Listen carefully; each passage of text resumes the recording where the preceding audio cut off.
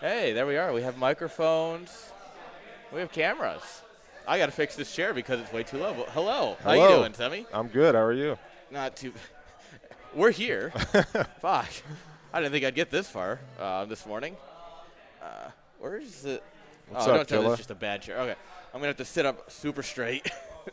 Hello. How are we doing, everyone? Can we have actual bracket? Actual bracket is actually in my hand, not done yet. So, Working on it. yes. So how you feeling? This is your you went to Montreal too, right? Yeah, I went to Montreal and I went to Seattle, the one hosted by. Oh, you went to Seattle too? Holy yeah. shit. Man, it's So, everywhere. I've been traveling a lot. I'm trying to get it out of my system. I don't know how many more of these I'll be able to do. So. Also, chat, if there's any issues with volume or anything, let us know. This is just still on the fly a little bit, so. Here, you move just like an inch that way. Yeah. Then I can scooch in. There we are. That way I'm like just not off the camera. Semi's handsome. What's up, Wolf? Okay, well, we don't post lies in chat like that. Yeah, we're live, man. We're live, man. The bracket will be live in like 5-6 minutes. I just need to actually go through and seed all the qualified players. So that is essentially what I'm doing right now. But yeah, so how are you feeling this weekend? I'm good. I should have brought a jacket or something. It's kind of cold in here. I was looking at the weather for Chicago, and it was saying 90 all weekend. So I'm like, all right, sweet. And then this place actually has like really good AC. So I'm like, shit, my hands I think it are was kind of set cold. to it was set to like 69, I think, in the Perfect. nice. Leave it. But yeah, I was looking at that when I had so the stream would have started like an hour ago, but the internet died. As you can tell, the audio is being super stupid. I have no audio in my headphones at all. Oh, really? So Mine's only in my left ear. exactly. But we're both coming out of the same box, Okay. which is We're anyway. both coming in the same box. That's the after party. Esquilla, what's up, man? Yeah, where did I get my name from? It's yeah, you're right. It is a Turkish name, which is funny because it's just my last name backwards. My last name is Himes. So you reverse that, it's Semi, and that's like a Turkish name. So fun fact. Oh, yeah, Julia's name is Paul, right? Julia's Paul? I would assume so. It says it on his tag. Yeah, because he put Paul, so I'm going to change it to Julia. Yeah. Just for everyone's sake. But I just saw, I'm like, I don't see Julia. Oh, I see Paul. Oh, okay. Yeah, so, I mean, that's a We pretty got all decent. the boys. Yeah, I mean, we got a fun little bracket here. Yeah. I'm glad Zero. So, for those of you who didn't know, Zero actually was sick yesterday. He arrived and was, like, instantly sick. I heard, yeah. I saw his post. I Yeah. hope he's all right. He's here, actually. Feeling fine. Oh, good. Must be one of those 24-hour things. Oh, yeah. I don't know how long the flight was from Poland. You came from Poland, It's right? like, if you include all the airport time, it's like 15 hours. Yeah, plus. that's a long day. Well, it's funny because flying here, he probably arrived the same day because of the time zone differences. yeah. Flying man. back, you lose like a day and a half. Yeah. Let's take a look at the bracket here. Make sure everything is seated as it should be. Yep, loser's bracket is there. What's up, Gallons? Where are you at, man? You're not far. Why aren't you here? All right, so 5. That's the 5. Gallons is like 5-6 hours away. Why is he not here? Yeah, honestly, imagine not being here. Imagine missing out on all the fun. Yeah. All right.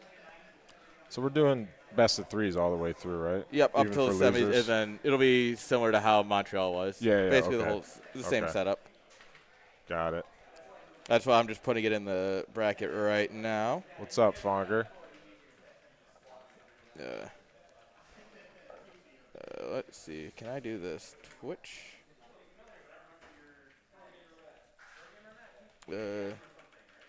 So you hosted the tournament here last year, right? Yes, and it Yes. was a great time. Yeah, it seemed fun. I Dude, was this sad. venue is so great. Yeah, this is Is nice. it not? Yeah, it's really cool.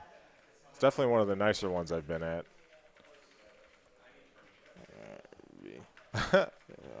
Y2 Kid, is he here? No. Oh, He was he made it to the qualifiers. oh, But- that's He did not qualify. He did not do enough shots of alcohol to qualify. Oh, man. I would have been excited if he was here. That'd be cool. Yeah, I know, right? All right, so that's going. There you go, guys. You could have a peek at the bracket. It's not quite ready yet, but that's close. Yeah, so there were people that qualified, but I don't think all the people that qualified were able to make it, unfortunately. No, Crossy and Gypsy both were unable to make it. Yeah. Which is sad. Because Lucky for us. yeah, I mean, better for everyone who wants to win, I guess. Yeah. Well, didn't you knock Crossy out in Montreal? I got lucky, and I managed to beat him, yes. Lucky, yeah. Yeah, that's what they're calling it these days. Yeah. All right. There we go. I think we've got a bracket, guys. Sick. How many people we got for this one? Like 20. 20. That's a good turnout. I like it. Yeah. I mean, there's a few people who I think are going to be sitting and watching, too. Okay. I know people like Ermon's supposed to be here, but he can't get in until like tonight, though. Oh, he's so showing he can't up, play, though? but he's going to be here. Sweet. You hear that, Gallants? Get in your car and get your ass over here. Yeah. Gallants is like, I think he's like 45 minutes from me. We'll have to grab a beer sometime. Yeah, imagine not being here. All right. Let me get this to the players. Because for some reason they also might want to know the bracket. Yeah. I can't type. All right, guys. That's a bracket. I should probably hit go live on it. It's official? Yeah, it's looking like it. All right. Yeah, that is a bracket. It's actually one hell of a bracket. You know what? Let's pull it up for everybody. What? Bracket is now live, yes. If you want to spread the word. 1 second here. I got to. Thank you. Thank you very much. You're awesome. And delivers, too. Yeah. We got very lucky. For those of you who aren't here with us, there's a bartender, and she came in on her off time because she forgot her phone. And she's like, well, I can't just show up because I was talking with her last night about it, like us being here. And sorry, I'm storying at the same time and also figuring out how I'm going to get this over here. All right. We're going to do some PT bracket. So what we're going to do is we're just going to do display capture. Sure. That's the wrong one. There we are. These are 1440p screens. Guys, we're doing it live. Congrats. Welcome to all the fun bits of production. Yeah. Don't ask me. I've never streamed, so I have no idea what's going on. It's a mess. Oh, hey, look, there's us. I like that. There we are. All right. Look at that bracket. I can go ahead and move this off my lap for a moment. So what are you up against? Oh, you got to buy. You get the winner of Disco and Vint. Yes. Ooh, Vint. Vint's gonna ruin it. Vint's my boy, man. He's gonna ruin your run. I'm happy he's here. Yeah, I've been helping him out a lot, trying to. He's been improving rapidly, so nice. I'm excited to see how far he can go. Do you want to cast for a series, by the way, or do you want to tap out and practice? I'll cast one. I've never casted before, so I don't know how that'll go. But do you understand how to watch StarCraft? I think so. Do you understand how to make really dumb jokes? Definitely. Oh, then yeah, you're already better than me. Okay. I just don't. My jokes aren't that good. Yeah, we'll cast one. All right, sick. Let's do it. All right. I smell like beef. I like that idea. Beef. All right, 1 second here. Guys, brackets live. Please don't start your games until we say who we're casting, though. So who do you want to cast? What do you think? We got Least versus Foxbat. Could be interesting. Goose and Arcade.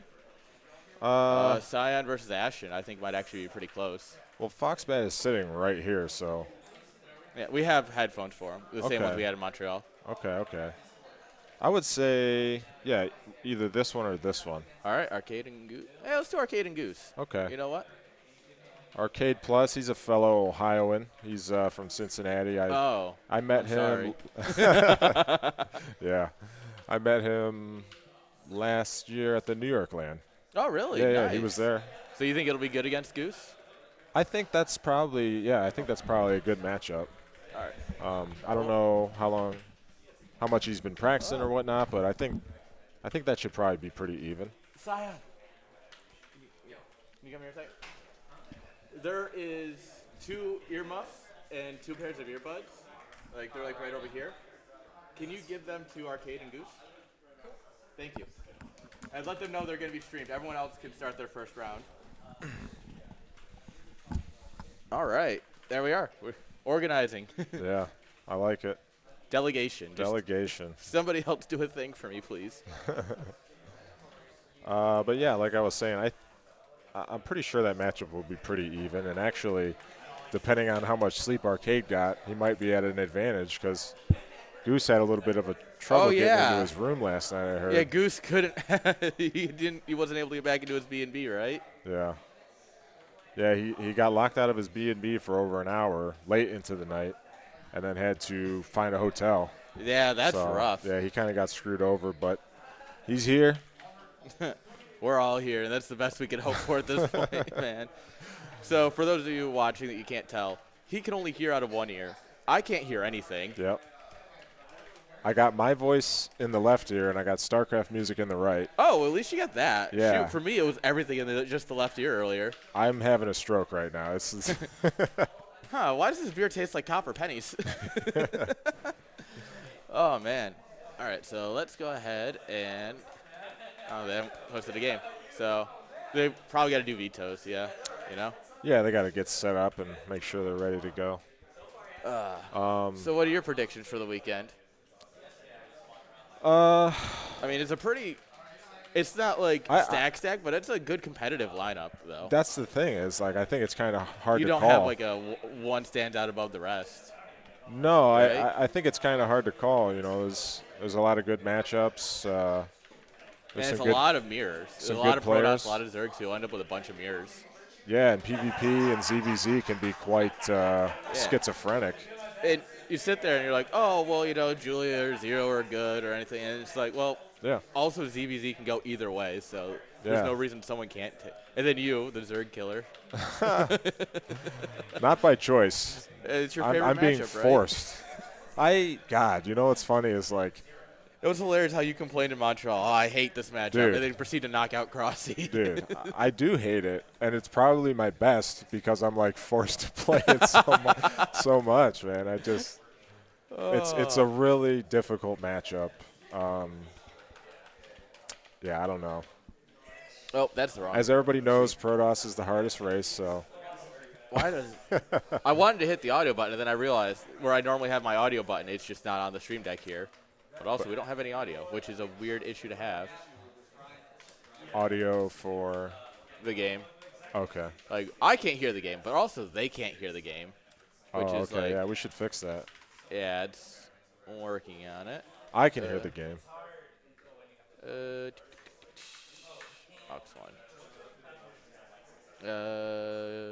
But yeah, I'm excited to see, you know, how the bracket ends up looking in a couple hours from now.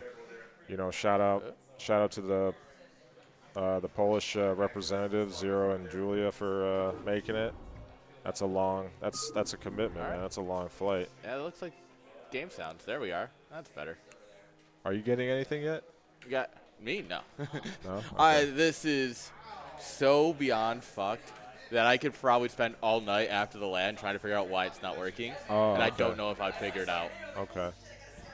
Well, as long as the viewers can hear it, you know. Yeah, that's pretty much where I'm at right now. Where I'll just take this side. I can work the camera since I can hear what's going on.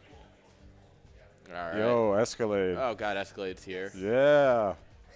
Je t'aime. Unfortunate. Don't encourage him. Je t'aime. Wait, I got to get a photo of everything being live so that way I can do social media stuff. What's up, Fuzzy? Erob. Who does I smell like beef? Well, wouldn't you like to know? What do you want to do? Smell him? You want to confirm if he smells like beef? The Germans love beef.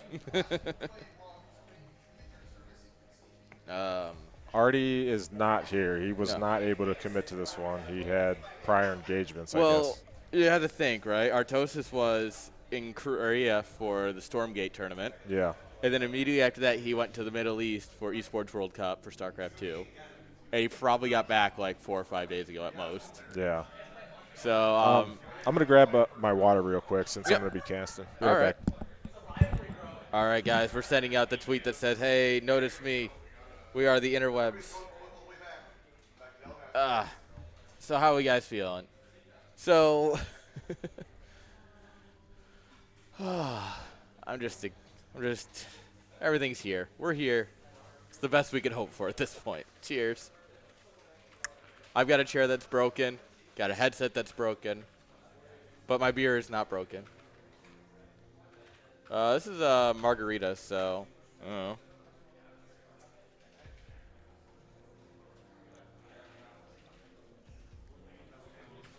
Nice.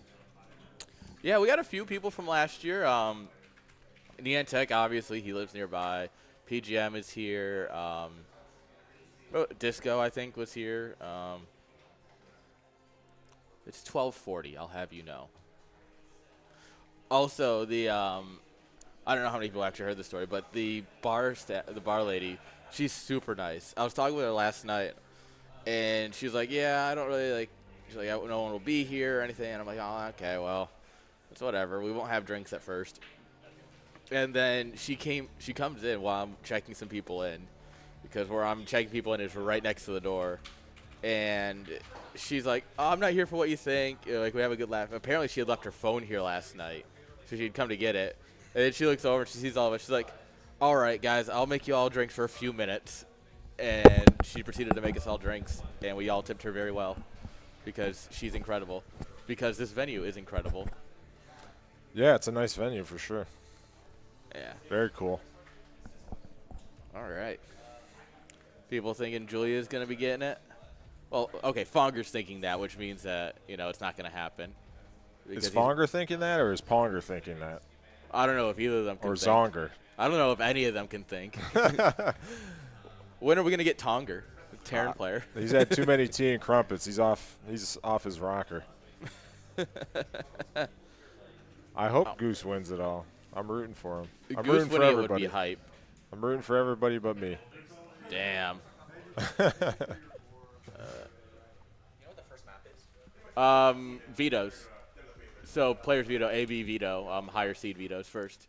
Oh, okay, higher seed goes first. Yeah, veto so down to 3. It's AB, AB, ABC. Yeah. Okay, so you each get 2 vetoes alternating, and then you pick a map. A picks a map, B picks a map, and then C is left. Yeah, let Goose head. Where's Goose? Goose is right there. Oh, I can't see past the blinding sun that is this beautiful ring light. Yeah. So, yeah, I just want to make sure Goose is getting set up so that way we have something to cast. Okay, but can other games start then? Yeah. Yeah, anything that's not Arcade and Goose, because I'm waiting on. We'll be joining them. Oh, someone thinks Semi's going to win it all? Oh, is Vermin trolling you? No, Vermin's a good dude. He would never. He would never troll. No, never. They call him Honest Vermin, if you could believe it. Somehow I don't, actually. Weirdly enough. It's weird. I just don't. No trust, man. And if he was Vermin Supreme, then it'd be different. Man. Yeah, if Vermin showed up with a boot on his head, maybe I'd have a bit more trust for him. Dude, I'd vote for him. Absolutely. He'd have my vote.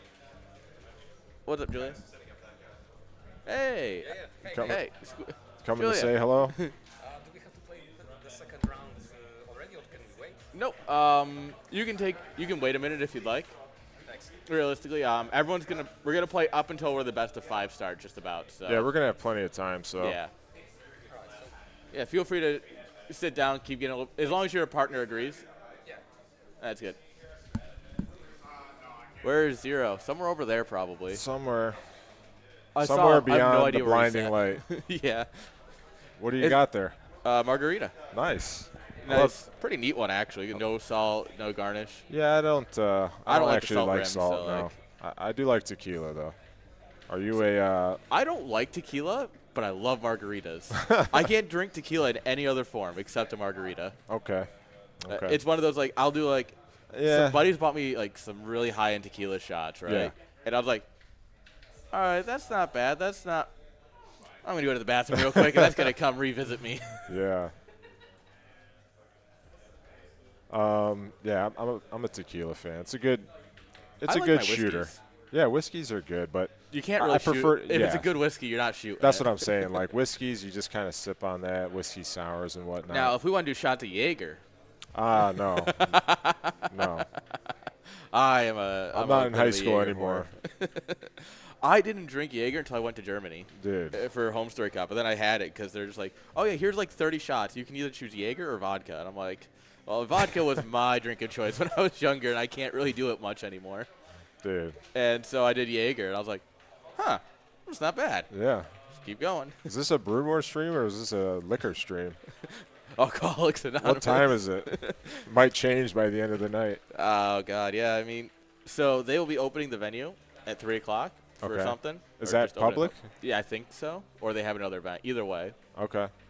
So, I mean, we're allowed to stay until 6 or whenever we're done, basically. Yeah. Okay, so we're gonna have to crack some skulls, man. Yeah. So at 3 o'clock, though, the bar opens for good, Oh God. which means it'll only go downhill. All right, I see Sign and Flash have games. Not what we're looking for, though. No. Ah, Sylphid. We're opening up on Sylphid? That's wild. Dude. Come to a StarCraft event. It's where you're going to meet the most people who want to drink with you. I love StarCraft events, man. They're a lot of fun. It's nice to meet people you've known online for years, you know. Yeah. And yeah, it's fun to play the game that. Dude, with no lag. Oh, for sure. Baby beer? No. No baby beer here. That's only in Montreal, man. Yeah, no, we don't have a little bitch beer. Although, to be fair, I did get a Twisted Tea because I've been a sucker for them recently. So like, I'm not going to say too much, but there was I was talking with some coworkers, and they were talking about how much they love Twisted Tea. And I was like, you know, fuck it, I'll pick up. I haven't had it in years. Yeah. And you pick up a pack, and then you start drinking it, and suddenly the entire pack's gone. And you're like, well, that was like an hour because you just don't taste the alcohol. And you get the half and halves that are Arnold Palmer, essentially. Yeah. And, yeah, they're dangerous. Well, they taste good, but Which is the best part. I couldn't have that many of them. That sugar would like hurt my stomach. Well, I live in the South. We drink tea all the time, so Oh, true. tea is a staple of life, like, you know, your Sure. biscuits and gravy. Fuck. I never got to eat my breakfast, so I'm thinking about food too. Oh, dude, I hit up the cafe over there that Flying was at. It was really good. That's exactly what's in that to-go box right over there. It's My good. French toast. Good food, yeah. I had Inside Job get some for me. Okay. And then I ran into all the issues trying to get this set up and Yeah. nearly had a meltdown. And I was like, I'll eat this in a bit. Okay. And a bit still hasn't come yet, so. Yeah, and it's not coming for a while. It's It not do be coming like for a that. bit. No. It'll come at 6:30 probably. Oh God. If I'm lucky. Last year, I don't think I ate anything. I ate nothing on Saturday until the end, and then Sunday I cut out midday. Oh, my I'm like, God. you're casting. I'm going to get McDonald's. Yeah, who's gonna be your relief? That's a great question. Whoever wants to. I know. Flash wants Flash to- and Cyan definitely wanted to cast a bunch. Okay. So Right I on. am thankful for that. Yeah, for sure. And yeah, this is. I am a little sad you're not here, Escalade. Just a little bit, because I need you to do work for me, I'm sad Escalade's not here. so we can bully him in person. No, so I give him a high five, tell him I love him. So I could show him good food and not fucking poutine. Dude, I had like 5 bites of the poutine he got for me, and he Yeah. was like, "Oh, this will be good." And I was like, "This not only doesn't taste good, but I also kind of don't feel good." Like, it was not good. I did not end up trying it. I saw, Poutine's bad. Don't eat it. dude, that mound that Arcane got, that poutine, Oh my the god. chicken and peas. I was like, oh my It was- God. So we go out to a diner after Montreal, right? It was Sunday night, right? We went to that diner? Yes. And Arcane's like, oh, I want the big platter of poutine. They bring out a plate. Huge. Probably around this big, stacked about like yay tall of just poutine. Dude. It was a solid 5-person plate. That was crazy. I was not expecting that. I don't think Arcane was either. No, nobody was. It was so much that he just started laughing when he saw it. Well, what else do you do when you have a plate it's like a solid like 5-6 pounds of poutine, Seriously. and that's just fries. So 5 pounds of fries is a lot. Oh, my God. That was probably a whole fryer He almost basket. ate it all, too. Honestly, I don't know where that guy puts it. Dude, he's a beast. I think he was putting some of it in his suitcase to take home. Yes, this will make it all the way back to Columbia as he's just forking it in. Yeah. Oh, man. All right. Casually start bullying our players.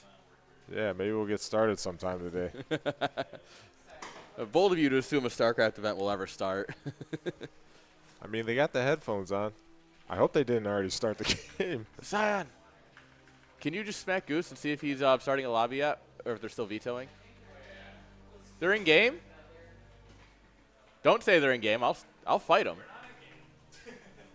Oh, you're over there. I had no idea where you were sitting, so. All right, you got the earbuds and the mufflers, right? The mufflers? Sick. Yeah. All right. Oh, no. His depot's going I see, yeah. Sorry, one of the guys over here, he's no idea who that is actually, but his depot's like 1 hex too close to the command center, so he can't put the barracks down. You got to get some tuning. Yeah. I want it to be loud and obnoxious, baby. I was just chatting about alcohol. I mean, I'm down.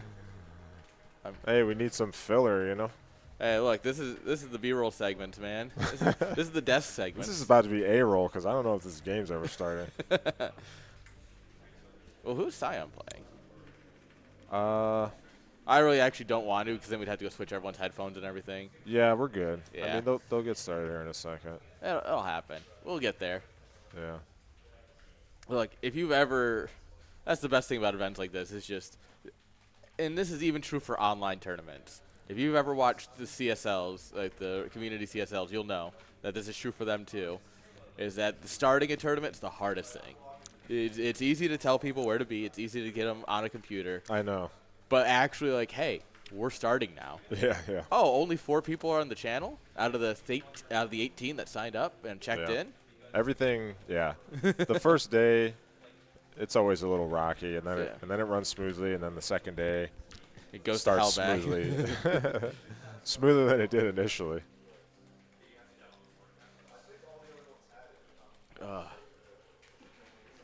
Man, I'm glad that we're like the stream has started. This is the hard part. It was getting to here. And then maybe I'll have time to actually fix it for tomorrow. So, what map do you think we'll start on? Ooh, what map do we think we'll start on? So let's see, we got Butter, NDO, Sylphid, Citadel, Radeon, Retro, and Vermeer. They're right here for. Oh, it's Butter, okay. So, good. I love Butter. I added Butter specifically because I love Butter. I love Butter map. too. Oh, the map. Yeah, I like that one too. Yeah. Oh, there was NSL 5, I think, had a map that was basically Butter, but it was a space tile set. Okay. Stranger Things, I think it was called. Might have been NSL 6. It was called Stranger Things? I think so, yeah. And Dude, it those was NSL maps are crazy. it was essentially just a mirrored Butter, but on the oh, I'm getting a bunch of Discord notifications. It don't matter. But it was essentially Butter but flipped, and so I just started calling it the margarine map. Oh, very good. Or I can't believe it's not Butter. Well, I mean, that is vastly inferior to actual Butter, though. True. Butter only. That's true. I mean, Butter is way better than margarine. I do love me some Butter. And if you think otherwise, you're just wrong. Damn, Semi laid down the law on stream. Yep. You like Butter or you're wrong. You're going End to of learn story. today. Yeah. Oh, of course the Canadian thinks you're wrong. This is why we don't respect course. Canadian opinions. That's exactly right. Well, most Canadian opinions, just not Escalades. Oh, I don't. I mean, they're all French. If they're French Canadians, it's even worse. Escalade likes butter sur la fesse. That's his favorite dish. What is that? Yeah, you can ask him. All right, pretend that most of us don't speak French for a moment. On Some my of us ass. win wars. Sur la fesse means on my ass. Oh.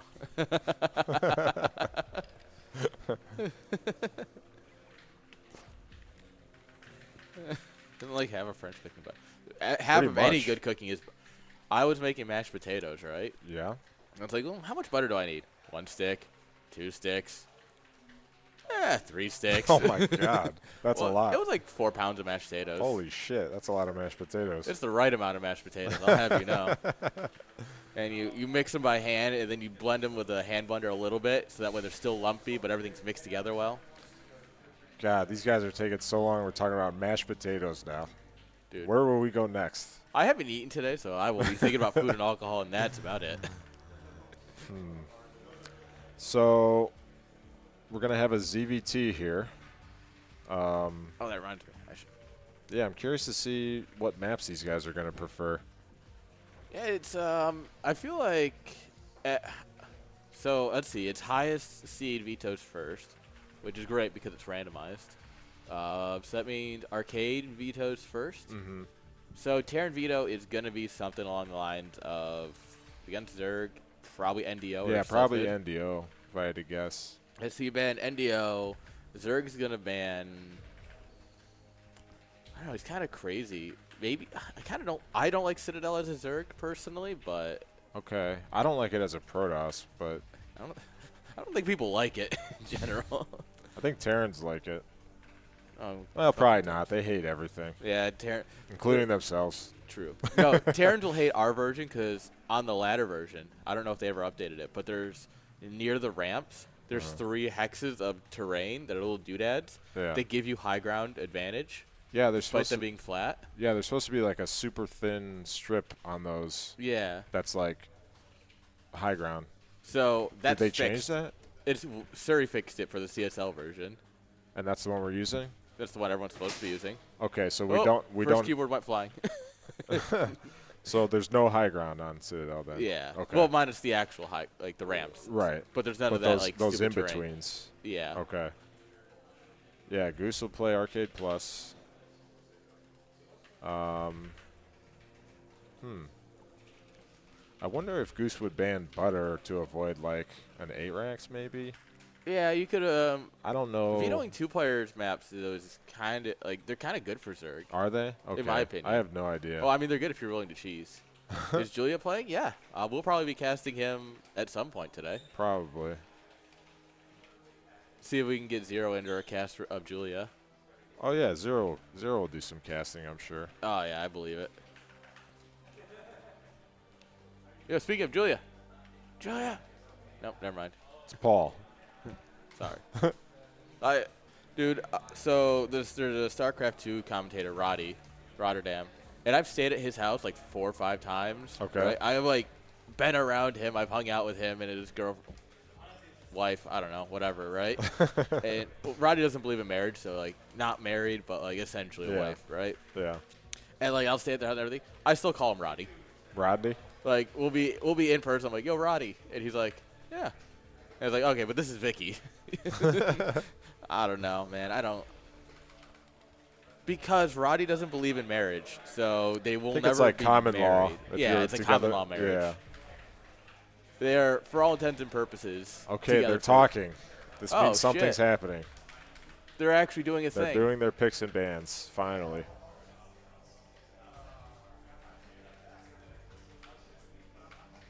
Man. How was the drive? Dude. You came from Oklahoma, right? So I drove to I have a buddy who lives in Rockford. It's about an hour and a half out. Oh, Rockford, yeah. So I drove to his place the Thursday. Okay. It was like yesterday, but no, today's Saturday. So Thursday. Yeah. Yeah, we wake up, left at 8, got in at 7:30, 7:40. That's a long drive, man. Well, the thing is that this For legal reasons, I want the speed limit the whole way. Oh, finally. Yes. Oh, hey, look, it's NDO. Here, real quick, get us into the observer spot. And then come over, grab the mouse, and click NDO. There we are. That's the scoreboard that everyone will see. Okay. So yeah, this is you'll just come in and you basically just score names. This in the maps. Yeah. Got it. And then that's it. And then people see it on their screen. Sweet. How do we know if they have audio? I can see that something is making audio, and based on my knowledge of doing this a bunch. There you go. It's pinging it. Okay, sweet. Yeah, that's literally just understanding. I'm a nerd, and so I know how to just read this and look at it and go, that's what I'm looking for.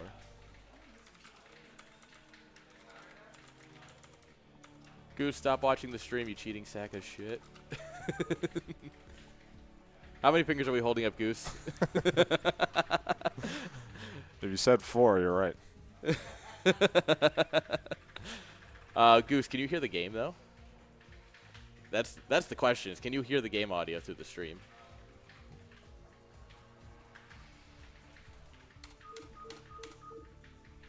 Did you hear that? Okay, that's good enough. Perfect. All right. Then make sure you mute the stream then. Goose. Everybody online is the just let us know if the audio needs turned up or anything, the in-game sound. Yeah. Always feel free to provide feedback. Except Escalade. Escalade's not allowed to provide feedback. And if you want your feedback heard more, ! Merch. Yeah, you know dude. What? Get some merch, man. He's got some awesome looking shirts. Well, you had some posters over there as well? Yes, the posters are for people in person first, and then they'll be available to everybody online. But look at the shirts. Awesome baby. shirts. Awesome posters. It actually looks like it's super reflective, but this is smooth, like this is flat on. Yeah, that's and nice. I was scratching at it earlier, and it just wasn't coming off. Yeah, it's not like so like this is or actually anything. like that's really good. well done. Yeah, for sure. I personally prefer the Archon over the Dark Archon, so I might. What, you don't want a mind control? No. All right, it looks like they're ready.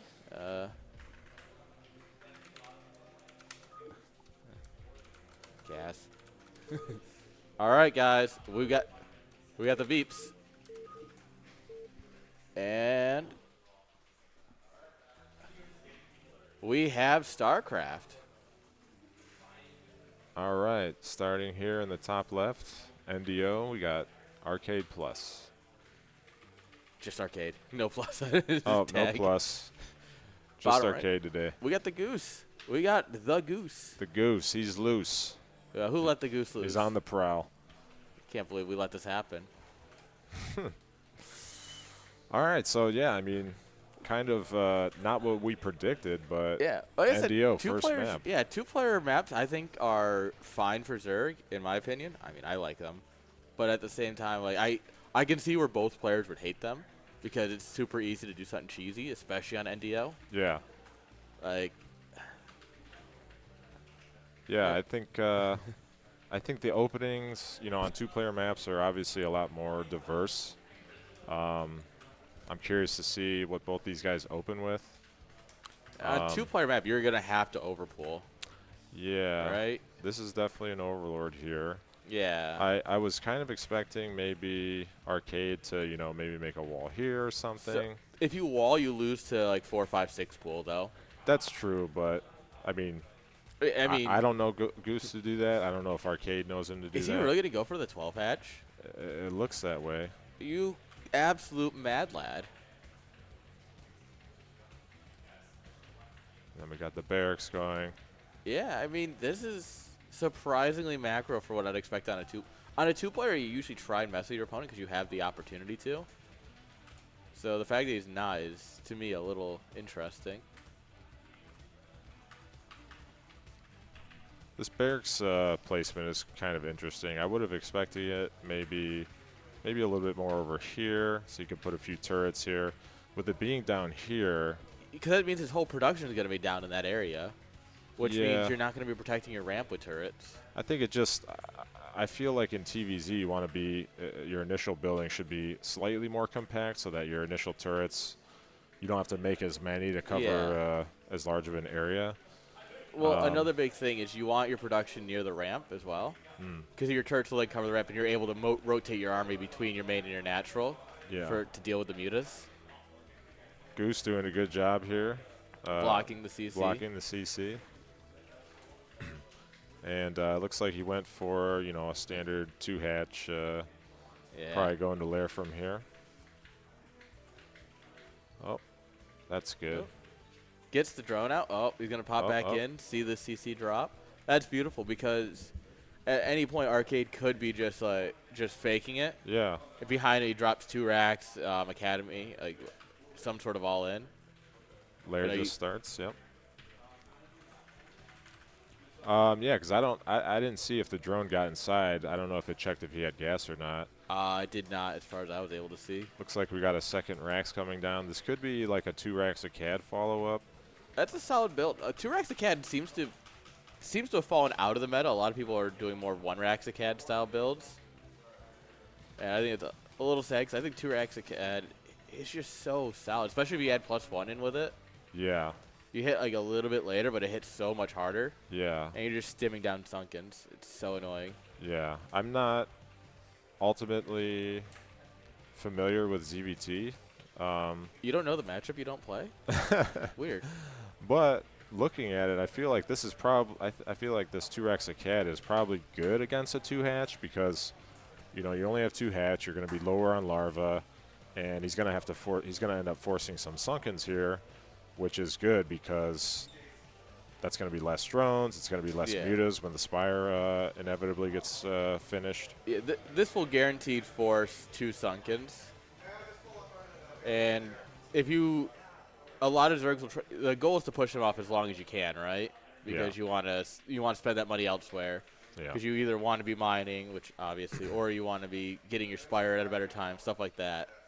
But if you delay those Sunkens for too long, ooh, he's taking that there. That's going to be hard to hold with this. He's going to have to catch the bio ball out and about.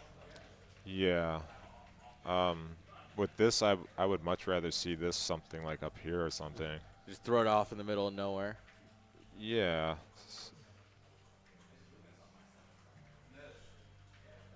Yeah, unfortunately with this build that Arcade is doing here, you know, this is not, if this gets discovered, gonna get killed. Yeah, if it gets discovered, it's not long for this world. But so the secret here is what Goose has to do is he has to just kill the Marine Ball with the mutas, basically. Absolutely. As it tries to move across. Absolutely. I mean, we're at 6 Marines, 2 medics, it looked like. Yeah, Spire's coming on up. Oh, 8 Marines. Yeah, 8 Marines, 2 medics. Oh, just scanned. Okay, he sees the Spire just finished. He sees the Sunkens are going, well, the creeps are going down. Oh, and he cancels right after the scan lets up. That is, that's bold. That's, I like it. That's it is one of those things that if it works, you're in a good spot. For sure. That's a nice, tricky play. But if he just says, fuck it, and stims across, you kind of die. Yeah, you definitely die. And the good thing is it seems like he canceled him at a good time. He didn't cancel him prematurely. Yeah. I know that scans can have... Scans last about 3 hours. They can have odd durations to them, so him being able to cancel at the right time is As good. a Protoss player, I'm sure you're aware of, oh, I'm going to do something. Oh, well, that scan lasted actually way too long. This turret's late. Uh-oh. We're going to be able to deny it if Goose goes for it. Goose actually instead just goes for denying the barracks. Yeah. I'd actually rather see him kill that turret. Yeah, he should have denied the turret. He flies over it, getting a little bit of damage done. Ooh, user kind of getting bruised up. 2 health in a dream. So, fun fact. Yeah. When I started playing Reroll, I started playing when I was 5. I'm a youngin. And I always thought that, like, I don't want army that's damaged. I don't want buildings that are damaged, right? Yeah. But I was mostly playing, like, campaign and shit. So I would take my units that were nearly dead and just kill them and rebuild them. Same with, like, my buildings. Like my cannons God. and shit. Wow. Yeah. Third gas going up. Is this just going to be like a mass Muta play? From here, you'll probably go into. I don't know how. I'm wondering if Goose likes Crazy Zerg because he's in a good spot to do it. Yeah, Go I'm straight into Ultra. waiting to see He needs a lot of if an Sunguns if he's upgrade gonna comes do it. through. There's the Oh, Hydra there's the down. Hydra He Dan. scans and notices that those he's kicking himself because he notices those Sunkens were canceled. Yeah, that's such a good move by Goose. Oh, Muta for a Marine. That's never good. What do we got going on here? Factory. I feel like the Oh, factory what? is kind of late. You're a little. Yeah. But, I mean, it's. Good pickoff. So, what you need the vessels for at this point. Ooh, we're dropping Mutas, which is. Come on, we're on literally sub-millisecond ping. You can micro better than this. I believe in you. But you need the vessels to counter the lurkers more than anything. You don't really need them to counter the mutas. So a scan of seeing the Hydroden building is perfect. Yeah. All right, it's time to go Oh, towards the vessels. medics. Oh, my God. Oh, the medics. Oh, my God, the medics. The medics. Oh, no. The medics. Every Terran's nightmare. They hate it when that happens. Dude, medics will just do their own thing. All Terrans hate this one trick.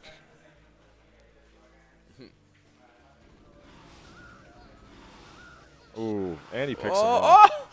Oh, the triple. Okay, +1's Oh, kicked in. baby, a triple. Bring back This is the an old memes. Queen's Nest, okay. No Evo yet. Still lots of mutas, but I mean, man, these mutas are doing a lot of work. Yeah, no, this is exactly what I was saying Goose needed to do, and it worked out perfectly. Yeah, he's doing a good job here. You just got to keep him busy. Wow, his supply is higher than the Actually, yeah, Terrans at this point. That's never a good sign this early in the game for Terran. No, so now the problem is that Arcade needs the vessels to counter both the lurkers and the mutas. Yeah. Because normally you can try and trade out the mutas, whittle them down with your marine ball, right? Yeah. But he's been losing that fight consistently. Yeah. So now he's going to have to waste an irradiate on trying to take out the muta clump.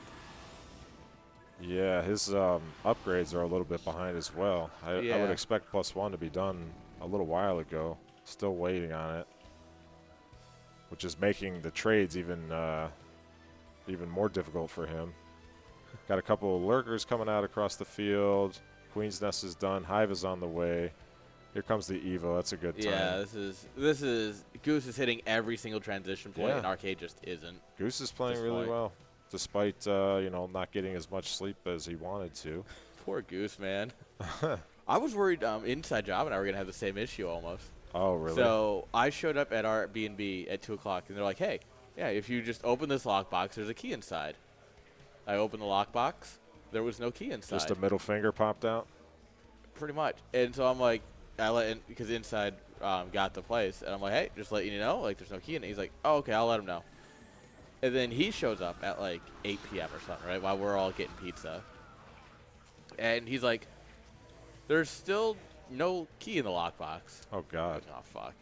It turns out they were just like, hadn't put it out there because they pull it back after everyone stays. Yeah. And so they just like went out and gave it to him. But it was, for a moment, I'm like, do I just not have a place to sleep tonight? Scans the Queen's Nest. I don't know if he knows about the Hive yet. Defilermon on the way. Got a couple of macro hatches going up in the main. Goose is I'm surprised really Goose well. hasn't taken the fourth on the 3 o'clock. Yeah, he could have. He's got a drone there. Seems like there's a drone here ready to do so. But, I mean, at this point, he just needs to, stay calm, keep doing what he's doing. This base is going up. He's going to have defilers up soon. So if he could just delay this this push out for a little bit longer, defilers are going to make their way up here. And then it's over. Oh, yeah, we're going to try and – that's bold. Goose, that's a crazy idea, and I love it. It was a nice try. I'm glad he didn't overcommit. He gets it. Nice pickoff there. Nice pickoff there. That's Goose. really – Arcade is in some trouble. Dude, I can hear from the projector. I can hear my voice just throwing back. Oh, really? So, yeah, audio Awesome. works just fine. Sweet. Hey, whoever's watching over there, I'm sure someone's watching over by the projector. There is a small white remote for, like, I don't know what it's for. Probably some sort of Chromecast or similar.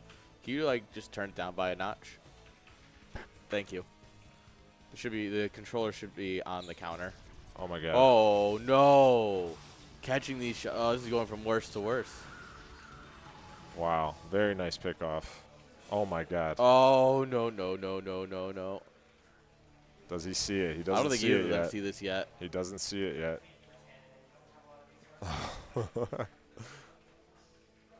Oh, he pulls it back. He pulls it back. Lucky. First defiler.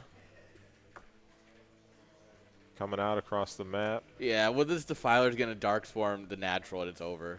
Yeah. Oh, my God. Oh, no, no, no. Come on. Oh, Goose. Actually, I mean, it's still great for Goose because, like, you see that he's trying for a drop. You can just send the mutas over. And the mutas can literally just A-move this if you really wanted to. Yeah, Goose he's on top of it, man. He had Scourges here. He had Scourges here, ready. Oh, the Scourge just hit the factory. Look at it. It's taking damage. Yeah. Is he landing it?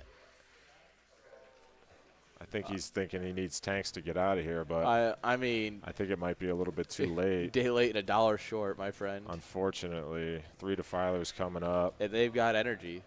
And he just used his first 2 irradiates on lurkers, so.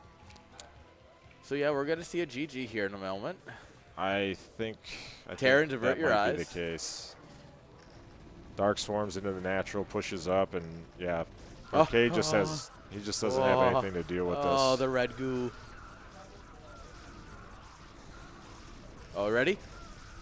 Oh, if he was target fire. Oh, there it is. As a Zerg, this makes me incredibly happy. I bet it does. Look at those cracklings just going to town.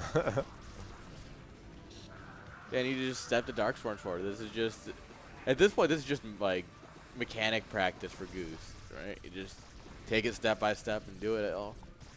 I say, you know, even in this position, you don't take your foot off the gas. You know, you just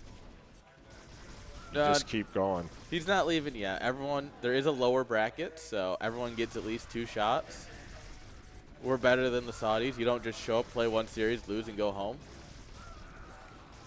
And it's a tournament, you know. People are going to play till the very end, and you know, I don't blame anybody for that. No, as you last night we were talking a lot about series mentality versus just like regular gaming mentality. This is nice. Yeah, this is good. I don't even know how these got out here. Yeah. Oh, dropship up here. Okay. But series mentality is just wasting your opponent's time in a game you've lost. Yeah, it gives you an opportunity to maybe wear them out a little bit more. Figure out what you did wrong. Like at this point, you're thinking about what did I do wrong, right? Oh, come on. Where's our infested command center? Come on, get a queen. For fuck's sake, Goose. There's just red all over the map. And GG. GG. Nice game. Damn. Yep, and then we'll just hit +1 for Goose. +1. And then we'll wait for them to figure out what map it is, and then we select it, and that's it. Yeah, so damn. I was surprised that, you know, they ended up going with NDO, but I guess Goose felt comfortable playing on that map. He did a really good job. And that was Arcade's pick, wasn't it? Probably. I'm not sure. Because if he was higher, right? Yeah, assuming they followed what I said for in terms of picks and vetoes. Yeah. That would have been his pick, which means yeah. Thank you. I'm right here. So that so that should have been should have been Arcade's pick, yeah. So I wonder what Goose has picked. Probably a 4-player map. Vermeer. Sick. Yep. All right. So yeah, Vermeer. Very good. Oh, he's gonna have to switch us. Oh, they didn't even do Goose. The whole point was vetoes. They could have ended up doing loser picks. Probably. You know. Oh, no preference. Yeah, that'll do it. Oh, there's the plus, see? Oh. Oh, you know what it is? It's because it's the land name. Yeah, so this is a thing that I remember from an ASL. Sorry, I was going to click into the chat. is if you log in with your online BNet account and you create an ID offline, in chat, it'll still use your online tag. Okay. But despite the scoreboard showing your offline LAN tag that you made, Yeah. it'll still show your. So what you can do is you can watch ASL and you can see when they're spamming in the chat before the game. Yeah. You can then find. That's how you find. Oh yeah, players yeah. online No, yeah, names. you're right. I've seen that before. Yeah, it's at least how I find a lot of players on Seawall. Yeah. I just watch them spam and I just pull them up. I'm like, oh, this is the Zerg player and it's Smart. DBT. So they're Smart. Soma's ID. They're trying to real be quick. sneaky, but they kind of gave themselves up, huh? Yeah. You want to introduce this one? Sure. Top left-hand side, our Terran Hope. Come on, guys. Give it up for Arcade. Top right, guys. Up 1-0. Can he close it out? It's Goose. The Goose. He's loose. He's on the prowl. He's honking at you. Honk. He's pissed. Honk Carter. Wait. All right, Overlord going the right way, but the wrong way. Yeah. We got another Overlord opener here. Looks like it's going to be another 11 hatch. And no 8 racks. No. No 8 racks over here. So No just, Gypsy. Just another opener, standard opener. Yes, this is a best of 3. That's weird. Oh, he's doing a 12 hatch. Apparently, Twitter now if you send a tweet and then lock your phone, it notifies you when the tweet finally uploads. That's weird. Oh, I have no idea. I don't have any social media. Better for you. Yeah, I got enough going on. You see, I hate social media, but it's a necessary evil. Yeah, in your case, it makes sense. For me, I also just like scrolling reels on Instagram, so that way I can. I'm the boomer where you watched them on TikTok a week ago, and I found it on Instagram now, and I'm like, hey, look at this funny meme. yeah. And you try to share it with somebody, they're like, yeah, I saw that weeks ago. Yes. Get with the program. Well, the best ones are the ones that say TikTok on them. It's like, oh, hey, look, TikTok, and it's an Instagram reel. It's like, oh, okay, so you ripped off of it. You just threw it up.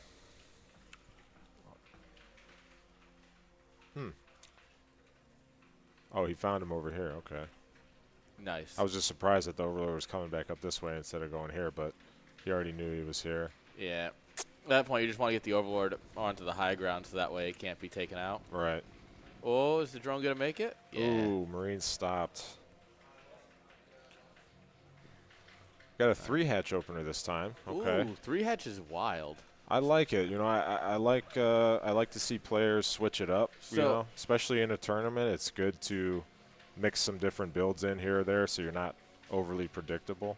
And the nice thing about this nice quick 3 hatch is that that hatchery should finish as you're going to put down your spire. So one thing you can do, and this is something that only happens if you do quick 3rd hatch, is you can put your tech building outside of your main, like the creep that's made by your main. Yeah. You can put it on the creep by your 3rd instead. Right. Because what will happen is Terran will scan your main or your natural. They always scan one of the two. Uh-oh. Do Lings win this? First couple Marines, yeah, they win this. Are Zerglings good? At certain points in the game. Oh, what? I hate this game. Actually, I love this game as a Zerg player. But, so, like, somewhere up in here, you might drop your Spire. Yeah. Because Terran will scan your main, they'll scan your natural, and they won't see your tech at all. Yeah, you're right. And you can also do that if you want to go sneaky lurkers, right? If you Yeah, want to do like a exactly. lurker all in. Exactly. I feel like if he wanted to do that. Oh, he's going to go like hat. This is a Hydra Den, 100%. Yeah, it seems like he's posturing for that. You can, yeah, and he's waiting for the creep. Oh. Evo. Ooh, okay. Is this going to be some crazy Zerg? What the hell? Is that going to be some crazy Zerg action there? No, but you don't.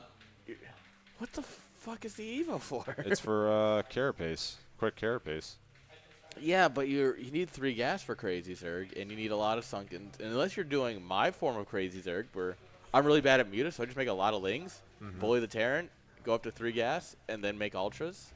But it's not good. I think. There it is, okay. the Hydra Den.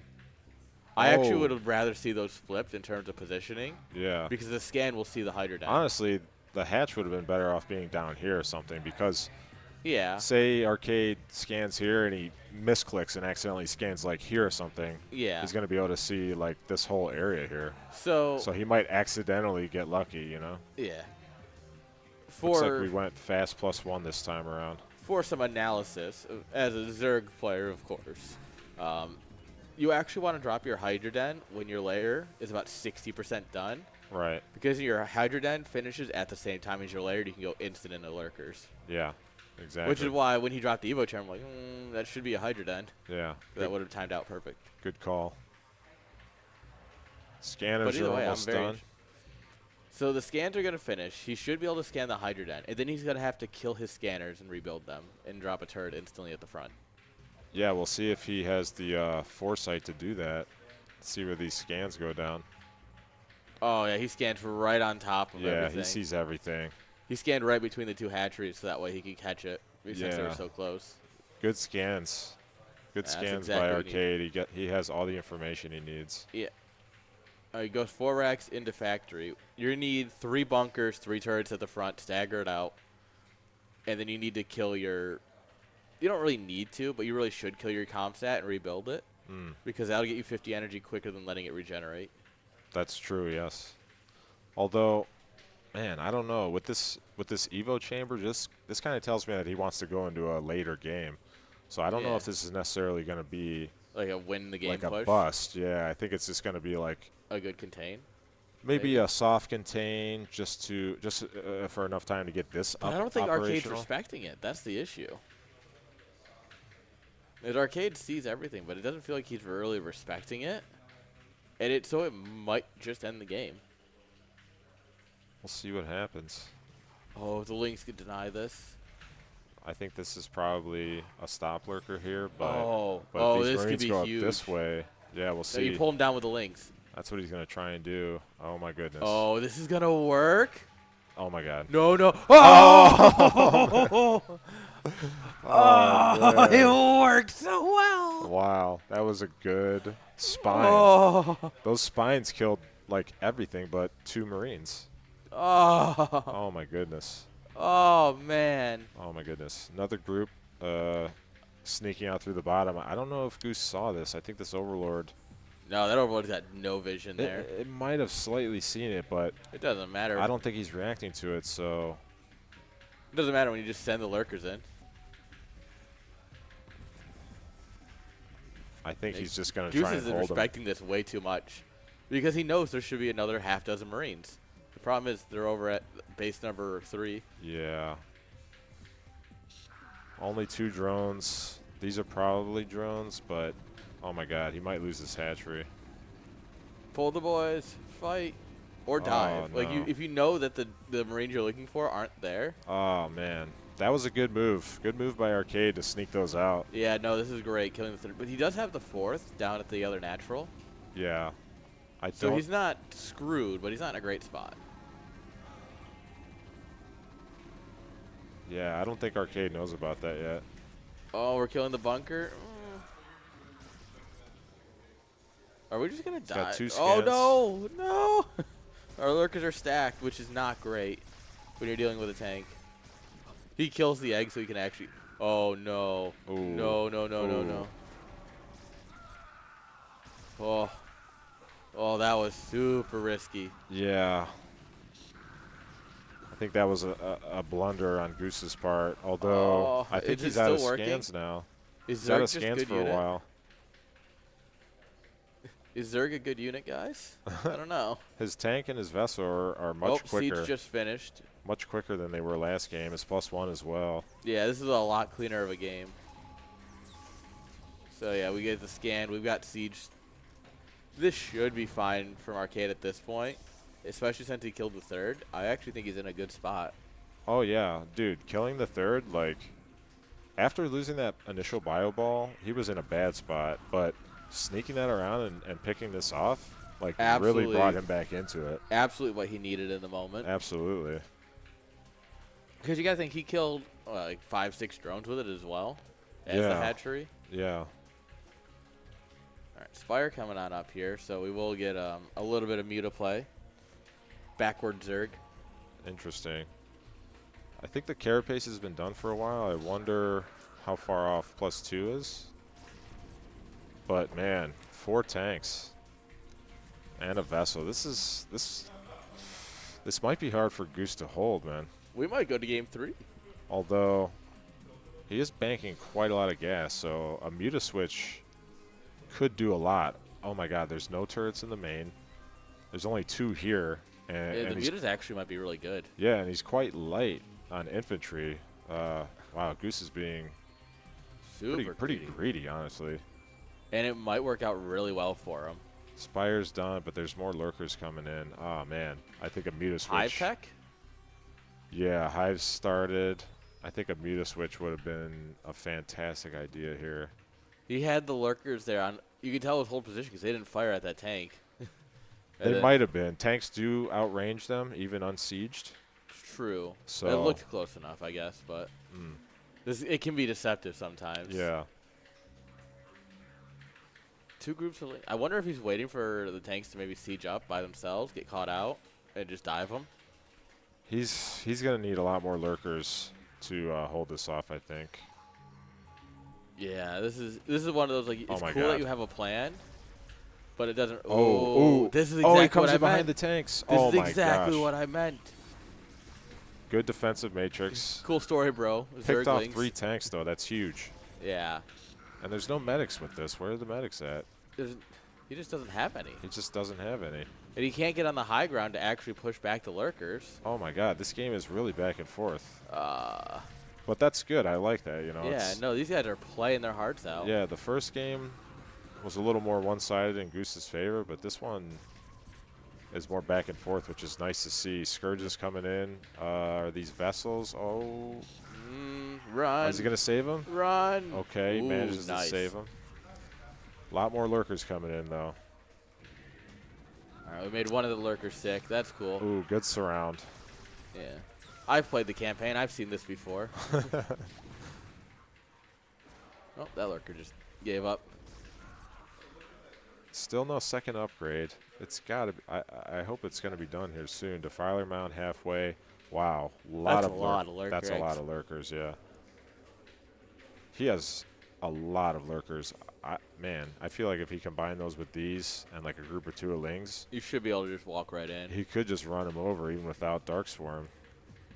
Yeah. His economy, he's about to, okay, he just passed him up in supply. Knives is coming down, which is good. Goose is spending well. Arcade is spending well. Got some SCVs that need to get to work. Yeah, they're just hanging out. Nice irradiate, though, to catch all those Scourge together. Yeah. 1-1.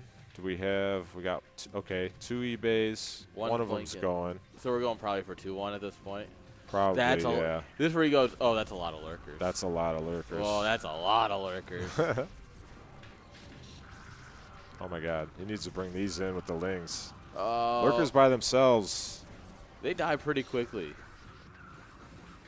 Lurkers are Oh my surprisingly gosh. not tanky. These tanks are doing work. Oh, absolutely. Plus But 2 this is- just kicked in though. That's huge. That's absolutely going to Oh, stop so did this. his. So they're pretty much even still. Oh, but the tanks don't have any upgrades is the problem. No.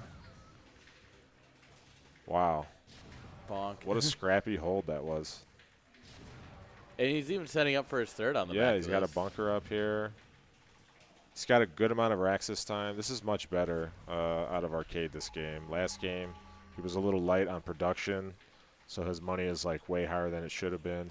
Yeah. You're Both kind of them of, spending down now after that fight. Love to see it. yeah. Ultraless Cavern coming in. Nidus, nice. I'd like to see another Evo. Yeah, I'm surprised he's doing this all in one Evo at this point. Yeah. Oh, look, coming down the left side. He's looking for those other bases. Yeah. With no medics and 2 Sunkens and a Nidus, though, I don't think this 2-1 will... Marines don't fuck around. If he has something near the Nidus, though, he should be able to save it. Right here. But, yeah, there's still good potential for this to be problematic for Goose in the bottom. What do these guys need to do to secure this win? It would be great if Arcade made fire bats. He might have to now that the Defilers have been introduced. Let's see if he can pick off some of these vessels. No. Maybe this Oh. one. Okay, He gets gets one. one. Good pullback from Arcade, though. Manages to Yeah. save all those -1. Oh, we got to cancel at 3 o'clock again. Oh, you got to cancel? Oh, Nice. that's a kill. No, That is a kill, yeah. a little bit being there absolutely says that's a kill. 6 vessels. That's a good amount. He needs Yeah. to keep his vessel count high. And He's only lost 1 vessel. yeah, he's only lost 1 vessel this game. This is good. His third is up. He's transferring. He's got decent defense. A healthy amount of barracks. I'd like to see these eBays upgrading. Needs to be cognizant of that. And here comes some more fire bats. This group is denying this base, but man. The bottom right's a problem. Yeah, Goose is. Ooh, Fox Ultras are coming out. Can you hand me my twisted? And Tea? he's got the Can you hand carapace me the upgrade, no, so. twisted. Over. More. Next table. Yeah. Okay, upgrades are going. 4 carapace, though, to only 2 weapons. These cows are going to be. Dude. Yeah, these they're are going to be be hard to tanky kill. cows. Yeah, who knew cows and geese were friends? They're working together on this one. That's a scary thought. He's got a lot of tanks, though, He does. which actually is really good against ultras. For sure it is. The vessel cloud just keeps growing. Yeah. I actually don't hate the position. No. We'll see how he handles these vessels because with Oh, the fourth base will get denied. yeah, with the ultras, you want to irradiate them when they're away from your army. Because it just takes so long to whittle them down. Yeah, but when they jump on top of you, you pretty much want to dematrix at that point. You don't really want to irradiate an ultra. Until you dematrix an ultra. Yeah. I mean, even the pros do that. Yeah, and then nobody's having a good time. Yeah. Oh, wow, eraser trick. Oh, Oh, man, I can't shit. believe I missed this. Sorry, guys. Nice. Wow. And that I think he actually managed to busted- kill them all, too, unless, no. Oh, they A must lot have- of them escaped, but Nice. good move from Arcade. It's still denying the mining from it. Marines are coming over here to this base. Check it out. Nothing's there. Ultras are coming in. Oh, these Marines just need to hold the line. Still no attack, though. We're Dark outrunning the swarms. Dark Swarm really quick, though. The Radiant will go down. They'll actually help clear out the Lings because the Ultras are so clumped up with the Link. Look at the Lings just dropping like flies. Yeah.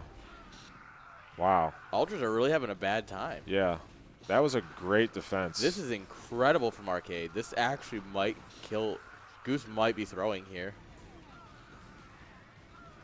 Whoop. All right, lose a couple vessels. There's still some cows, so it's not over yet. There's a Defiler or two. Oh, that one's got full energy. Plague? Ooh. Oh, Nice. Big plague. Oh, that's the plague Oh, that my my God. weapons are made Oh, of. my God. And then the irradiated Ultra comes in and kills like 5 Marines because they're Yeah. all just plagued. This base is getting taken. That was That an was- interesting engage. I That don't know. was a hell of a fight on both Yeah. sides. I'm not sure. I feel like Arcade initially was way ahead in that fight, but that big plague at the end and then the Ultras coming in. Oh, bottom right. Got another eraser trick going on down here. Ooh, Spore Colony's good. And some Scourge. These things are going to be able to get Yeah. picked off. Goose looking to take 3 o'clock. I think Arcade is going to be able to spot that. Yeah. Fire bats in the bunkers over here is a good idea. These Ultras are just really confused because they can't really get good surface area on the bunkers. Yeah. So they just pull into the Marines, which gets them right back out of the Dark Swarm.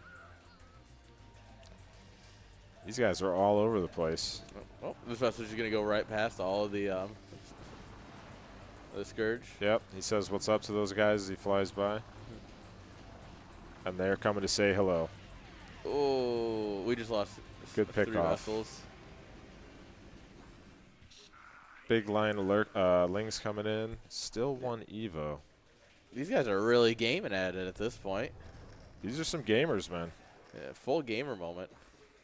I love to see it. Hit squad of Marines just vibing. Oh, hello, drones. Goodbye, drones. What a plague on 3 Marines. Just keep running, boys. He's like, if I stand still, they won't see me.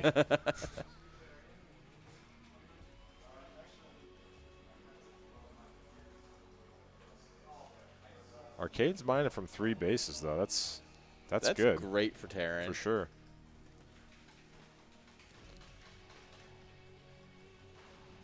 Goose just mined out of the main, and his natural's got about a minute left. Good thing 3 o'clock just came up. Yeah, and he's his going to bottom start 2 hurting bases for money. are, yeah, these are healthy.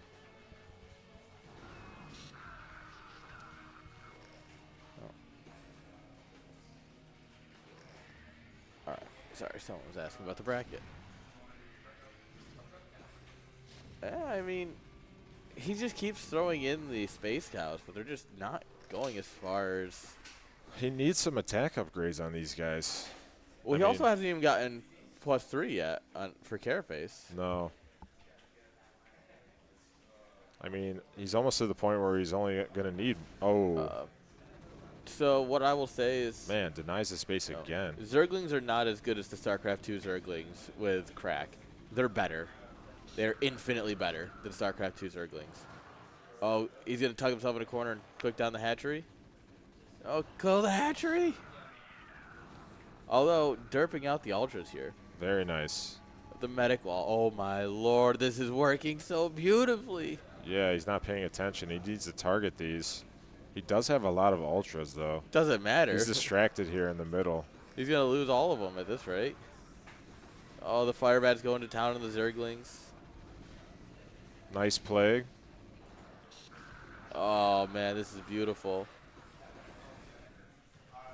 Oh, my God. We're still going. Oh, my God. Oh, he got +1 finally on the Ultras. Oh, good. And now that Extractor is in That for was some a great serious move. danger. Great move by Arcade there to tuck those in like that. That's huge.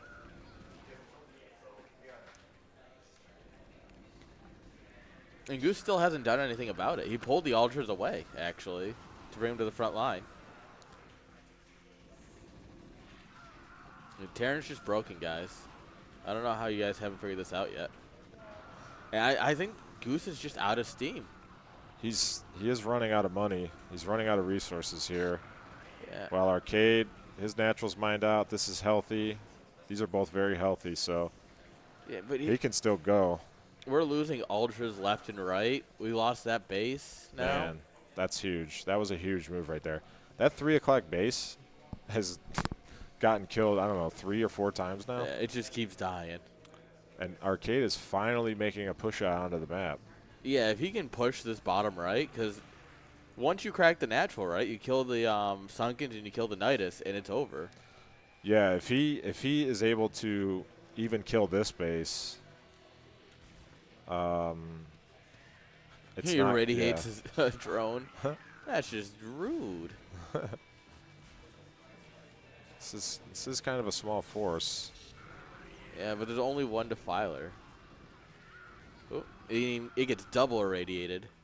Get got. Oh, Scourge and Ultras. We're going to need to move back from this swarm. All right, Arcade, we're going to need to move back from this swarm. He needs to pick off these vessels.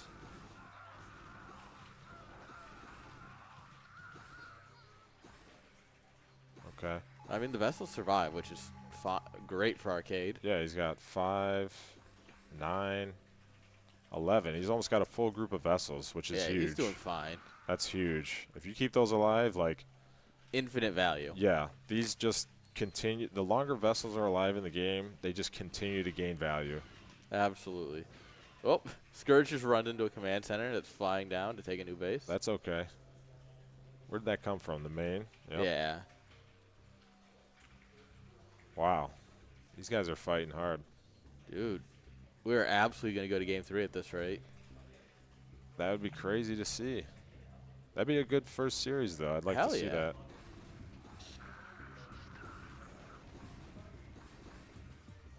Yeah, he needs to defend this. Ooh. 3-2. The 3-2 Marines are just scary. 2-1. Goose started off good with the upgrades, but kind of lacking at this point. Yeah, they just kind of fell off. And look how fast these Marines deal with the Ultra. Like, obviously they lose to 4 Ultras, right? Yeah. That's just a lot of Ultra. Yeah, of course. But, like, they're given a chance, and if they had medic support or, like, chance to actually micro, they would just be so great. Goose manages to clean up this 3 o'clock here, but now he needs to focus on Loses this. the Ultras now. Yeah. And the only 2 Ultras here get irradiated. It's not looking good. Yeah, Arcade has a huge bank. He could be making BCs at this point if he wanted. No attachment on the science facility, but Get the ghosts. BCs would be huge. Nah, Not that man. I'm not even sure that he needs them, though. I think, Covert ops, man. man, I think he might have done it. That would be. This is. Oh, good Dark Swarm. We will kill the tank. Unfortunate. Plague. 3-2. His last upgrade hasn't started yet. Manages to pick this off. Man, yeah, this is not looking good for our friend Goose. Everything comes down to if Goose can hold this natural or not, basically. Pretty much. Did that Defiler just walk into the mineral line and kill drones? It did. Nice. It said, "Help! I'm on fire." You're not on fire, Ricky Bobby. Yeah. We dematrix the Marine that's not getting shot. I think this might be it. I think Goose may be in his death throes here. What is this? Lots lot of of Scourge Scourge. coming down.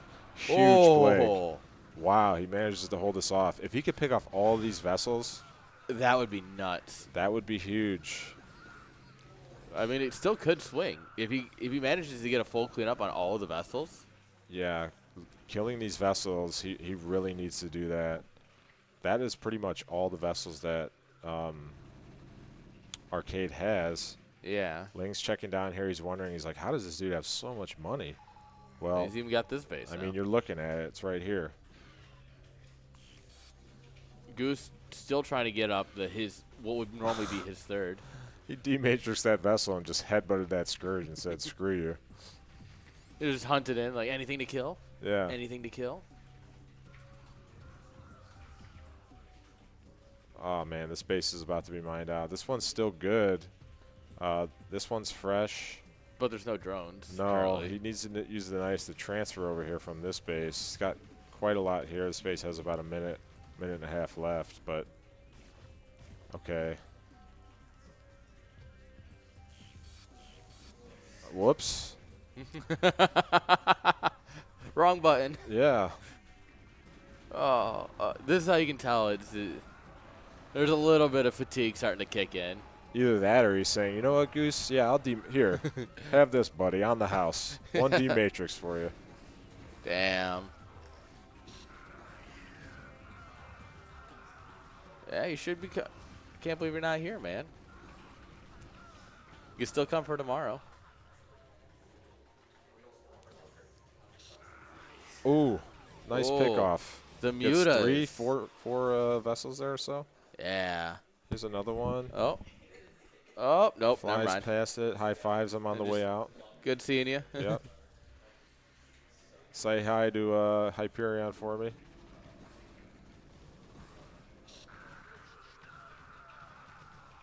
He needs to get saturation over here. Yeah, These need to be transferred like yesterday.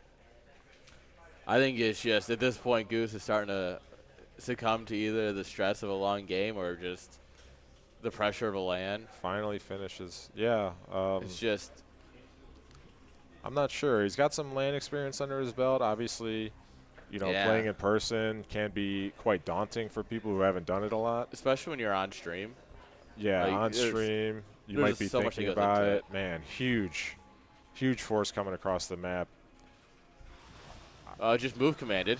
Yeah, I don't Just think, move commanded. It's fine. I don't think that he's going to have enough to hold this. I know I keep saying that, and these guys are making me look bad, but Man, does Sam even know how the game is played? what even is this game? Is this Valorant? It looks like it. Yeah. This is League, right? Is that what kids are playing now? League? This is a lot more than one unit.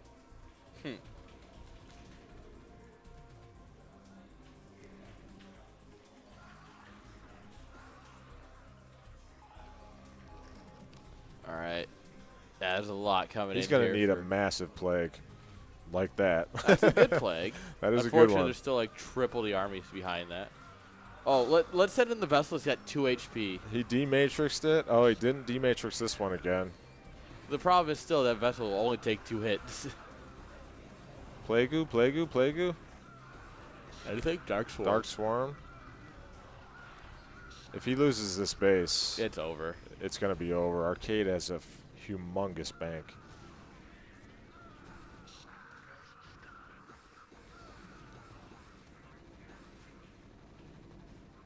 Yeah, He's about to drop to that magical 70 supply. Oh, the drone tried hiding in the trees. Nowhere is safe. Man. Drones, you know, they can't climb trees, so that was a bad move. Are you sure drones can't climb trees? They do float. I think if he could, he would have. Just climb up right into the main base. Yeah. That would be a weird mechanic. Huge plague. Oh. I'm loving the plague. This is a 31 This is where the minute game. irradiate does more damage than the ultras do. Brave Marine taking on an Ultra. Bad idea. Arcade is doing a good job. He's just running all over the map. He's Taking sending advantage. small squads everywhere because Goose doesn't have enough to be anywhere. Exactly. He's taking advantage of the fact that Goose doesn't have enough units to be all over the map. Yeah, he's just 2 really- Marines here, 3 Marines there, and it's just, Yeah, really taxing his multitask at this point. yeah. After a 31-minute game, you know, you're going to be tired. You're going to be fatigued. Yeah, And this is just the first series. yeah, we got so much more StarCraft. And this looks like it's going to go to a game 3, so Oh, absolutely. this could end up being, you know, a 2-hour I think we'll be series. taking it. I think the players are probably going to want to break after this game. I think that's understandable. Hey, no rest for the wicked, which is anybody who doesn't play Protoss. I think that's just Protoss players, is what All you right. meant to say. I'll take it.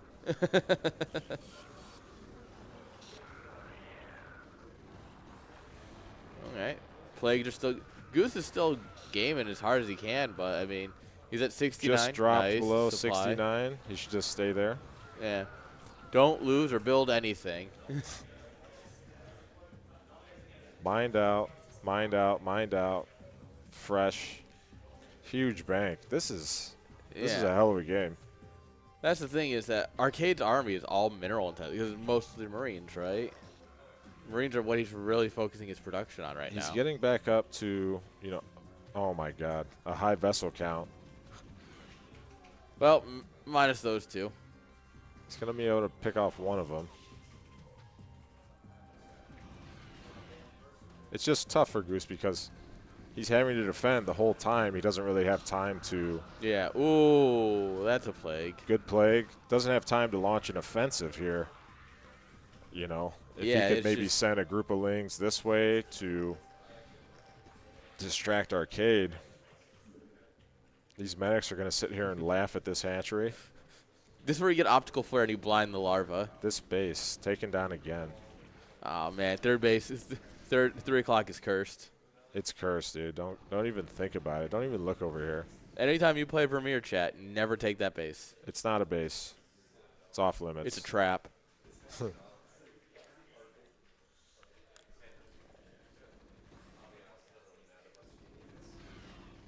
Oh, the Scourge just flying right over the Marine ball. Yeah, Arcade, good macro from him in this game. He's just relentless, sending huge armies constantly across the map. Yeah. Oh, hey, look, the medics are helping now. So, yeah, we knew the Marines would show up eventually. Oh, that tank's free. Yeah, takes out 6 o'clock. He's just barely mining here.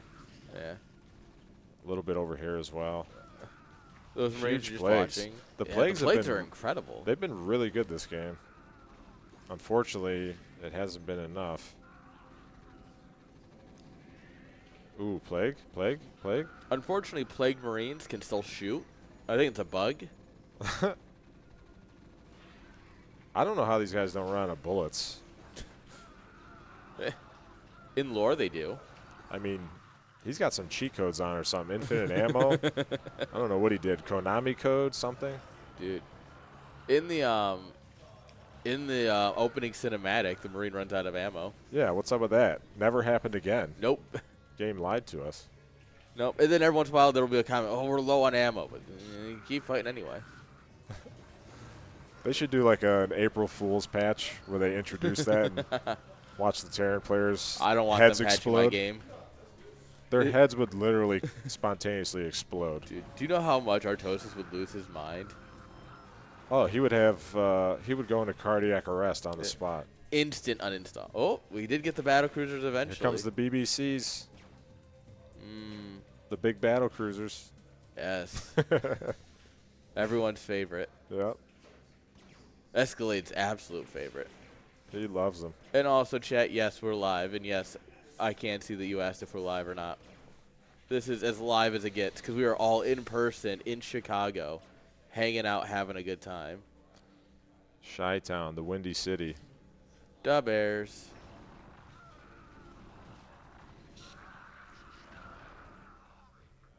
One of these days I'll come here and actually get to enjoy Chicago. Oh, you gotta radiate. Driving a useless Dark Swarm. Goose has been managing to hold on, though. Well, But I don't know if Goose has been managing to hold on. It's more like he just hasn't left yet. he's been flailing around like crazy. He's like when you pick up a child and they just turn into liquid and fall out of your hands. That's kind of what he's doing right now. He's a liquid goose. Screw liquid snake. This is liquid goose. GG. Nice game. Damn. Nice game. GG. What a game. Nice. Dude, there's a crowd of people around Arcade that are all the ones clapping right now. Awesome game. Dude, you're nuts.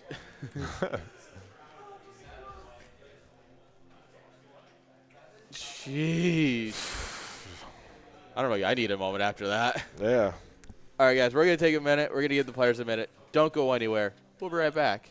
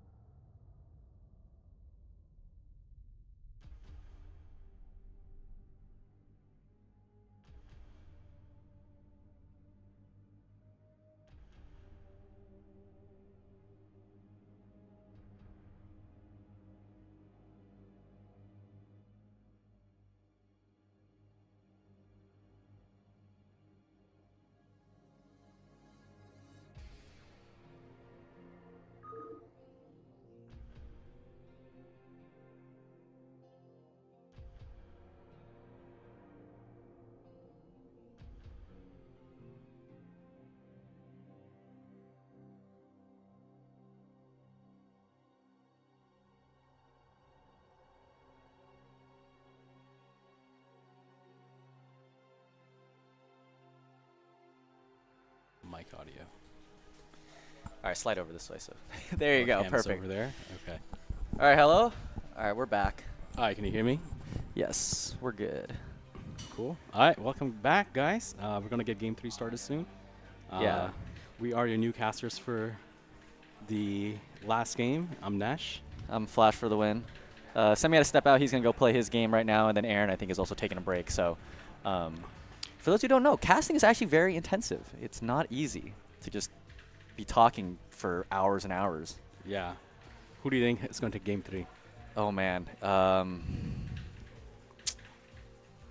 that's such a good question. I think Goose. I think Goose had an early advantage in the mid game there, and he kind of threw things away. So I think this Game 3 he'll be a little bit more patient with an advantage in the mid game, and I think that he'll be able to win. But our arcade played. Both players played fantastic last game. Yeah, that game was really intense. It was. I thought it was over like 7 times, but So did I. So did I.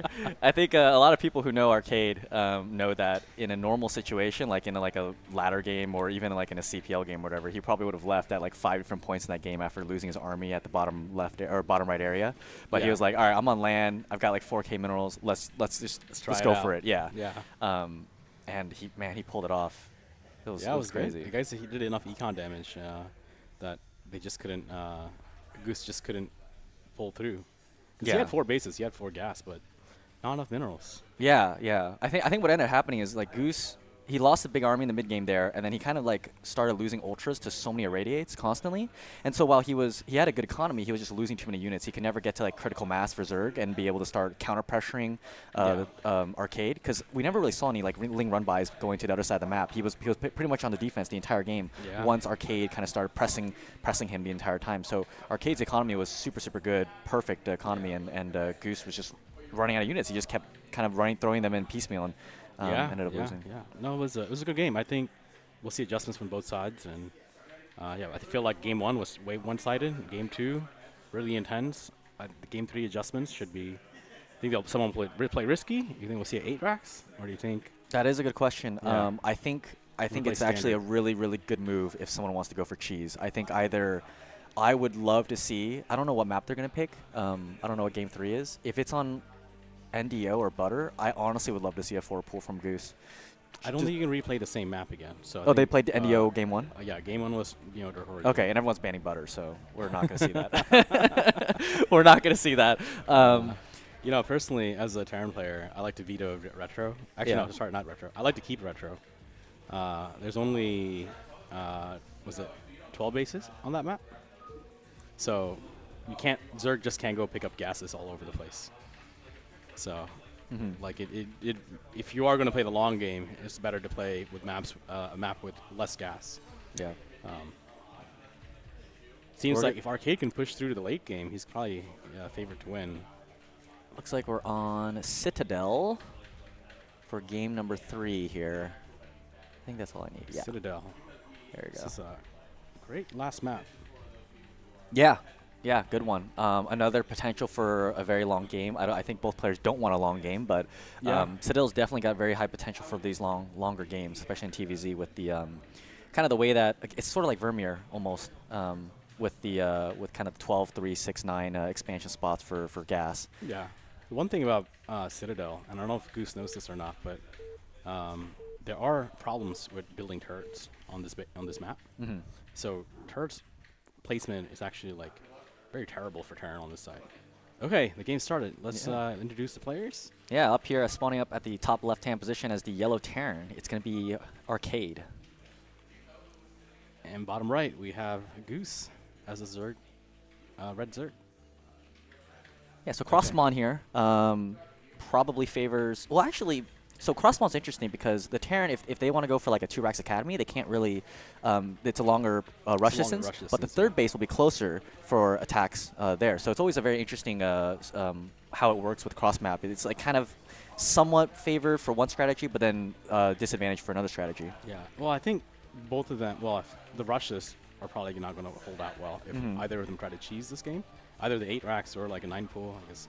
Definitely not seeing a 4 pool at this point. Yeah, we're not seeing a 4 pool. I don't think we're seeing an 8 racks either here. Yeah, we're not going to see 8 racks either. So I think it's going to be a pretty standard game.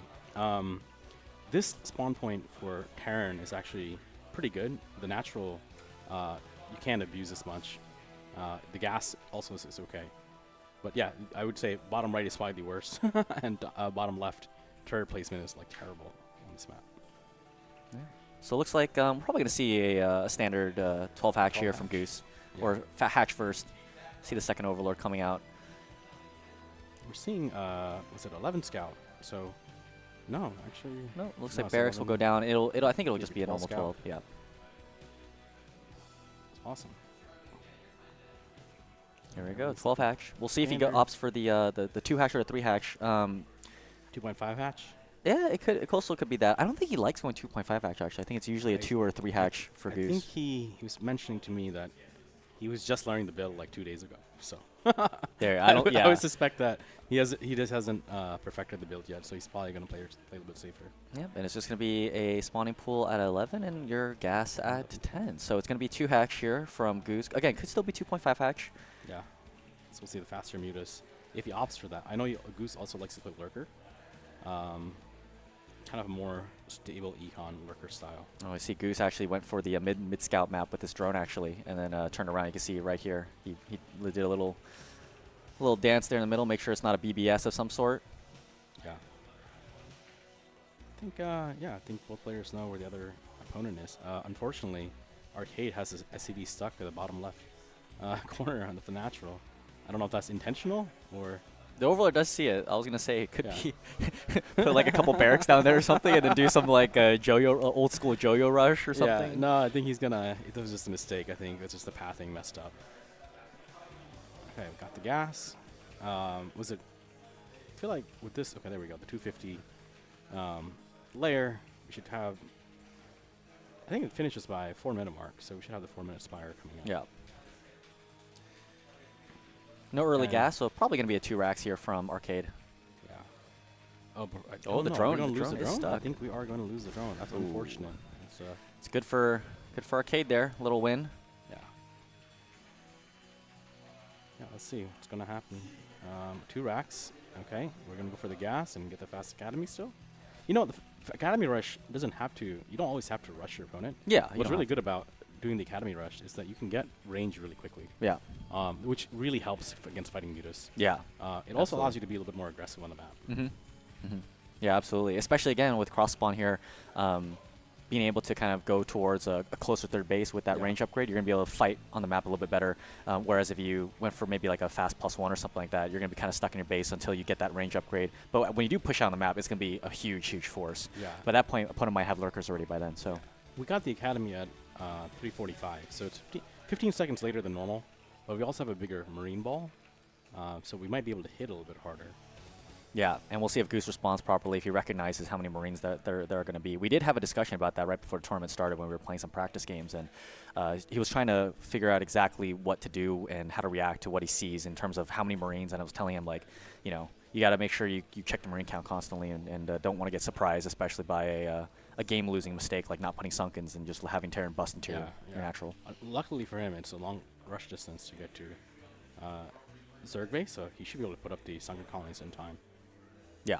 Yeah, absolutely. And I do actually like that Goose is taking the closer third rather than going for one of the corner expansions, because this does allow him to reinforce a lot faster and not spread out his attention or his mutalisks out. Because I know that he does talk about having a little bit of trouble with trying to figure out exactly where his mutas need to go on the map when Terran kind of moves out with their bio ball. Yeah.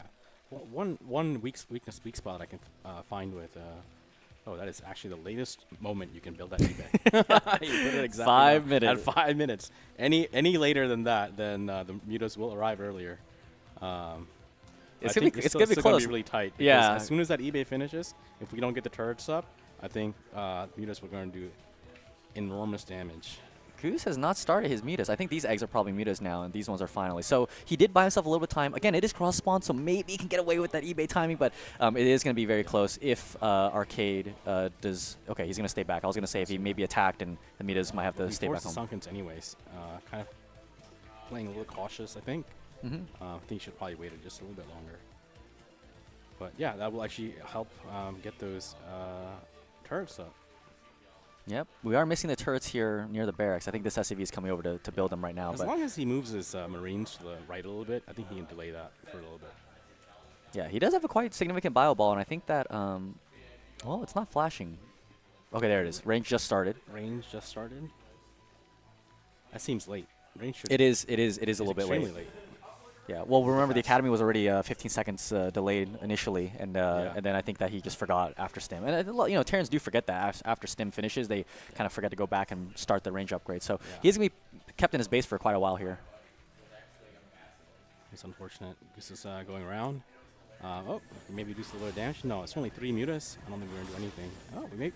Oh, didn't even get this. Yeah, I think he's gonna go back in and get it. Yep, there it is. Yeah. Oh, and Terrence decides to move out. Goose has great vision right now, so he should see this coming, hopefully. Yeah, and he should know. But his mutas are back at home. We do. Oh, he did cancel the Sunkens actually. So he's got to restart them.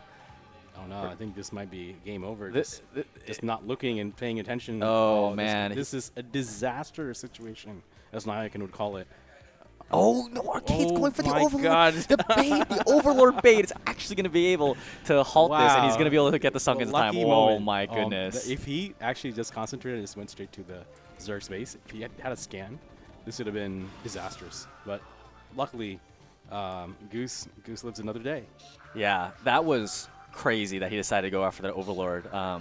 But Goose, maybe knowing that, kind of maybe pushed it out there, kind of like a little magnet, like a little bait there, managed to do it. And we're going to see a couple Marines. This is kind of like what a lot of pros talk about with like modern TVZ army movement, is that you kind of have your main group, and then you kind of use the sides of the map for just a couple of Marines, because they will do a lot of damage here, and they will scout this and maybe get a drone kill or something. Yeah. And also they may put the muta out of position, or move things out of position. Yeah, could bait into the natural. Yeah. What is our Zerg tech? We decided we are going to... He did have a Hydra Den over here, so he is going to tech into Lurkers, but has not gotten a Queen's Nest yet. We're not going to Hive. I think he's just going to... another Overlord, I think, too, as well. So things are not going to plan according to Goose, but he has to keep the mutas here. Karen basically is taking 0 econ damage.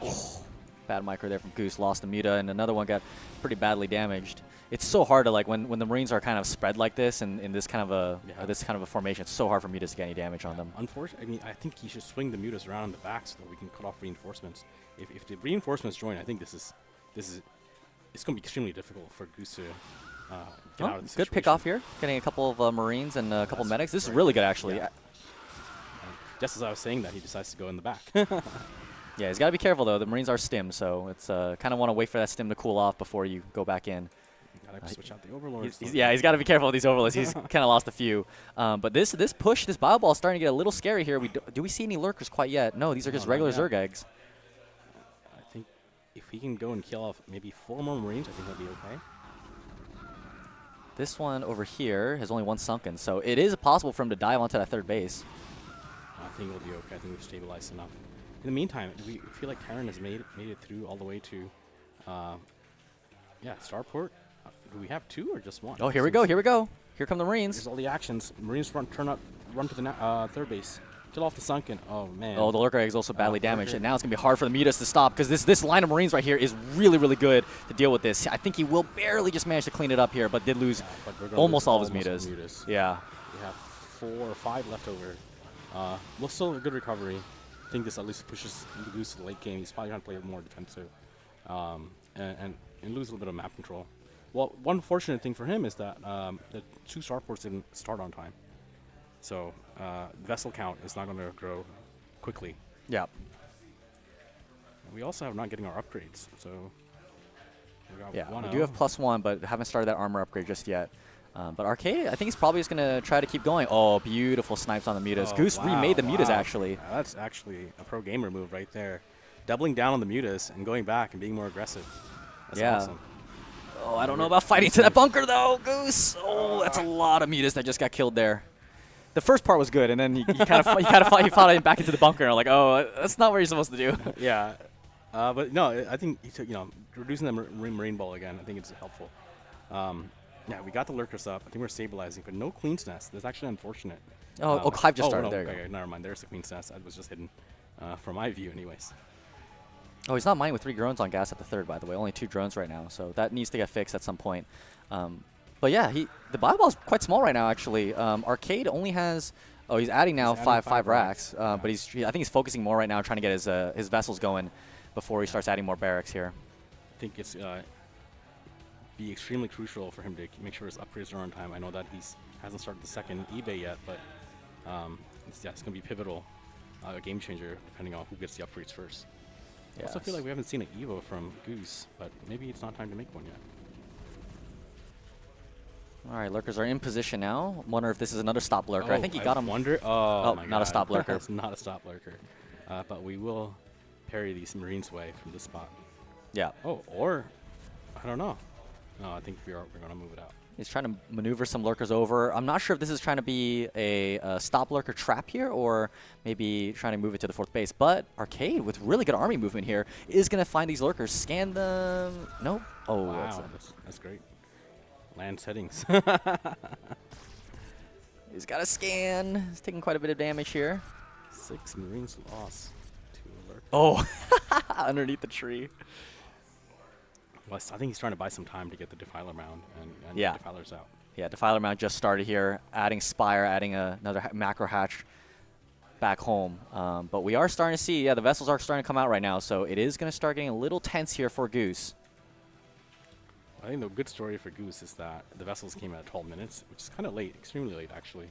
But also Goose also was very delayed with his Queen's Nest too, I feel like. So maybe they're about an equal amount of. Oh, he's got to watch out. Yeah, okay, there you go. Scan goes down. He is going to be able to take out that lurker over there, and these two lurkers are trying to kind of contain Arcade into the center of the map, and now he's going to try to use these to cut off reinforcements here. So I do actually like what Goose is trying to do here, kind of split the attention of Arcade, trying to stop the force, but he's got to burrow these lurkers. Oh no. Oh, manages to live with 13 HP there. But meanwhile, back at the main choke here, the raids are going on. Only one lurker there. Okay, yeah, he's got to burrow the lurkers. Yeah, I think we'll be okay. So it is done. Consume is not yet done. It's probably about halfway done at this point, I would say. Okay. Yeah. If we can pick off these vessels, that'd be great. Managed to snipe one of the Scourge. Oh, he does get the second one. That's really good. And then this lurker is just buying time. Yep. Ling's over here too to stop this third base. Well, he's already got the mineral only, but the third gas at this point would be really good for Arcade. We were talking about, I know a lot of us watching the game in Game 2 was talking about him going battle cruisers a little bit earlier because he had so much gas. Yeah. He finally did at the end. They didn't do too much, but it was a good switch. I don't know about this move. I think this might be a little too aggressive. Yeah, I think this run is back and try to use his defilers and play defensive until he gets all his hatcheries up. Yeah, and I think this was actually the exact problem that he had in the last game, where he had like a lot of lurkers and kind of was a little too aggressive. Then, like, you can't be that aggressive with lurkers unless you for sure know that you're going to overwhelm the Terran ball. But the way that Terran is currently set up, it's really, really difficult to do that. Consume is done. 3 defilers back here. Goose, the thing is, Goose is not on 4 gas, and it doesn't look like he's going to be trying to take an expansion anytime soon. Oh, but we managed to clear out more vessels. That's actually great for Goose. That's actually very important. What he didn't do in game 2, he's actually making sure that he's keeping the vessel count low. And it's actually critical that you keep the vessel count low to take your 4th base. Otherwise, you're going to have a hard time getting out and getting your 4th gas. Yeah, I do love that Arcade is just kind of, look at this. The drone that was going out for make a 4th base just got killed right there. He's doing such a really good job of doing map control, and that was what he was doing really well in Game 2 as well. Here we go. I'm going to break up this ramp. We have No consume swarm. done yet? No consume. Oh, but we do have. Oh, okay. Finally, the first Dark Storm goes down. We're getting more Scourges, so hopefully we can use those to kill more vessels. Actually, I feel like we don't have enough units. I think that's actually we have a lot of money, but we're not. Oh, the whole position means that the defilers actually kind of splashing on each other there. But he will end up getting 2 of the defilers. He's got to back up now. Arcade's definitely got to pull back unless he gets fire bats here to try to do some kind of fire bat break. Oh, and the Scourge here. Managed to get 2 vessels. Really good there from Goose. And a great plague.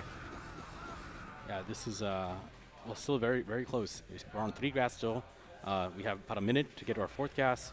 Otherwise, this wall we can overwhelm them with links, I guess. So we have 2K minerals, and I don't know if Goose might be in kind of a pinch here. We don't really have any lurkers We have 2 up there. Another good plague there. Goose was actually doing extremely good plagues and Dark Storms last game. He was just consistently just plaguing. Just didn't have enough. Just didn't have enough units last game. Yeah, he just didn't have enough. But now he has a strong econ, so I think this time it might go a little bit differently. Yeah, do you see the SCVs here trying to repair the plagued vessel? Oh, he's doing. Can we see it? Oh again? no! Okay, does manage to pick off one, but that was pretty an even trade, I would say. He lost like maybe what was that, 3 or 4 pairs of Scourge there I for felt one like it was vessel. like 6 Surge for that one vessel. I still think it's a good trade. I think overall, where we go, we got the Fire Bats in here now. I think the Fire Bat mix is actually going to help a lot. This was, we have 3 lurkers, 4 lurkers. Yeah, there's not really that many units here for Goose right now. It's kind of getting split between the two sides, and I think this is the plague on the Fire Bats is Plague is extremely important right now. But I was going to say that he's getting kind of split, and I think Arcade is doing such a great job of kind of splitting the map. And this is actually one of the downsides of taking the close third is that now Terran can kind of just park itself right between you. Normally, if you take the far third, it's a little bit harder to kind of stop the reinforcements coming because you can't really position your army on both sides of the map there. Yeah, you gotta go back and forth, Exactly. rotating your army. Yeah, but Goose is bleeding little units. Does kill another vessel, so this is something that's really, really good right now for Goose that we did not see from last game. But there's no Defilers here. I think this. Oh, and we don't have a Nidus there either. I think that might have been a mistake. Yeah, I think this is a huge mistake. He's gonna end up but losing the Defilers- lurker. The lurker's dead. Oh, I don't know. I think this is gonna be coming. Oh man. Oh, it's so close. So close. There's It's 4 so Marines close. left over. But he, oh man, I think again, he this survives. amazing army movement here from Arcade is going to take out that 4th base. He does have the lurkers here that defend the 3rd, so it's crucial that he defend the 3rd. But at the same time, Arcade over here has already secured his 4th base as well and his 3rd gas. And will we see him maybe going into battlecruisers soon? He's already up to so many barracks here as well. I think if he switches to battlecruisers now, the fact that Zerg does not have a 4th gas means it's a game-ending move. There is no counter to like we're about to. We have about 4 minutes till we run out of gas as Zerg. Then it's going to be an unfortunate series of events where we just are going to lose everything. Yeah, I agree. He's going to try to take, I thought I saw a drone move down here, but it looks like, might have been killed there by the Marines again. Oh, aggressive move here from, what a run by, what a snipe. 2 of these lurkers, actually I don't think any of these lurkers are actually underneath the swarm here. Yeah. So he could, but Radiate's just going to absolutely murder all these lurkers. What about our upgrades? What have we turned? Terran's 2-2 right now, I believe. 3-2. His upgrades are huge. Zerg's only on 1 Carapace right now. Yeah, I think Arcade is he's set himself in a stronghold. It's going to be really hard for Goose to fight 3-2 Marine Ball. Yeah, even if you have Defilers, man. It's like he just makes the Fire Bats, and this is just going to be hard. Yeah, it is. It's getting so constricted for him. Like he can't get a 4th base. The army's continuously kind of just parked outside of his choke point. He's just not able. I mean, again, look, trying to do a Ling run by, not going to work here as well. I would say for Arcade, I would probably try to look to maybe take a 5th expansion at this point, and then again tech to battlecruisers. He hasn't done that quite yet. Yeah, I think you know, oh, there it is. As I say, Physics Lab started. Yeah, actually, I just don't think he's going to be able to. It is a lot of Zerglings. But again, the 3-2 is going to get so cost efficient here for Arcade. Got the Plague down. Hopefully we have a muter or 2 to go and kill these vessels. Yeah, he's got quite a few Scourge over here. I don't know how what Goose is going to do in this situation. I think it just is getting harder and harder for him. Yeah, his supply is quite high, but again, it's just not very good units. It's not very good supply compared to Arcade, whose his supply is fantastic right now. I mean, 3-2 Marines up at 150 supply. Marines just, scale much better in the late game. They don't, it costs nothing. Throw them away. And Goose, really about 30 supply away from basically this game being over. But He's just got no gas. Went into Ultras here off 3 gas, but can he afford that is the problem. I think he can afford it for a little bit. I think we have another 2 minutes where he can afford this, but they're not upgraded, so I don't know how they're going to fight. Yeah, look at them slow. I mean, he does have these are unupgraded Ultras. No speed, no carapace. Oh man, I don't know. And then we have this huge vessel army. This is it's looking very dire situation for Goose, but maybe he can make a small Ultra Ball, and that could give a potential for him to take a. Oh, here comes that little Mutalisk. Yeah, he's got the low Muta. By the way, the main's already run out of gas. It's out of gas. The main's already run out of gas. We can see here the little baby Vespine geyser balls here for the drones, and this one's still full. So he has run out of gas. His natural's also about to run out of gas probably in another minute or so as well. Look, I mean, he's got no gas. Look at his bank. Look at Arcade's bank. I mean, Arcade could lose his army 2 times over, and he'd still be fine in this game. So I don't know. Then we have Fire Bats mixed in, so this aren't going to do anything anymore. Arcade has played this game just so amazingly. His arm move in this game was just outstanding. And again, this is a guy who has not played since CPL. He's an excellent player. We always say that Arcade, his mental is just if he had a better mental, he would be an outstanding player. But I think because it's a LAN, he's kind of forced to commit and forced to play hard. I came out here. I'm sticking it through. I'm going to see it to the end. Exactly. And he's doing it, man. I mean, these ultras again. Oh, he finally got Carapace upgrade, but two Marines, man, is too strong. He's got no gas left to build anything. I think Goose will tough it out because it's his last game in the series, but it's not looking great right now. I mean, we are getting the 4th base finally for Goose, but it's so late. 80 supply. If we drop down a little bit more, I think the game would practically over. Yeah, Arcade's gotten his 12 o'clock expansion. Hasn't saturated quite yet, but again, look at his macro. It's obviously I think he can build a few more barracks here, but he's got such a big army at this point. His vessels, I think Goose has done a decent job this game of keeping the vessel count low, but there were some points in the game there where he didn't, and the vessels got to like 6 or 7 and just started radiating everything. Yeah. Well, now I think all Arcade has to do is just make one big ball, and then just rotate it around the map and just deny that 4th base. Yep. Really, all you're going to do is fight Zerglings from now on. Yeah, pretty much. Haven't seen the first battle cruisers come out quite yet. There's the first one. First battle cruisers out. Yeah. So, and again, I mean, you can't afford Scourge right now. You got to keep making Defiles. You got to keep making Ultras. Where's the gas going?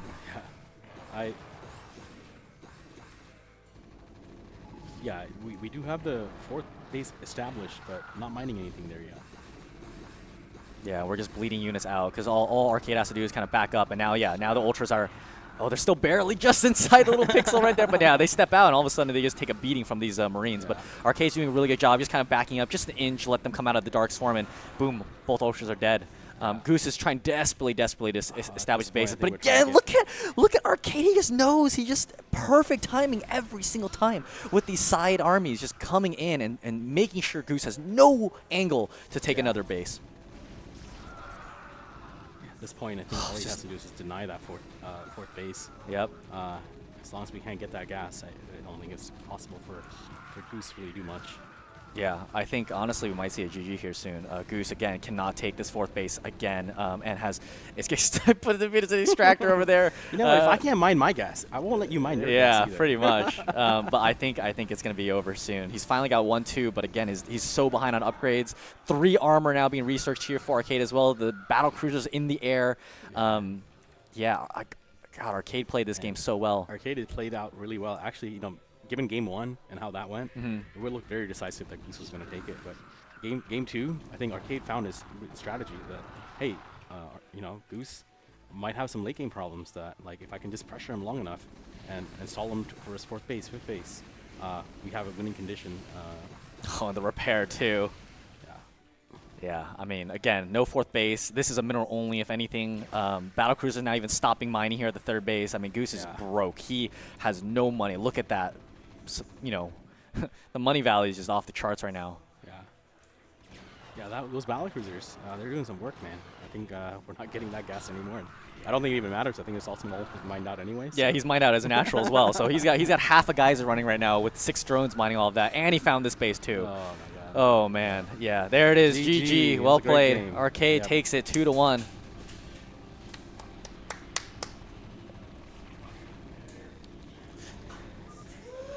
Nice. So now me and Flash can finally play. Well, no, you got to play. I gotta play. You got to play Arcade into TVT first, and then I got to watch you, and then I got to play. I don't know. I think these guys might take a break to get some lunch. Yeah, probably. I think we all should probably get lunch. It's what is it, 2:30 right now? Yeah, I think people probably ate breakfast at around 10 or so. So it's probably time to get some lunch. Yeah, sounds good. I think we'll be back. Yeah. What's the BRB one? Oh, there we go. Yeah, there's the BRB.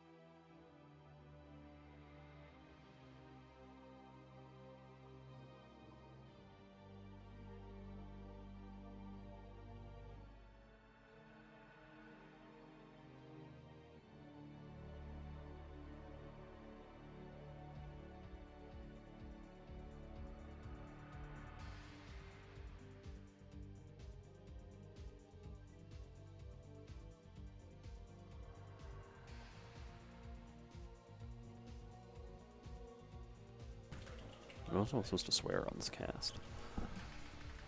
We really out here. We got Least Rat on the cast. As demanded by the people.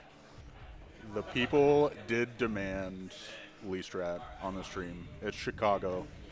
We are in Pack Rats- Chicago. Pack Rats home stadium. This is I have home turf advantage, which is why I'm not playing, because it would be too unfair. You know, if I had that home field advantage. The people got what they wanted. Goddamn right, Escalade. So we got a great one coming up for you guys. It's going to be Semi-H versus Flying. Why are the casters so cute? It's a new program we got running here at Chat Star League, Chat Pro League. What's the name of this thing? It's Chat Star League? CSL? Chat Star League. Yeah. Chat Star League. Yeah, new program we got here at Chat Star League. We're promoting. It's all about cute casters. We don't pronounce the H in semi. Thank you, Escalade. Okay. Pronunciation tips are very important. Well, now I just feel like a fool. I've been pronouncing Semi-H this whole time, but I guess it's just Semi. That's crazy. Yes, Escalade. Thank you. Please do go at the entirety of the Horse Emoji Discord. Actually, just go into literally every Discord server you're in. Add everyone. Least Rat Cast. link the Twitch stream. I was just going to say, I went on my Discord with my friends that don't play StarCraft. None of them have ever enjoyed StarCraft in the slightest. I pinged them, let them know. Leastrat is where it's at, man. That's the quality. I'm looking handsome. I'm just going to read off all the compliments I'm getting. This is incredible. This is incredible. We're just waiting for the team to get all ready to go. So yeah. How did your games go, Least? You played some earlier. You're in the bracket. I am playing in the bracket. I got Foxbat first again. Nice. A And- classic matchup. Yeah, classic matchup. Classic matchup. Least And then I versus just went Foxbat. Proxygate twice in a row and won. Nice. So that was good. A classic always fun. Protoss versus Terran move. Just make the proxy gateway and then. It's always a good time to Proxygate the Terran player. There we go. We got to get that mic in there. And then I played Just Too Juicy, who is very much better than me. Just as really good. Yeah, I really got away with a 28 next in PvP versus like fucking Gate Expand, All right. and still lost very badly. Oops. Least got to win it all. You guys, I am literally E rank right now. Least has got it. He's gonna take it from the lower bracket. Oh, sick! Let's They opened just- up an let's ob keep slot it on for us. The players at hand here. Flying versus Simi, no H. Semi without the H. So what do you know about Flying's prowess? I know actually I've seen Semi did pretty well at the previous installment of this LAN, right? If I remember Semi- correctly. I'm going to ignore the thing you said about flying because I don't know anything about flying. Don't know anything about Flying. All right. Simi, See his name around. I very see him in much- CPL Discord. He seems to know stuff. sick run. Yeah, flying does seem to know something. He's seem to know stuff. always active, helping around. Who are we casting? It's flying versus Simi. Hold on. Can we actually? Are we able to do this Can now? we? Yeah, I think we are. We are able to do this, but I don't have a mouse. This mouse is on the wrong side. What if we alt tab? Oh, what if we alt tab? Yo, that's. Wait. Sorry, neither of us are too good at this. Okay. Gotta figure out where's my OBS. Okay, so now OBS is selected. Let's go. All right, so player number A is going to be Semi with an H that is not pronounced. Oops, that's a B. And then player number B is going to be Flying. Awesome. Yeah, you wanna And get the our map guy is going to be Simi with, Vermeer. the Protoss race. Yeah, you're right, because Semi does play the Protoss race. And 0-0. Yes. Okay. Thank you, Escalade. We love it. Okay, we have our players in the lobby with us. So we should be starting here shortly. First game's going to be on Vermeer. Map pool, ladder map pool, right? Ladder map pool minus Blitz and that other two-player map nobody likes. Plus Butter, plus Sylphid. Butter Love those sucks. additions. I love Sylphid. Butter sucks. Hold on. I know this. It's Butter, NDO, Sylphid, Yeah. Citadel, Radeon, Retro, Vermeer. And we're starting off on Vermeer. Everybody loves basically a better version of Fighting Spirit. Yes. And There was Polypoid for a little bit. It's gotta feel, it's gonna be interesting to like be the person who made Polypoid, where you're like, you made Fighting Spirit like after Fighting Spirit, but before the even better Fighting Spirit came out. I just feel like I don't see a lot of Polypoid anymore. Like it's kind of rough. It got kind of like, bumped out by Vermeer, which is an excellent map. I like I like where the high grounds are in Vermeer more than Polypoid. Like I think the high ground third in Polypoid, I guess not so much in PvZ, but the high ground third in Polypoid sometimes feels like a little too easy to hold. I like the way the high ground works in Vermeer more. It's like a little more like aggro because your third has to be downhill. It's kind of funny fun. you say that. I actually feel like the third on Vermeer, at least in this matchup as a Protoss player, Yeah. I feel a lot more comfortable holding it, probably because of the bridge. You know, it's harder to get a Yeah, big ol' arc going. that's true. But yeah, I definitely think the high ground in the middle of the map makes it a lot more interesting taking engages. Yeah, I'm probably thinking more about like. I think about like where you can plonk a bunch of tanks. This is where this is what scares me about any map. Like some new map comes out for ASL, I'm like they're gonna put tanks there. Polyploid's got some great places to put tanks, but neither player does get to play the race that gets to make tanks in this. Is going to be Protoss versus Zerg, so no one will be plonking tanks on any high ground. And I think we are almost ready to get our game started here. Looks like one of our players is ready. We are ready. Waiting on just getting that final confirmation. Just getting that final confirmation that everyone's right. Packrat on the left, Least on the right. Yes, I'm Packrat. This is Least. I'm Least. We have name tags, actually. We could like put name tags.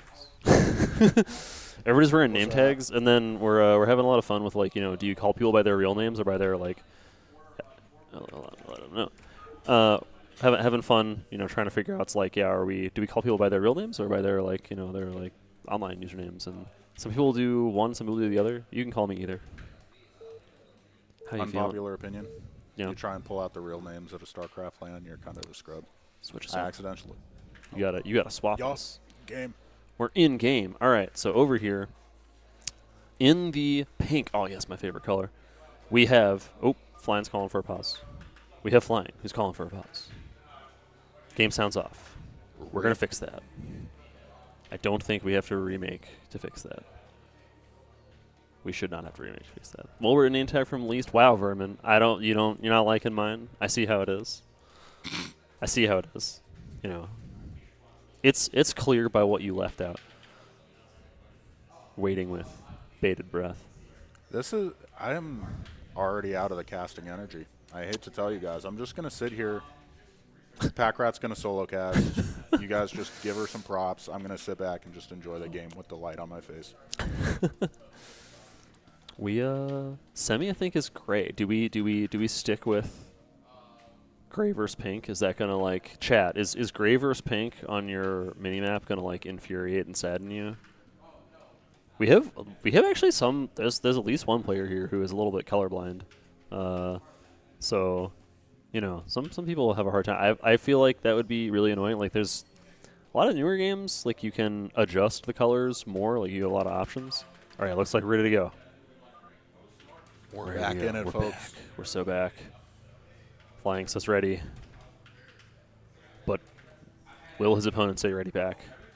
Tune in next time on Days of Our Minerals. We're just the absolute bait from these players. Yeah. It's incredibly funny. They're really taken at least. Yeah. These players are really like they can tell that we're sweating up here. They're like, oh yeah. We need something to talk about, guys. Where's Aaron? Look at this He's Overlord. Running the LAN. Look at this Overlord here. Flying says K. Semi says okay. Ready? We're going? We're going. We're starting? What's the Go. over-under on how long the pause is going to take for the next one? I'm going to say We have resumed. 3 All more right. minutes until another pause. In the pink, the Zerg player, Flying. And in the gray, our Protoss player, Semi. And it looks like, I was going to say the one thing we could talk about while it's still paused, it looks like Flying is probably going to get the first scout, which is, convenient on this matchup because then you'll know what your opponent's up against. I don't know, I haven't watched Semi's PvZ. Do you know, like, you're likely to see the Forge Fast expand or the Gateway expand? I guess we'll know pretty shortly, but you know. We'll figure it out. We got to let the mystery stay alive, you know. Yes. You gotta Keeping the keep mystery it- alive is important. I'm 99% sure. I'm glad I didn't guess because I thought for sure it was going to be a gateway expand. Yeah. And now he does not look like he's Scouting going with to the go for a pro. gateway expand. There was a minute there when it was like every Protoss, just like every single Protoss is doing the gateway expand, and it's like you only do Forge if you're like if you've been playing since 2008 or something. But feels like Forge has come back. Feels like Forge is a thing now, and it looks like not going to be any like super crazy early pool or anything from flying. Actually going up to 11. We're at 11 pool. Neat. Okay, so a little bit more economical. And it is going to be that Forge from Semi. Semi's going to get the last scout, and he's actually going to have to double scout in order to see this, which is a little annoying when you have to send out 2 of your very precious early game workers just to know that your opponent's not going to like kill you at circlings in under 3 minutes. Especially in a situation like this, it's not. Someone says shift tab, please, so I'll do it. But I want you to know that I love the pink. In my heart, pink Zerg is just the best color. I'm always playing pink. Flying, gonna have a little bit of a hard time getting his hatchery down here. I think does Probe win this? No, Probe loses. Probe loses this. That's kind of brutal to lose that probe. I guess we have the second probe out on the map anyway, but it's pretty rough to have to lose it because now you can't send that one home. Managed to keep the hatchery going out for just a little bit, but I do not think it's worth losing a probe for. And are these lings? No, we're just making runs. We're very chill. We're very relaxed.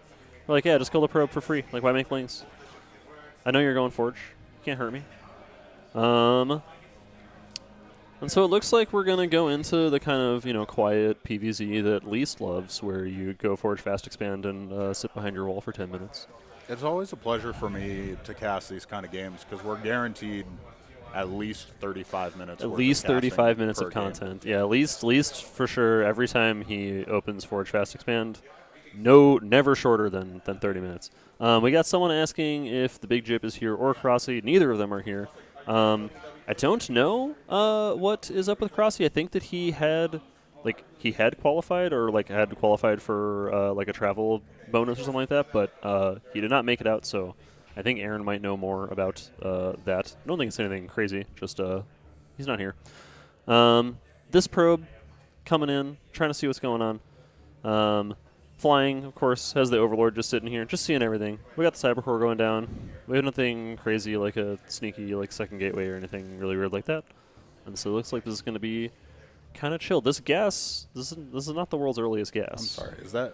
That is what I think it is. Why is he building that there?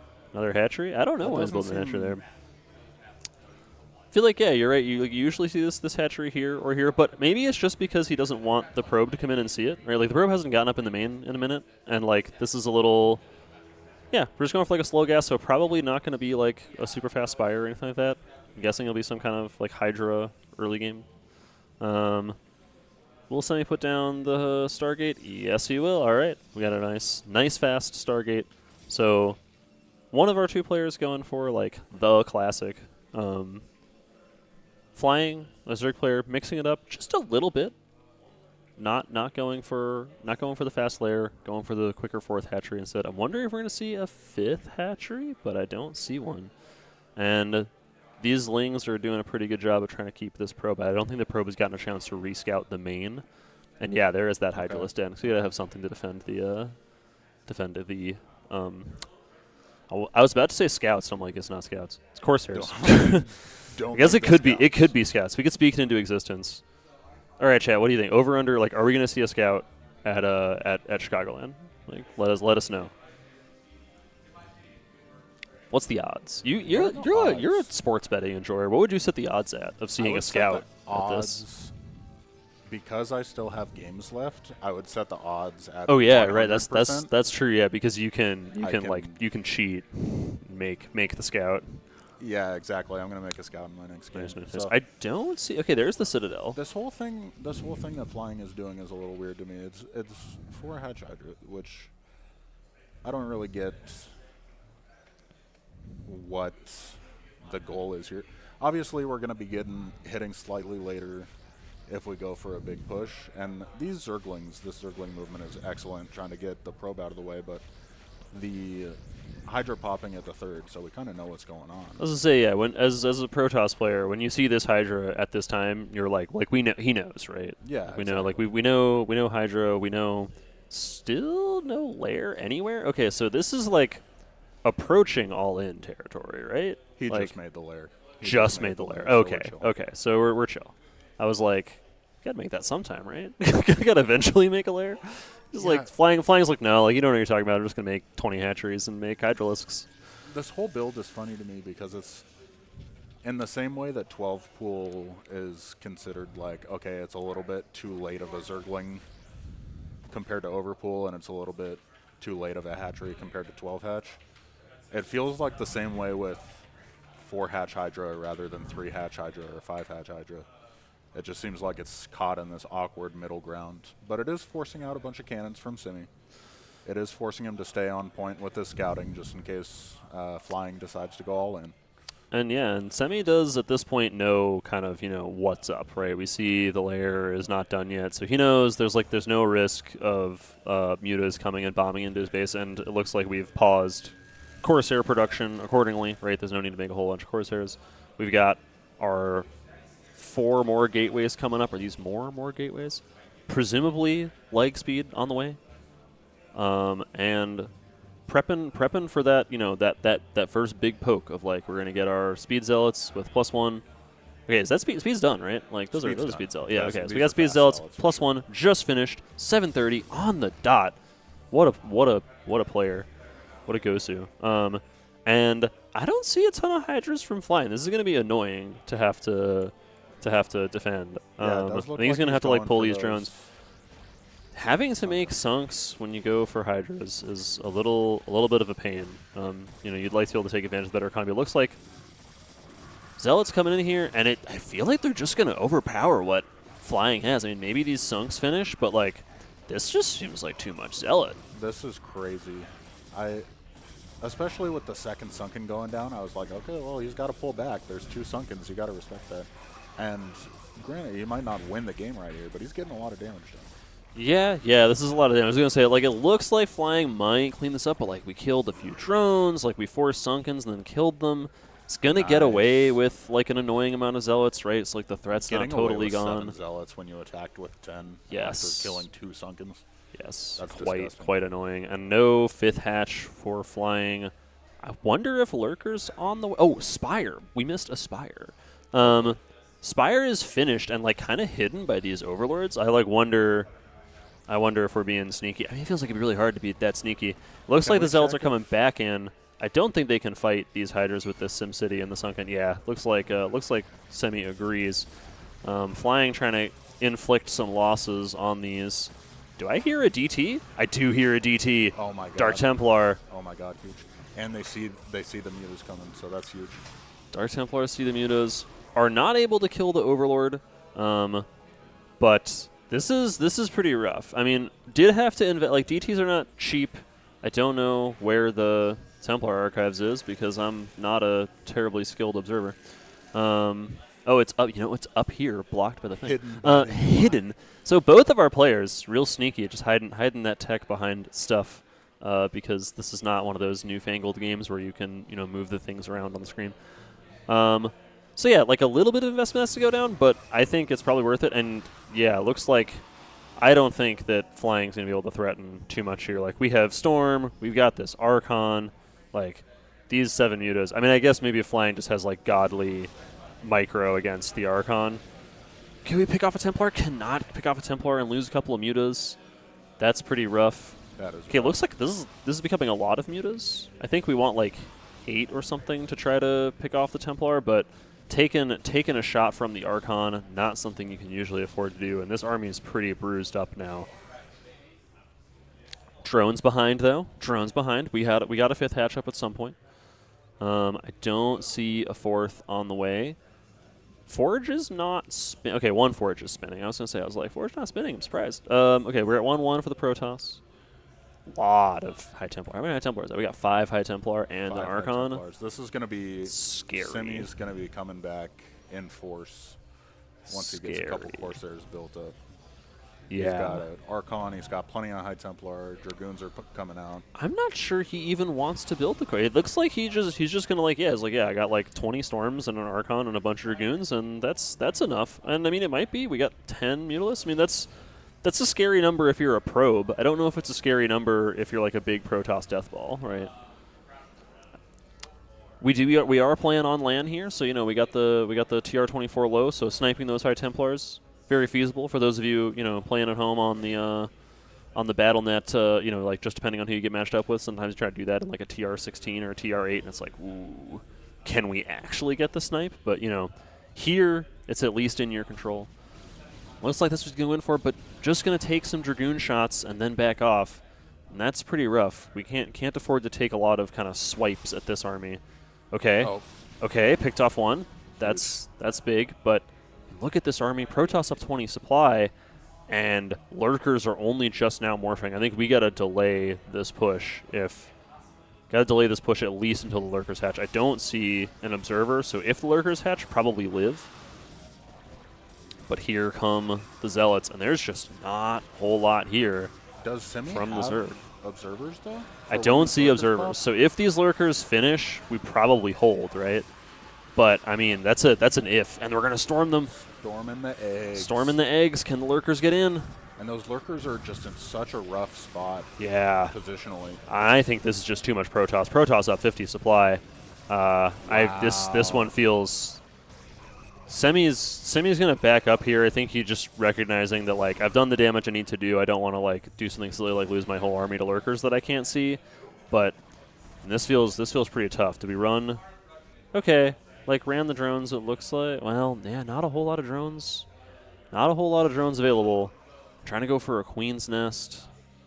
Looks like it's going to be 3 base hive. Protoss already taking his own third, almost doubling the supply. And this is a commanding position. And the Robo and Observatory is already done, too. So that window of, like, maybe he just won't be able to see the Lurkers is kind of slammed shut. And that just always feels so brutal, at least when I'm on the other end of things and I miss my Templar timing by 5 seconds and they come deal a lot of damage in the same way that Flying just missed his Lurker timing by 5 seconds. It's got to be the most tilting thing on the planet. So hopefully we see Flying here. Observers coming in, I think the game's just over, but hopefully at least going into game 2. Yeah. Flying will be able to keep his wits about him. When you're up against a player of Semi's caliber, he's gonna have that timing and is gonna punish you for being even just the tiniest bit late, which is pretty rough. It's looking like this is gonna close it out.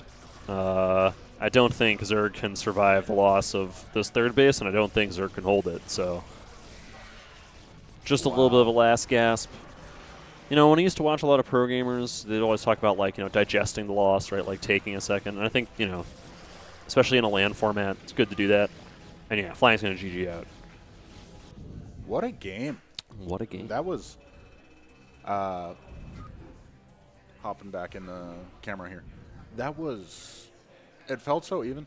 Felt so like Flying was in a fine spot, and then all of a sudden, Protoss Deathball just comes out. And yeah, it seems like Flying wanted to, like, mix it up a little bit, right? Like, try something fun and different, and, like, maybe not give Semi a game that he's seen like 1,000 times before.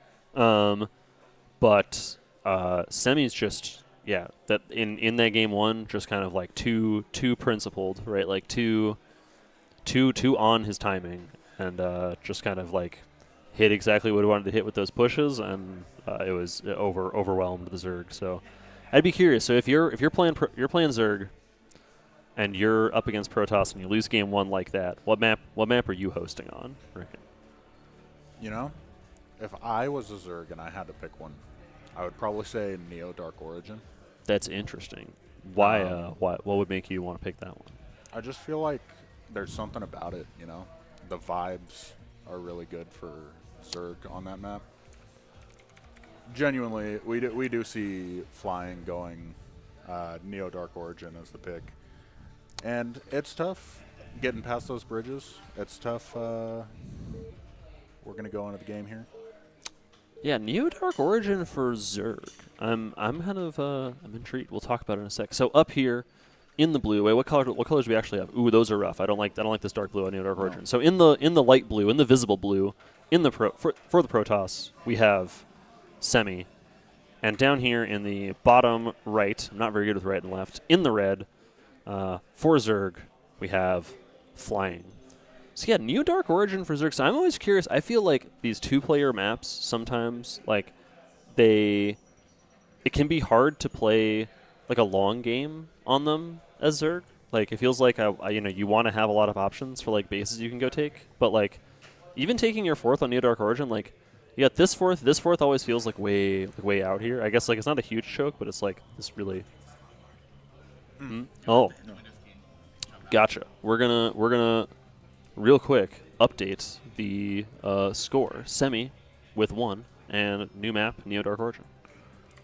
And we're back. All right. Shout out to our boy Aaron. Shout out to Aaron, keeping the casters on track.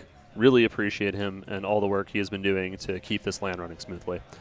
But yeah, taking your 4th on this map's kind of hard, and then like, there's not a whole lot. There's not a long way to go from there, right? So I'm always interested in like if this feels to me like a kind of aggressive map maybe for if you want to play Zerg, like if you want to come in and just like contain here or something, just like choke the Protoss out early on in the game. Yeah, And Semi again going to go for the Forge.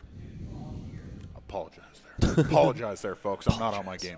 I feel the same way about being aggressive on this map. To me, it feels that it's very tough to just do a sit back into 4-base hive as Zerg, but it also on the same note, if you get lurkers on the opposite end of the bridge, and that all of a sudden is just kind of impossible to cross, and then if they have to push out their 4th base, and you have an opportunity to counterattack if you want. There's a lot of different cool tactics you can do if you're being more aggressive as the Zerg player on this map. So we might not get to the point of having lurkers because we've gone. This looks like 9 hatch, 9 pool, 9 overlord. Now, I have enjoyed doing this build sometimes against Protoss. When I do it, it's for like a deranged like caveman Ling all in. I don't know if that's what Flying is going for here. I would have taken the gas by now, so I could just get like the world's fastest like 20 Zerglings. I'm interested what the thinking was here. Like we're gonna get fast Zerglings. Zerglings are morphing. Cannon is not yet started, and so if not Zerglings morphing, what do I know? Flying's like, no, I got this spawning pool. This is just to scare them. Put the fear of God into the Protoss. And Flying's putting down the 3rd hatch, which if you're going for the caveman Ling all in with 999, you're not making a 3rd hatch generally, am I? I certainly do not. I've never made a 3rd hatchery in my entire life. So it looks like this is gonna just kind of like transition into like a normal kind of opening. We have a kind of early enough gas. I think this gas is early enough that we can go lair. Maybe the thought for Flying was like if my opponent opens Gateway, like I have the option of just like flooding him with Zerglings, but he opened Forge, and so we don't need to take it. But not a big cost to opening this way. I think it's maybe very, very slightly less economically efficient, but this looks like a normal game now, right? We've got our 3 hatches, got our gas mining. I'm assuming this is going to be for a lair. I guess that will be the tell, If Ling speed starts, we're like watching these minerals very carefully, and it is going to be lair. Okay, so it looks like we're probably going to see something reasonably normal out of Flying. Our 3 hatch lair into Spire, into Hydra, all the goodness. First Zealot on the way with the probe. The probe does make it like much more annoying for sure, like because that probe can get in there and combine with the Zealots to kill stuff quicker. Probe does an annoying amount of damage, and it's like you got to target it down with Lings, but looks like not going to get too frisky with the Zealot, just coming in to like take a swing by this hatchery and be like, what's going on? Meanwhile, Probe's using this opening to get in, rescout the main, seize the lair, so if Semi was worried about something totally weird coming his way, he can kind of breathe easy now. It's like, okay, like you got a lair, you got 3 hatcheries, you got a bunch of drones, like this is, I know where we are now. I don't want to be a Semi blowhard right now. That was a move that's easy to overlook, I think, but also very effective.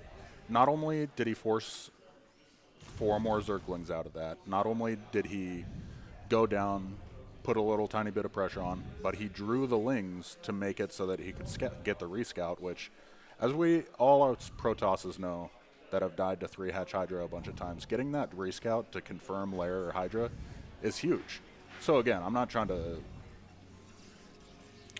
be too over the top about it, but pretty fun to watch. Yeah, and it looks like so flying is actually going to be going for the Hydra Den. So this I am curious. We do have the Stargate for Semi, so Semi's going to know fairly soon. We have the first Corsair is out. Semi's going to know fairly soon. But we've got Hydra Den and at least, unless I'm really missing something up, no Hydra Den and no Spire. So usually I feel like you see this with more hatcheries. I'm kind of curious what the thinking is here. Like maybe this is just like the world's fastest lurkers.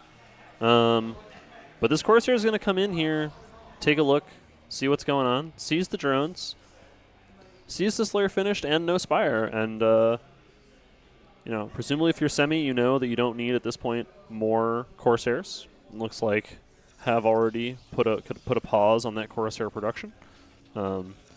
We can just go into kind of making gateways. Fourth hatch coming down. I would kind of assume a fifth hatch might be coming soon. Either a fifth hatch or maybe we're going to start lurker aspect. I haven't been doing a very good job of watching the gas to see where it's going. But I notably don't see an Evo chamber or anything like that. This just screams lurker drop to me, so I'm interested to see what Semi's response is. I love that.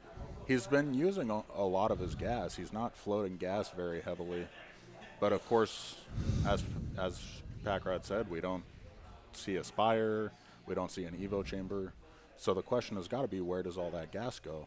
And Semi has seen the Lair no Spire.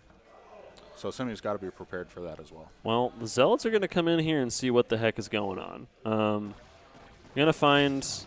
We got our fifth hatchery coming up. This is not enough Hydras. Do have the Sunken Colony coming, and Zealots have +1s. So these Lings are going to be minimally effective. This could be, again, tough to hold. Looks like we are going to lose our Corsair. Did get a kill for it. But now with the Sunken... Oh, but are the Zealots going to run through into the main? This Hydra's got to block them here, try to keep them on the low ground. It's so annoying when Protoss does this, but great hold with the drones. Keeps the Zealots out, keeps them on the low ground, but cleaning this up is going to be costly. Losing the Sunk, losing a number of drones. And Semi's just going to sack as many Zealots as he's just going to sack his Zealots to try and get as many drone kills as possible. Does not manage to get the scout in the main. And Zealots up here in the third doing even more damage. And again, it just feels like this first big move out with the Zealots, flying just didn't really have enough. We do have, that's a lurker egg. I'm like, that egg's too far. So we do have fast lurkers. I don't know. Does Semi suspect it? I guess if he really suspected it, we'd imagine there'd be a robo somewhere, and I don't see one. So maybe he's still just like, yeah, this is like 5-hatch Hydra. DT is here, sharking around. Looks like all the bases are covered, but the DT probably saw this lurker egg, and so if Semi did not know what was coming before, he really should know now. And I'm not sure what flying is going to be able to do with these lurkers. It seems like a good way to make sure that we don't just sort of like die in the immediate term, right? Because Protoss isn't going to have observers for a little bit. That robo still only halfway done. But in the kind of long term, it's like, I don't know if this lets us take a fourth. Protoss has too much stuff for us to go contain them right now. I mean, there's like five High Templars with energy. That's not containable. This cannot be contained. Oh, but the lurkers are going to come in here and knock down these stasis cells. Huge. Maybe? Yes. And Semi has nothing to see this. Yeah, so for those of you following along at home, if you haven't played a bunch of games on Neo Dark Origin, these stasis cells is a bunch of stacked buildings, so knocking them down with most units is takes a really long time.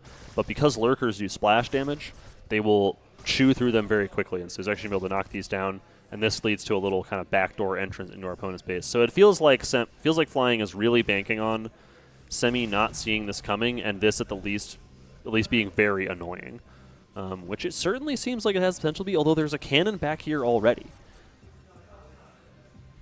And it's just such a long distance through a bunch of gateways, through a bunch of everything, with an observer about to pop out to get a bunch of damage done in the main. Observatory's already done. And Semi's looking like, I was going to say taking his fourth, but yeah, it looks like he's going to be taking his fourth base, flying, or sorry, third base, can't count.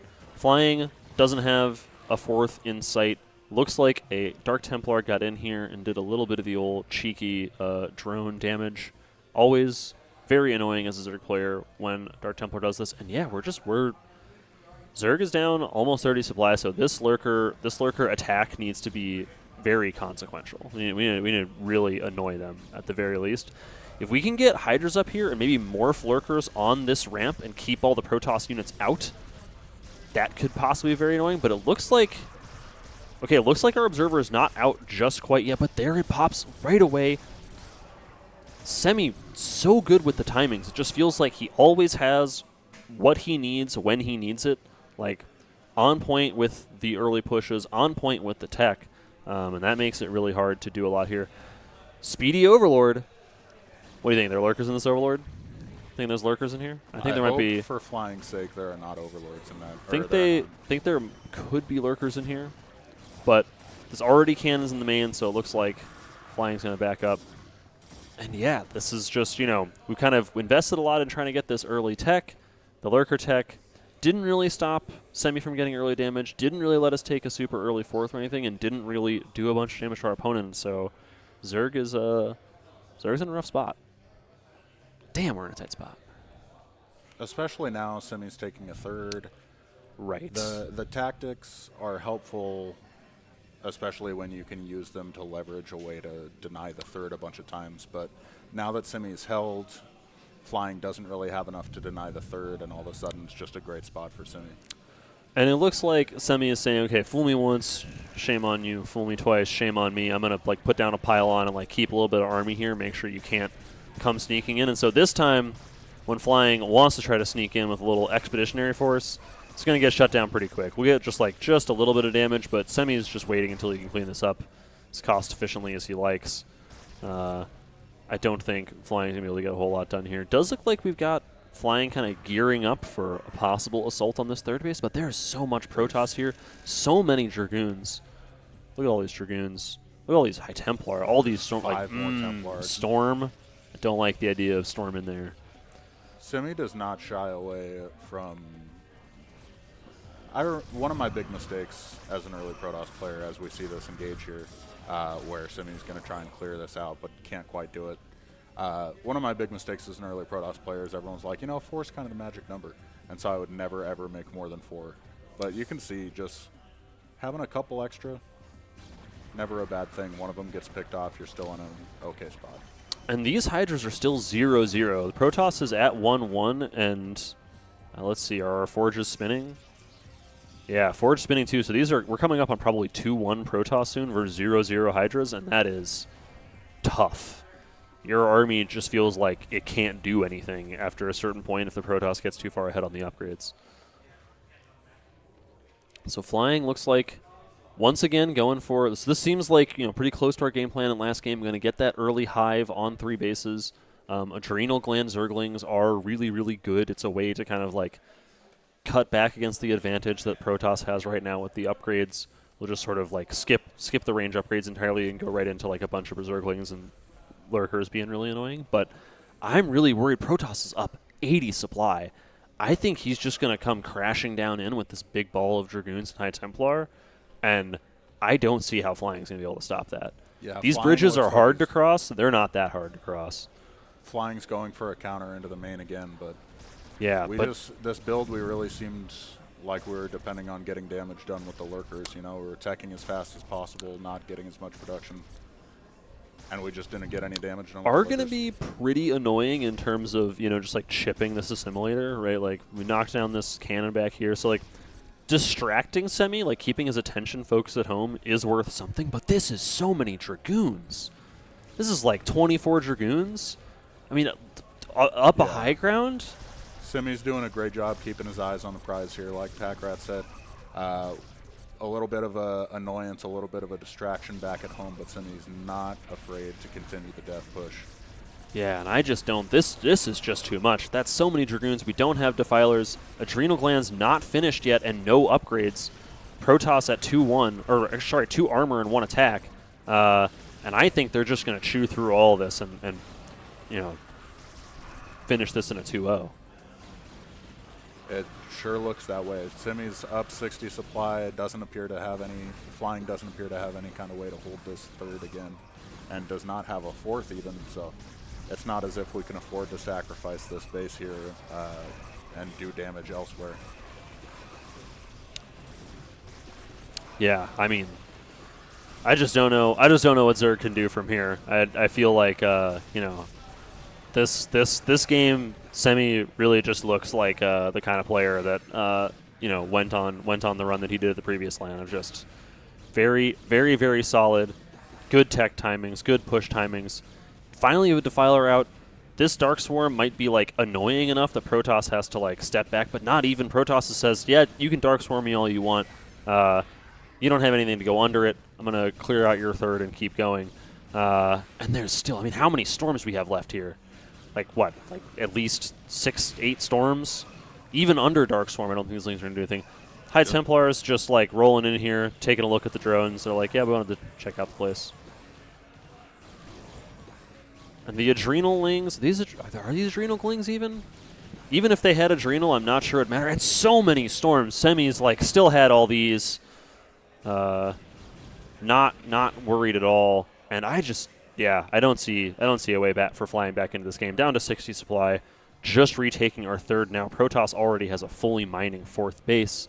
Those forges no longer spinning, so maybe there's some possibility of coming back in the upgrades. Dark Swarm is really annoying, so Protoss is going to have to kind of like step back here, you know, get everything back to there. But dipping below 60 supply, 100 supply lead for Semi, and Just you know, and no need to stop pumping. Yeah, great moves here from Simi. Again, flying did a lot of cool things, a lot of good stuff. Unfortunately, just was not able to get the damage done required with the lurkers. Slightly better. Okay. Apparently my mic's really low, but yeah, 4 base Protoss is really, especially, he's unfazed. He's taking a 5th base, just doing anything he needs to stay ahead and get more ahead. Little counterattack here. Even then, all we really need to do is pull these probes, make sure we don't lose a bunch of those 2 lurkers, and we'll be able to clean it up before the Nexus goes down. Yeah, and I like Flying's approach, you know, knowing that Semi is such a solid player, trying to bring something that he's not seen 1,000 times before, and, you know, kind of maybe hope to catch him on the back foot with something that's a little less, something less than completely standard. But it's really looking like that's just going to be too much. Semi says like, nice try, you know, but I see this coming. I got the scouting. I've got the whole big army, and yeah, almost maxed for Semi versus under 70 supply for Flying. Just feels like, you know, listen, Flying paid for his seat. He can sit in it as long as the game's still going.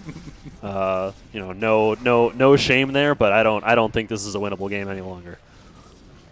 Yeah, losing this base, Flying looking like he's going to try and retake his original. That is one of the third, but it's nastiest just not plagues I've gonna. ever seen in my whole life. That plague did like 2,000 worth of damage. Only downside is the shields are still there, but I mean That's true. But all the Protoss players will tell you that the shields are the shields are like garbage, tissue and there's- paper anyway. Yeah, like you don't get any armor for them, and And you don't have medics like Terran does, so like don't get me wrong, plagues. I'm glad that we were insane. able to get some Terran bashing into this cast. I was worried gotta get some. we wouldn't have a chance to bash Terran because like there's not one in this game. But you're right, Terran is overpowered, and the world needs to know it. Another really good plague. This just feels like, you know, Flying's just playing out what he's got. Another really good plague, but down to 40 supply. Protoss coming in, just right-clicking on this last hatchery. We're Well, actually, I was about to say basically mined out, but you know what? We're not basically mined out. We've been pulling these drones back into the NAT quite a bit. There's the GG from flying. Semi takes it 2-0. GG. GG. Fun series. That's exactly. Switch us back here. Switch us back to the This cast. this casting setup is pretty impressive. Lisa and I usually cast like from the comfort of our respective homes, possibly not wearing pants. So you know, this is a level of professionalism that to which we are not accustomed. But great series, just really interesting to see. Sort of like on the one side, you know, from the Zerg, like trying out some neat stuff, trying some timings you don't see in every game, and you know, showing off some of the interesting options that Zerg has other than just the completely standard, you know, 3-hatch Muta, 5-hatch Hydra. And on the Protoss side, just really, really good, solid, like I know what I know, I do what I do, like hit all my timings, and I'm gonna just roll you over with the power of my arm. Yeah, super stock standard from SimiAge, and saw what flying was doing and reacted. Extremely well played from both sides, but yeah, Simi just a little bit too strong. We're going to take a quick break, folks, see what we're going to cast next. Appreciate you guys all tuning in. Stay tuned.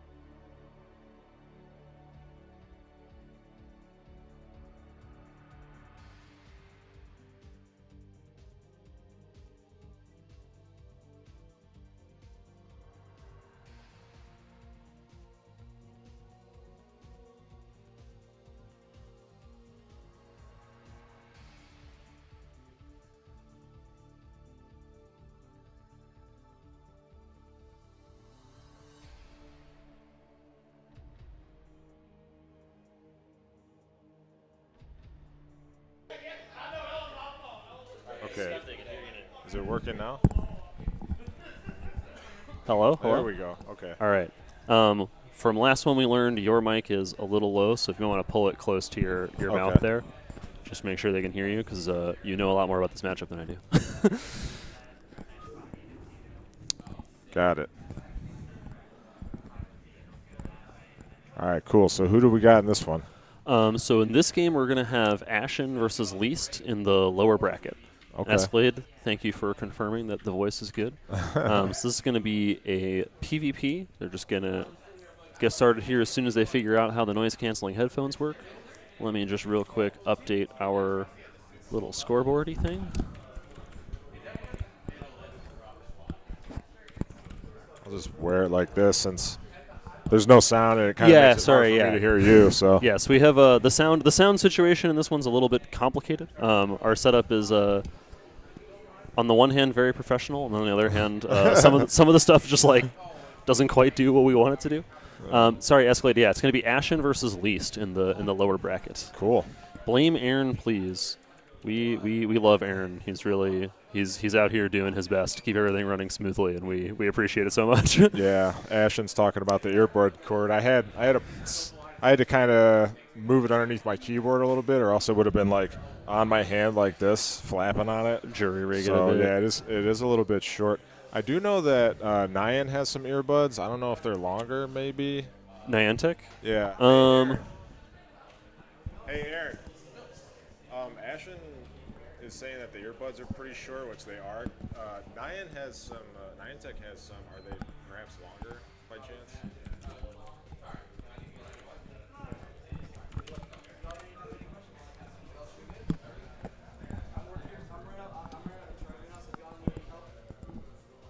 Thank you. appreciate you.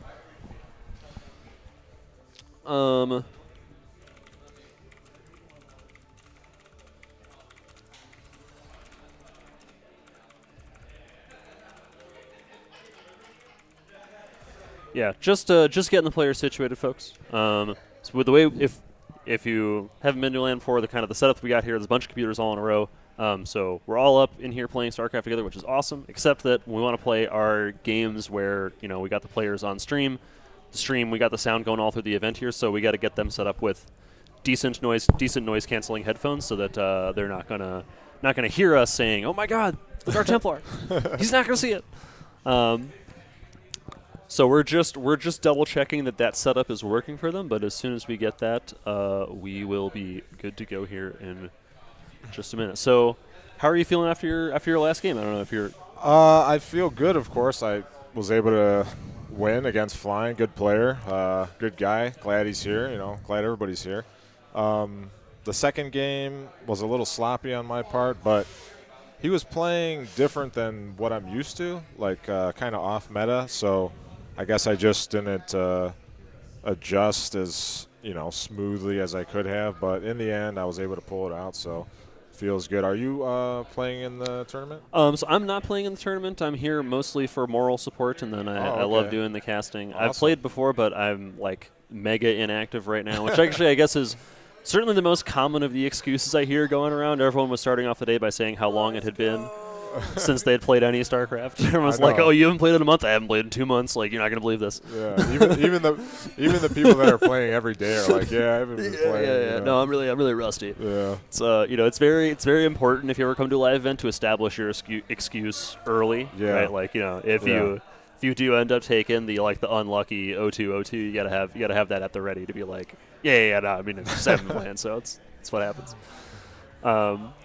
But yeah, my excuse is actually so good that I just didn't even enter at all. I'm just kind of here to hang out Well, we and watch. appreciate you not embarrassing anybody, so thank you. Giving us all a chance, Well, I know a few people here. I was chatting about it with them at dinner yesterday, where I was like, if I enter, I'm just going to have to 4-pool every game, and I think that's going to be annoying enough that everyone else would rather I not. You might, it's just get some wins, though. It's like you're either gonna have like a 5-minute best of 3, or you're gonna be really mad. Yeah, we don't want any broken keyboards over here. Huh? Yeah. So looks like Least is having just a little teensy bit of difficulty getting everything all set up here, but hopefully we should have that going soon. are going to be playing on Vermeer. How do you feel about Vermeer for PvP? Any kind of special considerations we got for this map? I feel like it's pretty bog standard. It's it's probably the most balanced map in the entire pool. Very standard. As far as PvP goes, it really just depends on the player's choice. What's their flavor, right? So a lot of people, it really starts to diverge early on, whether they want to open 1 gate or 2 gate. 2 gate Zealot is a little bit popular right now. They like to do like a 3 Zealot push, try and kill some probes. If not, it being a mirror matchup, anything can happen. And that's why, these mirror matchups can be so volatile, PvP, ZVZ. TVT, I'm not sure if it has as much volatility, TVT, a notably stable matchup due to the Siege Shank, right? Like it's it's a fun matchup. It's a good matchup. I like watching it, but sometimes it could be a bit slow. But I've found a lot of players have picked the race that they want to kind of main by just picking which mirror matchup do you like the most, or like all the mirror matchups they kind of have their own little quirks, and like all the Terran players I know are like TVT is my favorite. Like TVT is just awesome. Oh really? Yeah. Okay. A lot of them really love TVT, and then like I don't know, all the non-Terran players I know are like, I could never play Terran because I'd have to play TVT. Like, that's what I feel. That's how I feel. I'm like Terran looks kind of cool. And then, like, every time I want to play, I'm like, I should go play some Terran on the ladder. And it's like, TVT, TVT, TVT. I'm out of here. Like, we're not doing this. You just played 3 games and it took 3 hours, Can't be doing this. Yeah, I actually, not so much anymore, but people back in the day used to do a lot more, like, race picking. Yeah. And you used to see a lot of Protoss players playing Zerg. Yes. Against Protoss. Yes. Most notably is probably like Dragon, if you're familiar. For sure, yeah. He used to play ZVP all the time because, PvP is just like, it's a pain. Yeah, Dragon used to play ZVP. I think he has been trying to play more, just like play all of your Protoss matchups these days. He's been playing PvP. I played him a couple weeks ago and he kicked my ass. So yeah, shout out to Dragon. shout out to Dragon. Gotta come down to America sometime and take our money, man. Yeah. That'd be good. What's up, Keen? Oh, nice. We got Keen in the chat. Keen was thinking about being here, and then he welched on those plans. So if you're in the chat, you need to razz Keen for not coming to this because Keen. he could have been here. I'm disappointed, man. But yeah, no, I agree. I feel like we used to see more race picking, always more popular in the foreign scene than in the Korean scene. I don't think there were really any like super high level players in like the Korean pro gaming that did the race picking, but it definitely felt very popular in foreign tournaments for a good long while. And you're right, I don't think I've seen a whole lot of people doing that. I'm not even sure if that was. I think that might have been against the tournament rules in the Korean scene. In the Korean scene, yeah. I think the way that they ran the tournaments was a big part of it. That they didn't let you switch races in the middle of it. I guess I kind of wonder, if the rules had been different, would we have seen like more race? It would be interesting if they did a tournament where it was like you have to play a different matchup or a different race for each matchup. That could be interesting. Yeah, so I've always found interesting. Like I'm like very very amateur enjoyer of chess, but like when you watch people play chess, like it's usually played. You're gonna play 6 games, like 3 black, 3 white. When and there's lots of other games that were kind of like that, where like you have to play both sides of the matchup. I'd be curious to see what a tournament might look like that has that, where you play both sides of the matchup, or you play like a full round robin, and you see how everyone does with every race or with every matchup. Looks like, I know I've said this already, but it looks like we are actually this time soon to be able to start. Ashen is just figuring out his headset now. But Least is now razzing the casters in our chat for having to sit here and talk for so long, even though he was the one who was holding us up. So looks like Keen is telling us that I guess PJ used to be a race picker. I did not know that. I mean, nice. I always knew him as a Protoss player. I didn't know he was a race picker. That's interesting.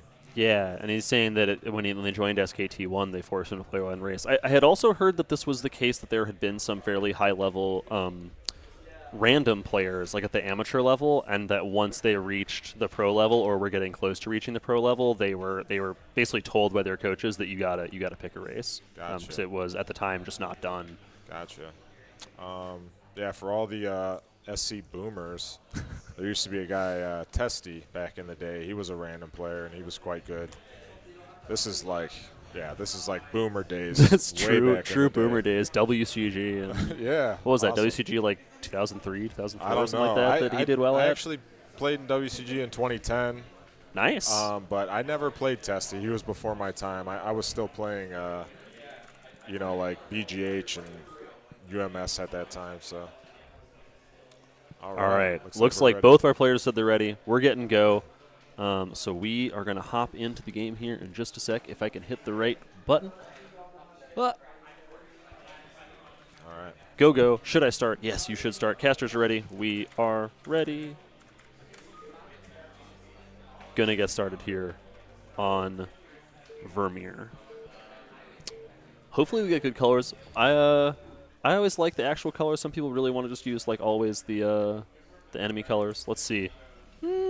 Pink versus green. I think we'll stick with the red versus blue. So over here in the bottom right, in the blue, playing under the ID Lillian, we have Least. And then in the bottom left, in the red, we have Ashen. Anything interesting, anything noteworthy about these spawns? I know that PvP is a matchup that sometimes involves like shuttles and like flying reavers over to your opponent's base. Like, does it matter that like one of these is kind of like the natural over here is closer by air than the natural over here is like kind of hidden? Yeah, so if it gets into, a speed shuttle play, if it gets to that point, with Least will have the advantage in that regard because Ashen's natural faces Least, right?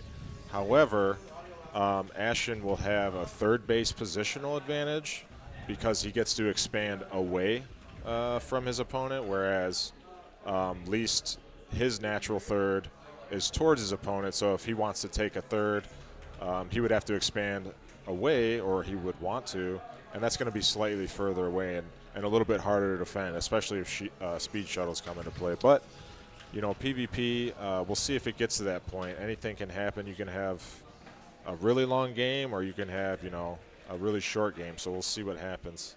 And it looks like Ashen's going to maybe go for a cross scout first. No, it looks like both players are going to scout in the wrong direction to begin with. I happen to know both of them reasonably well. It looks like, both of them going to go for, maybe not. Maybe Least is going to go for the second gateway. Ashen's going to go for just the one gateway and then the assimilator for tech, and Least is going to go for the two gateways. I'm actually surprised because Least did not used to do this very often. Maybe he's mixing it up. So how does this matchup usually play out, where one player goes to the two gateways and one player goes for the faster tech?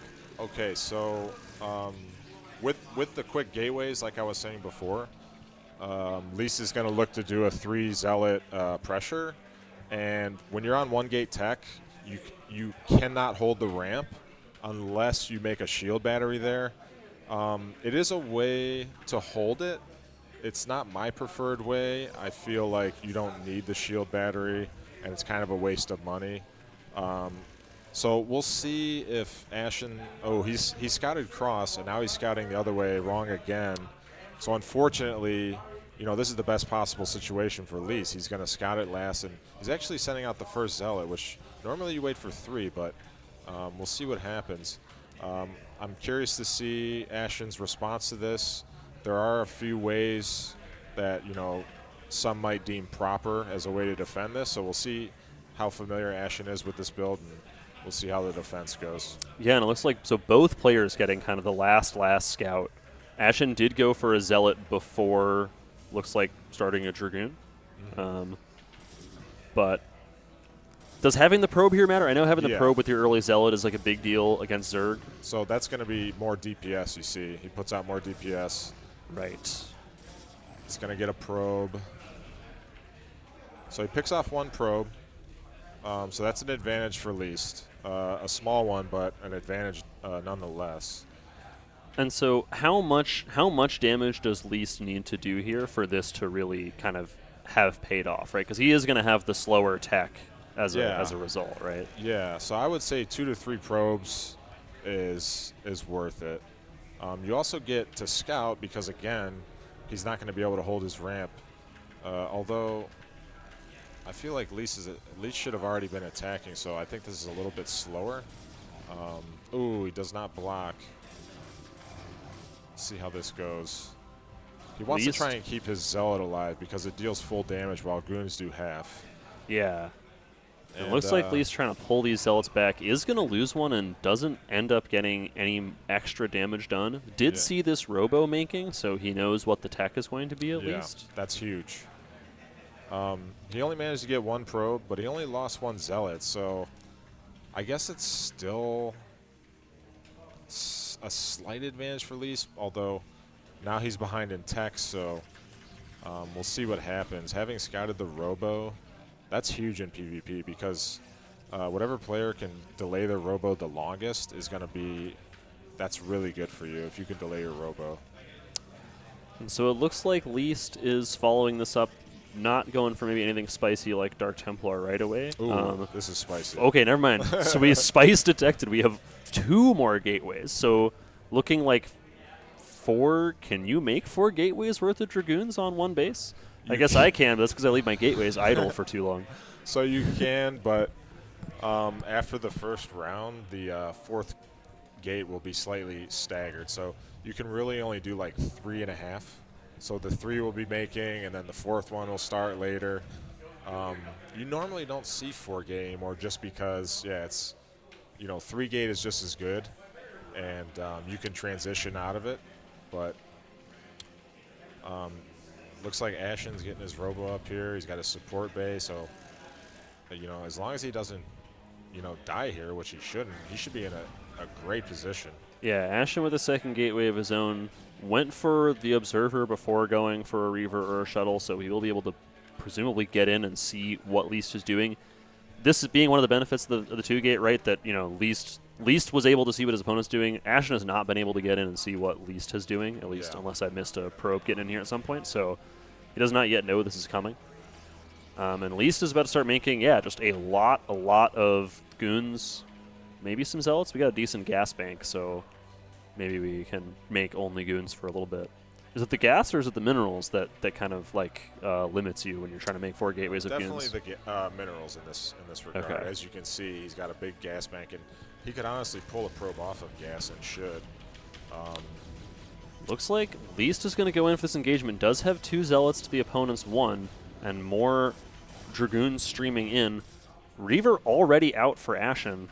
Feels like if he can hold this Reaver, with Reaver going down early, and now Least making a lot of Dragoons. Ashen does have the high ground. There's not a Nexus down here to get killed or anything like this, so it looks like Least might have to settle for just containing him for a little bit, because getting up this ramp with Dragoons, that seems pretty tough, right? Yeah, I think. Ooh. So this is an opportunity where Ashen could potentially lose. After seeing that amount of units, he should send this Observer and see what's going on. Clearly, you can't have that many units and Dark Templars coming behind it. So he should recognize that and go scout him. And once he sees the 4 gateways, honestly, just get some Reavers, defend, throw up your Nexus. He's going to make a Nexus shortly, it seems, and that might be the Reaver's done, so it's really going to come down to this next hold. Like, if Least cannot break him with this next one, I think the game will probably be over. Least up to 10 Dragoons versus the 6 for Ashen, but Ashen having that Reaver, definitely an X factor. And already up, so 8 Goons in a Reaver versus 10 Goons. My PvP math says it's pretty good. Plus we have this baffling pylon, right, that kind of bugs out the AI for the Dragoons a little bit, makes it hard to A-click in. And they're wasting their shots on this already. Dragoon's going to come up, take a shot. That was a juicy one. For sure. That's a good pylon position. I would rather he didn't kill the eggs. He wants the choke to be tight as possible, but he doesn't really know, or maybe he does. I can't read his mind, but he hasn't scouted what's going on, right? Yeah, and it looks like Least might be deciding it's time to transition. Got a Robo facility. Maybe going to go for... Okay, so it looks like he's going to go for a Nexus of his own, just kind of pause his unit production for a bit and take the expansion. Luckily for Least, he does have a healthy probe count. He was making probes behind that. This wasn't completely all in. Yeah, this is So well saturated. He does have a lot of probes, which is very nice. Ashen also with a pretty healthy probe count. I know Ashen also being a friend of mine, I know he tends to like playing for the long game, just playing a sort of stable macro style, not usually trying to go for anything terribly spicy. Least, as we've seen, maybe a little bit spicier, but also has very solid fundamentals. And so yeah, it looks like although it looked for a minute like we were going to get like some serious fireworks, we've kind of like taken the long route into a somewhat normal looking game. This expansion's pretty delayed for Least at this point, but not like got to get out of the game levels of delayed, you know. No. At this point, Least needs to get his Reavers up, which is what he's doing, because without the Reavers, he probably won't be able to hold like a 2 Reaver and a shuttle push from Ashen, especially once this natural economy kicks in. So good by Least to get his Reavers up. Okay, and Ashen is actually doing my preferred move, or what I would do in this case, and he's actually teching. He's saying, okay, you sacrificed a lot to have a bigger army, so I'm just going to keep teching and defending.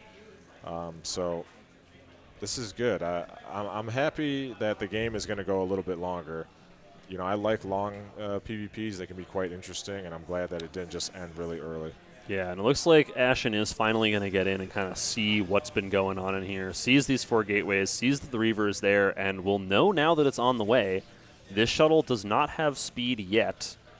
I always find that defending like this is really annoying. Like, you can't really fit a lot of units back here, but he is going to kind of pull his stuff back in anticipation of the Reaver, and will Least see it in time. Hopefully he is babysitting this and will not. Oh.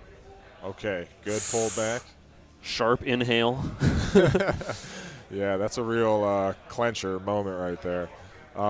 For Ashen to defend this, you know, a couple of goons and really putting an observer over the cliff there is going to help him hold it off. It's a good thing that he spotted it, because that could have been terrible. And you see what I was saying before, how Least has the position to be able to do that, especially because he's holding this high ground. So Ashen can't really stop that from happening. So now, you know, we'll see what happens. We're getting into the mid-game here. He's got his Citadel going. I don't know if his Archives has started yet, but looks like Templar Archives just finishing up. About and to finish. Ashen's maybe thinking about taking a 3rd sometime soon. Don't honestly see a whole lot of PvPs that involve either player getting a 3rd base. So actually, one of the things I've always been curious about PvP, when in a game like this are you really starting to think that I want like a forge and upgrades? Does that point come? I mean, one assumes at some point upgrades are worth it, but we haven't seen the player go for it just yet. Yeah, it really, there's a lot. Okay, we got a big engagement over here. Yeah. 1 Reaver? Okay. 1 Reaver on the high ground. There's no way Ashen can take this fight. And he honestly shouldn't be, especially because he has the tech advantage. He also should not be posturing for a 3rd at this point. He needs to get his gateway count up. He's got his tech. He just has to, okay. I don't like this angle. Yeah, this is tough, kind of giving our opponent a good arc. Good Reaver shot, though. A couple of those can really change this fight. Another good Reaver shot from Ashen's Reaver. At least having the shuttle here is like a huge advantage. Yeah. This Reaver looks like he could get caught out. That would be pretty disastrous, I think, if Ashen doesn't hold this Reaver. Oh, my God. Does Reaver have no Scarabs? No Reaver has Scarabs. Uh-oh. Uh-oh.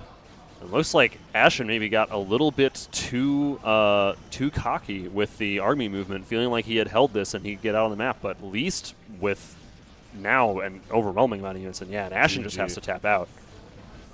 PvP is such a dangerous matchup for us, you know. Yeah, it's fickle, it's fragile. You could be in a huge advantage like Ashen was, and you know, you do one bad move out and that's it. That's all she wrote. Unfortunately, he didn't. He should have been using the observers to scout and see, okay, what's Least's gateway count? What's his tech look like? If he would have saw that he's only on 4 gates with just Reaver tech, and you're already on Templars, at that point, yeah, you just want to get your gateways online, 6, 7, 8 of them, and get Storm out. Defend with your Reavers. Once you get up to Storm, Lee's entire army was Goon Reaver, so Storm would just completely decimate that. Again, unfortunately, Ashen came out at the wrong moment, got caught out, and yeah, good job by Lee's to come back from that one because he was definitely behind.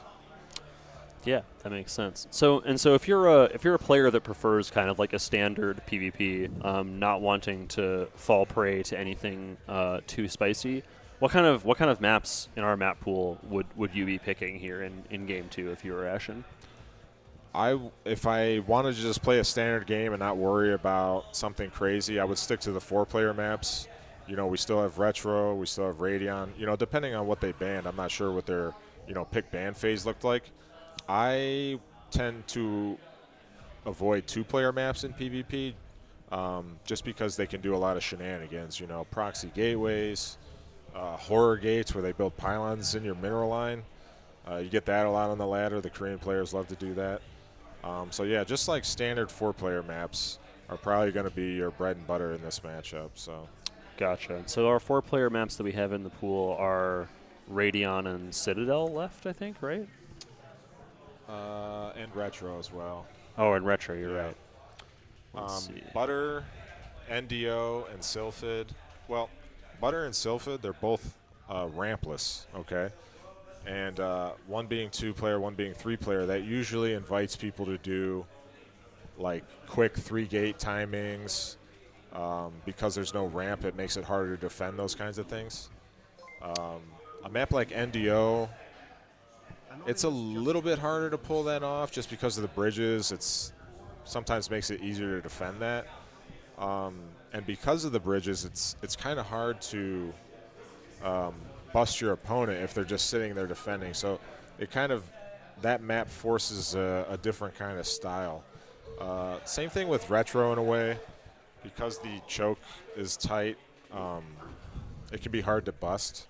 And because the third is up a ramp, it's kind of like a Fighting Spirit remake. Again, that map kind of has its own style, not just for PvP, but a lot of matchups. Looks like we're on Radeon, so.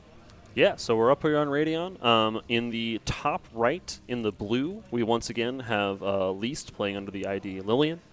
And in the bottom right, in the red, again, we have Ashen. And so, yeah, it looks like Ashen, I believe, gets the pick as the player who lost game 1, right? Yes. And so selected Radeon. I think you're talking about ramps and their sort of effectiveness. Does the wider ramp on Radeon, is that a concern here if you know your opponent is the kind of person who likes a 2-gate? Yeah, it could be a concern with exactly with 2-gate because it is wider. Looks like we're going to get a pylon in the natural. So okay. Ashen might be going for a 2-gate himself. I mean, this has to be a 2-gate because there's no reason why you would make a pylon up down the ramp in a PvP and then go for a tech. That's just way too dangerous. There's no advantage to that. It's only put you at a disadvantage. Gotcha.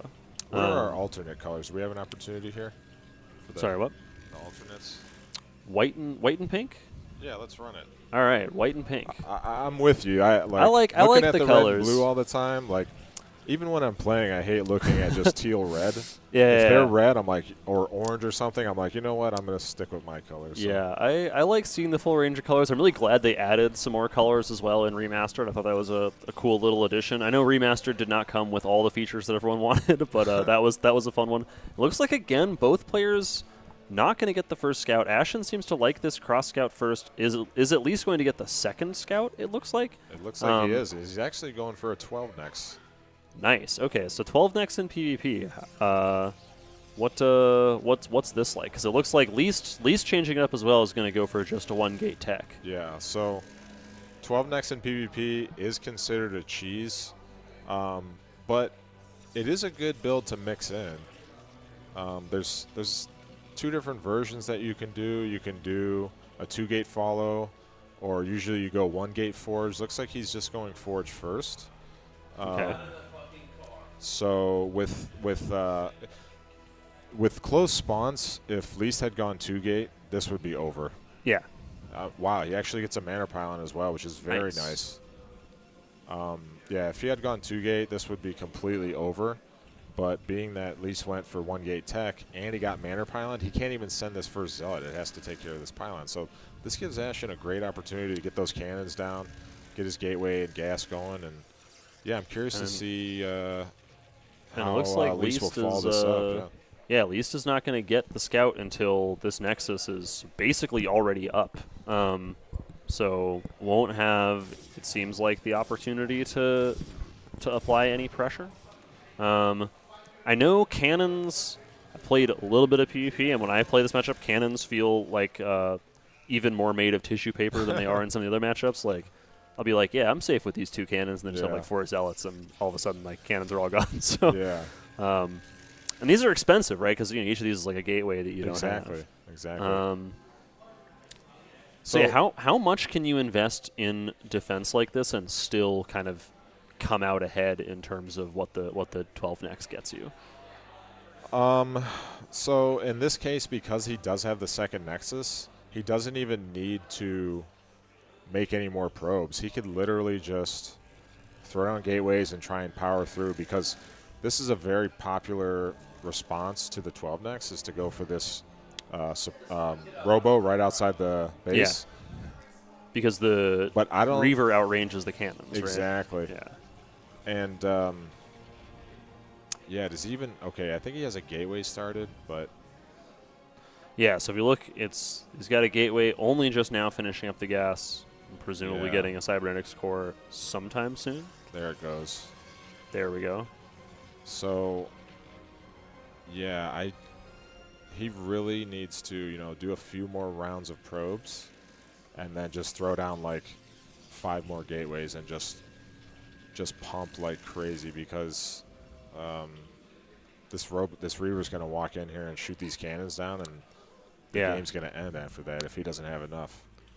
We got Girthang in the chat asking whether the Reaver, like, can the Reaver be convinced to shoot down? I know this is one of the things, especially on older maps, like Reavers, it can be difficult to like get them to try to attack at certain angles. Yeah. Do you know, like on this map, is this one that's like hard to execute? Or some of the newer maps have definitely tried to like solve those problems. I've seen some interesting posts by map makers about like how you get the pathing to work for the Reaver. Yeah.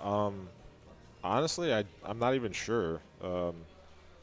He should be able to finagle it to get it to work, but you really don't run into 12 decks a lot, because again, it's easily beaten if you know what you're doing. However, I will add one little caveat that I will do a 12 next only on this map, and because he can put the robo there, but you can't build any further forward than that, so you can't make a bunch of batteries like right next to the Reaver.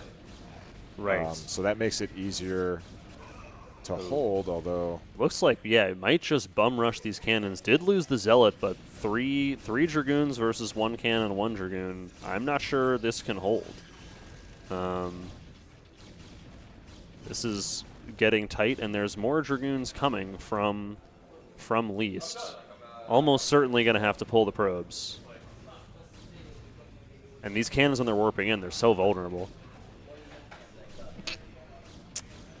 I don't know. Yeah, I'm not sure if we can hold this. We got 2 gateways at home for Least. We got the Reaver already out. Yeah. Ashen has 2 gateways of his own, and looks like trying to go for a Templar Archives, maybe go for a sneaky DT behind these cannons, but it looks like he's just not going to have enough stuff. This Reaver seems like Ashen's not going to be able to get enough of a Dragoon ball together to go like dive on the Reaver and kill it. He is unprotected right now. He should run these probes. Yeah. Does Least have an observatory? I do not see. Oh yes, observatory from Least. So it looks like Least doesn't want to lose to any shenanigans himself. And I guess can you really go up the ramp with this Reaver? I guess you might be stuck on the. He doesn't even need to. Just killing the Nexus will put him in a good spot. We'll see if these DTs are okay. There's the observer. So I'm not sure if that's going to work. And that's usually when you do this build, you have to get the gateway before the forge. Yeah. It's just his tech was just too late. It's already tight enough when you do it properly, but he just a little bit incorrect with the build order, unfortunately, and I think that's going to end up costing him. Yeah, and the way PvP as a matchup works, it seems like having that build order be not perfect the window gets shut very quickly because these DTs are going to walk down this ramp and I think just die immediately. Yeah, and he might GG after that.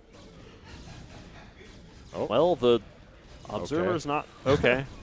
I Got think the he Reaver? right-clicked the Nexus. Yeah.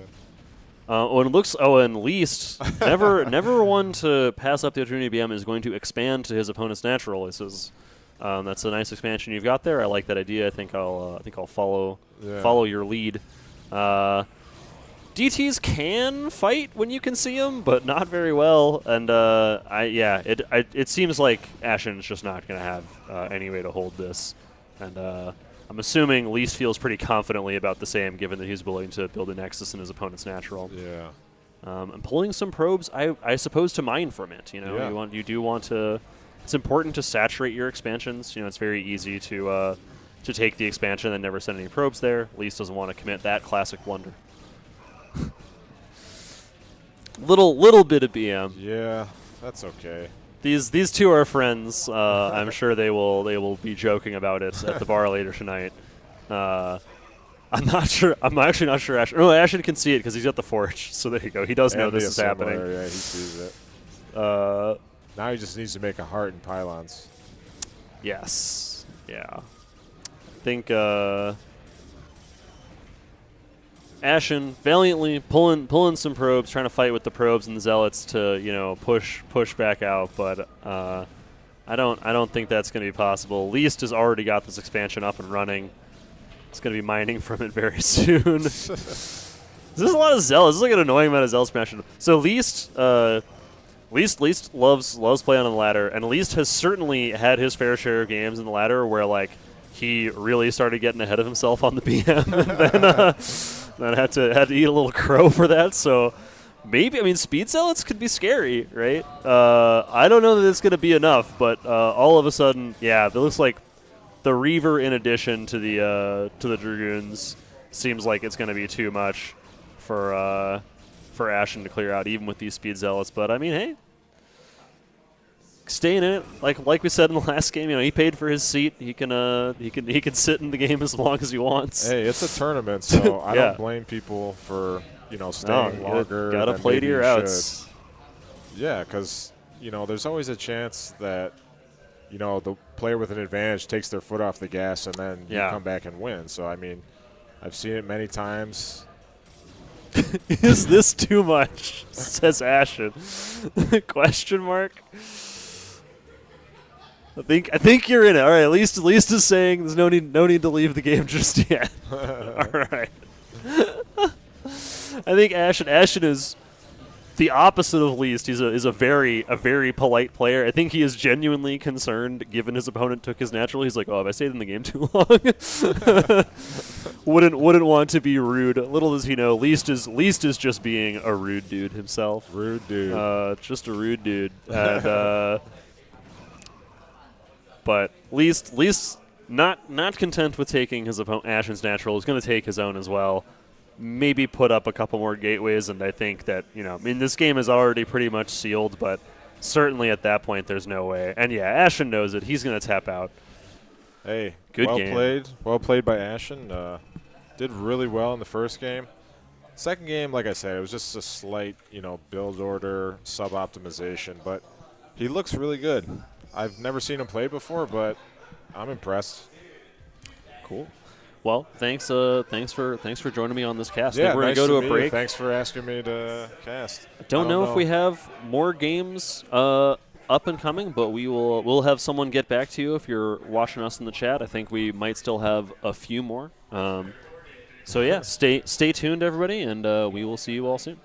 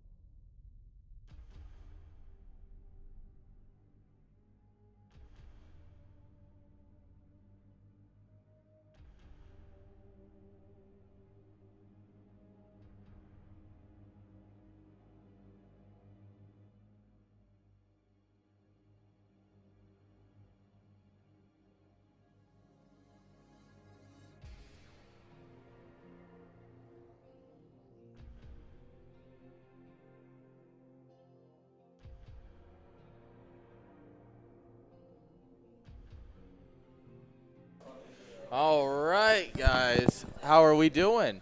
We got 0 on the desk. How you feeling? Hello, guys. Oh, it's great. Great atmosphere here. Yeah, I Really heard good job, Aaron. your travels were less than easy, I guess. Yeah, it was a little bit longer than most of you guys, most probably, but I know that you traveled 11 Yeah. hours, so we actually spent similar amount of time in the plane with Oh, really? with Julian. Yeah, it was That's not bad. 2 hours to Germany and then 9.5 hours to Chicago. That's not bad at all, honestly. Yeah, it's not bad. And then I know you weren't feeling great yesterday. I hope you're feeling better. Yeah, Glad to yeah. see you're doing better today, I should say. Thank you. I feel better. I think my body was like, was a you flight. need to rest. Yeah. And Oh, probably- no, I've had that before. You fly and you land, you're just like, Yeah, we're especially done. that we got extra 6 hours, so we actually left from Germany at 11, flight for 9 hours, and been here at like 1 a.m. So Oh, we only nice. lost 3 hours, but it was actually like, something like 9. Easy. Yeah, You gained so much. Don't worry, you lose it all going back. yeah. yeah. You leave at like 2 p.m. and you arrive at like 8 a.m. the next day.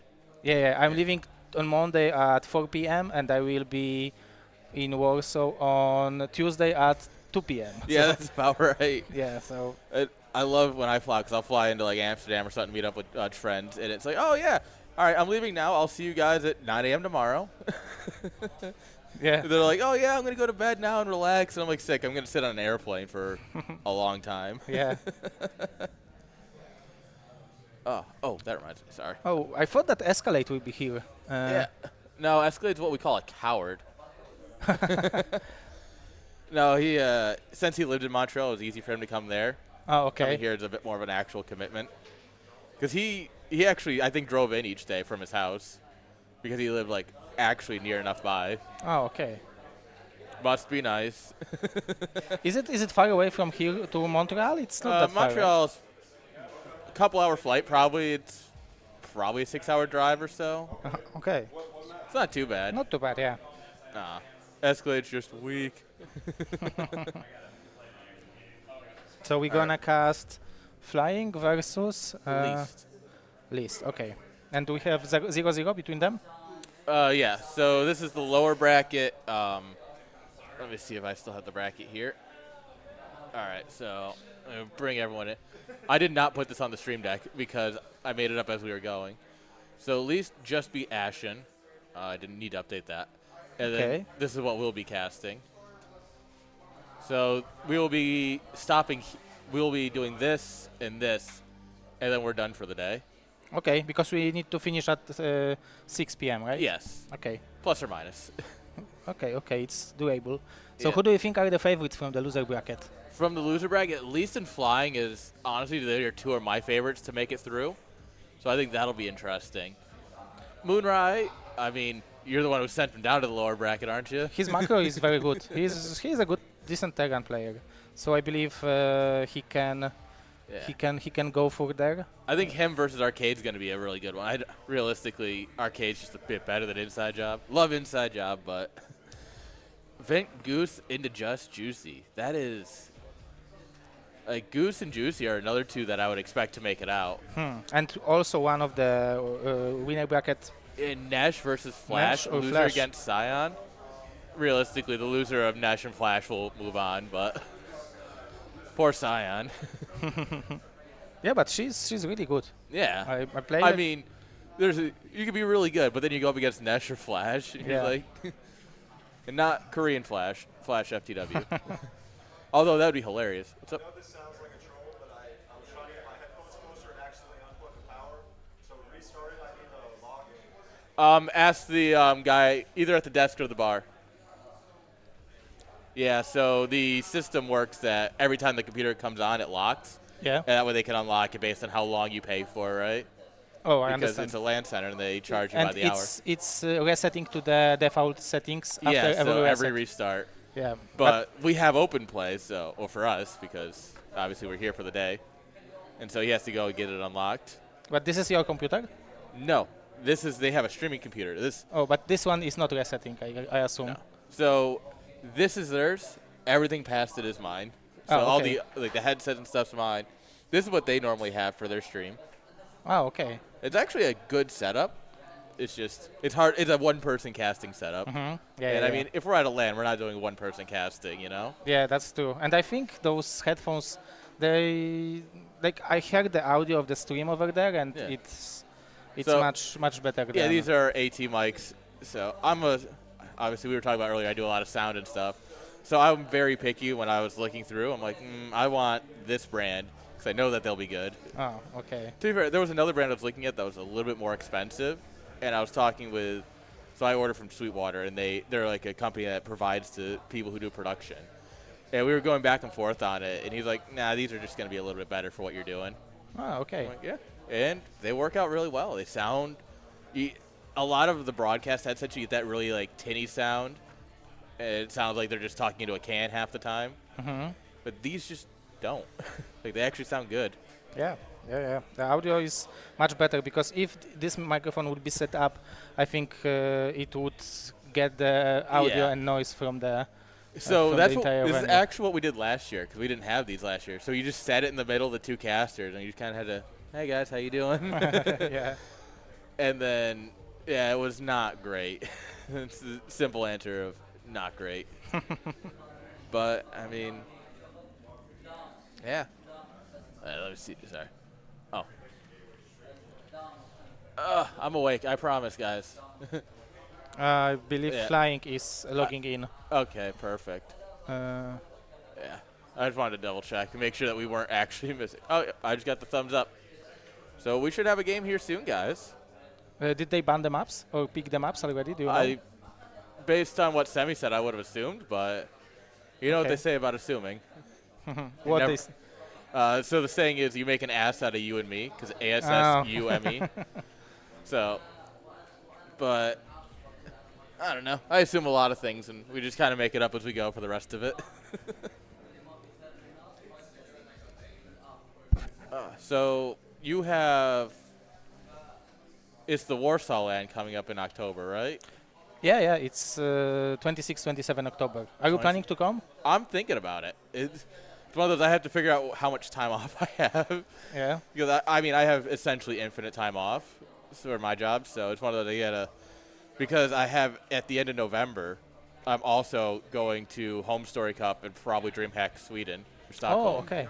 So I've already got that pretty much booked. Well, actually, I already have the tickets for Home Story Cup, and so I'm like, all right, can I swing another trip to Europe? So it's expensive. Because you've been on the last Home Story Cup, right? Yes, I go to every one. Like I said, this will be my 5th one, I think. Oh, that's So cool. it's what I want my events to be like. It's chill, everyone together, players and viewers. It's just Yeah. everyone actually gets to hang out. You get to meet the people. Yeah. I really loved this atmosphere on this LAN. You Yeah. can feel it. Like Home Story Cup is actually one of the 2 events in StarCraft 2 which I'm watching. Yeah, Usually it's some Home Story Cup and some like World Championship. yeah. Everyone, the World Championship is always interesting to watch just because it's, the World Championship. Yeah, but yeah. Home Story, it's funny. Everyone talks about, I'll be talking in Discord. I'm like, oh, wow, what a great game. And I'm like, we don't watch the games until the semifinals, realistically. On Home Story Cup. Yeah, because we're all, drinking, playing poker, hanging out. Oh, shit, it's the semis. All right, drop everything. Let's watch some StarCraft real quick. Because But- you're also the StarCraft 2 from the scene of StarCraft 2. I think you know Rotterdam and Yeah, other guys, right? I hang out with, It's funny, at DreamHack Dallas, which was the beginning of June, I was there.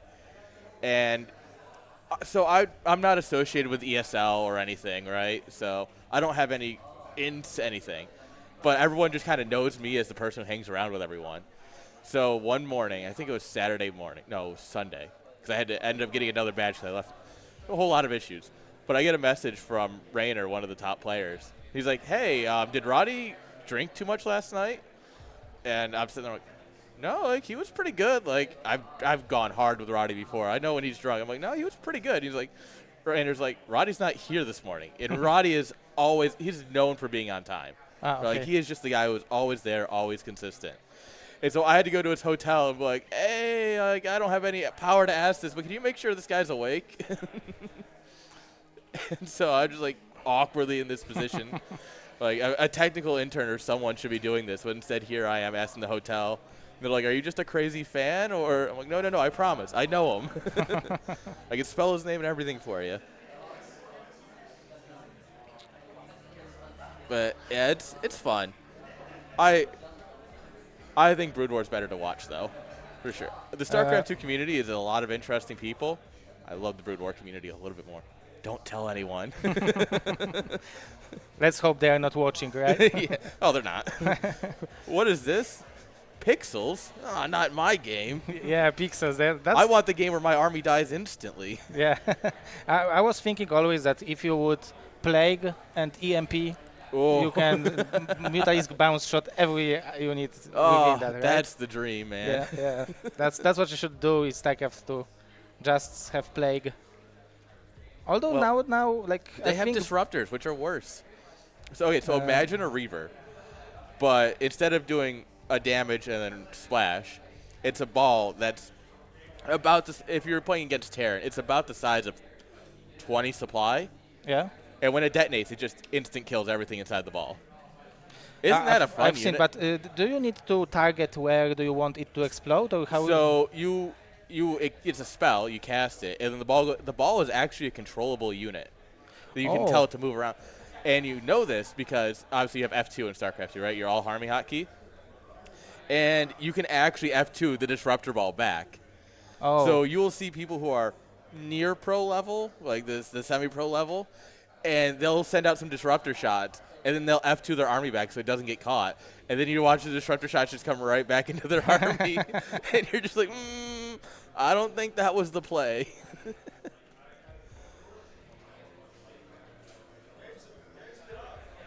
I don't see it.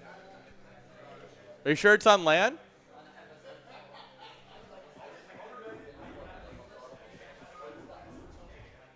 Oh. There it is. I don't know.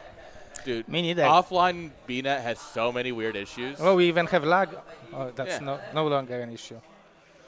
It's one of those things where, fun fact, if you're trying to make a new local profile, like you know how when you go to LAN, you make like your username, you cannot use a capital N as the first letter.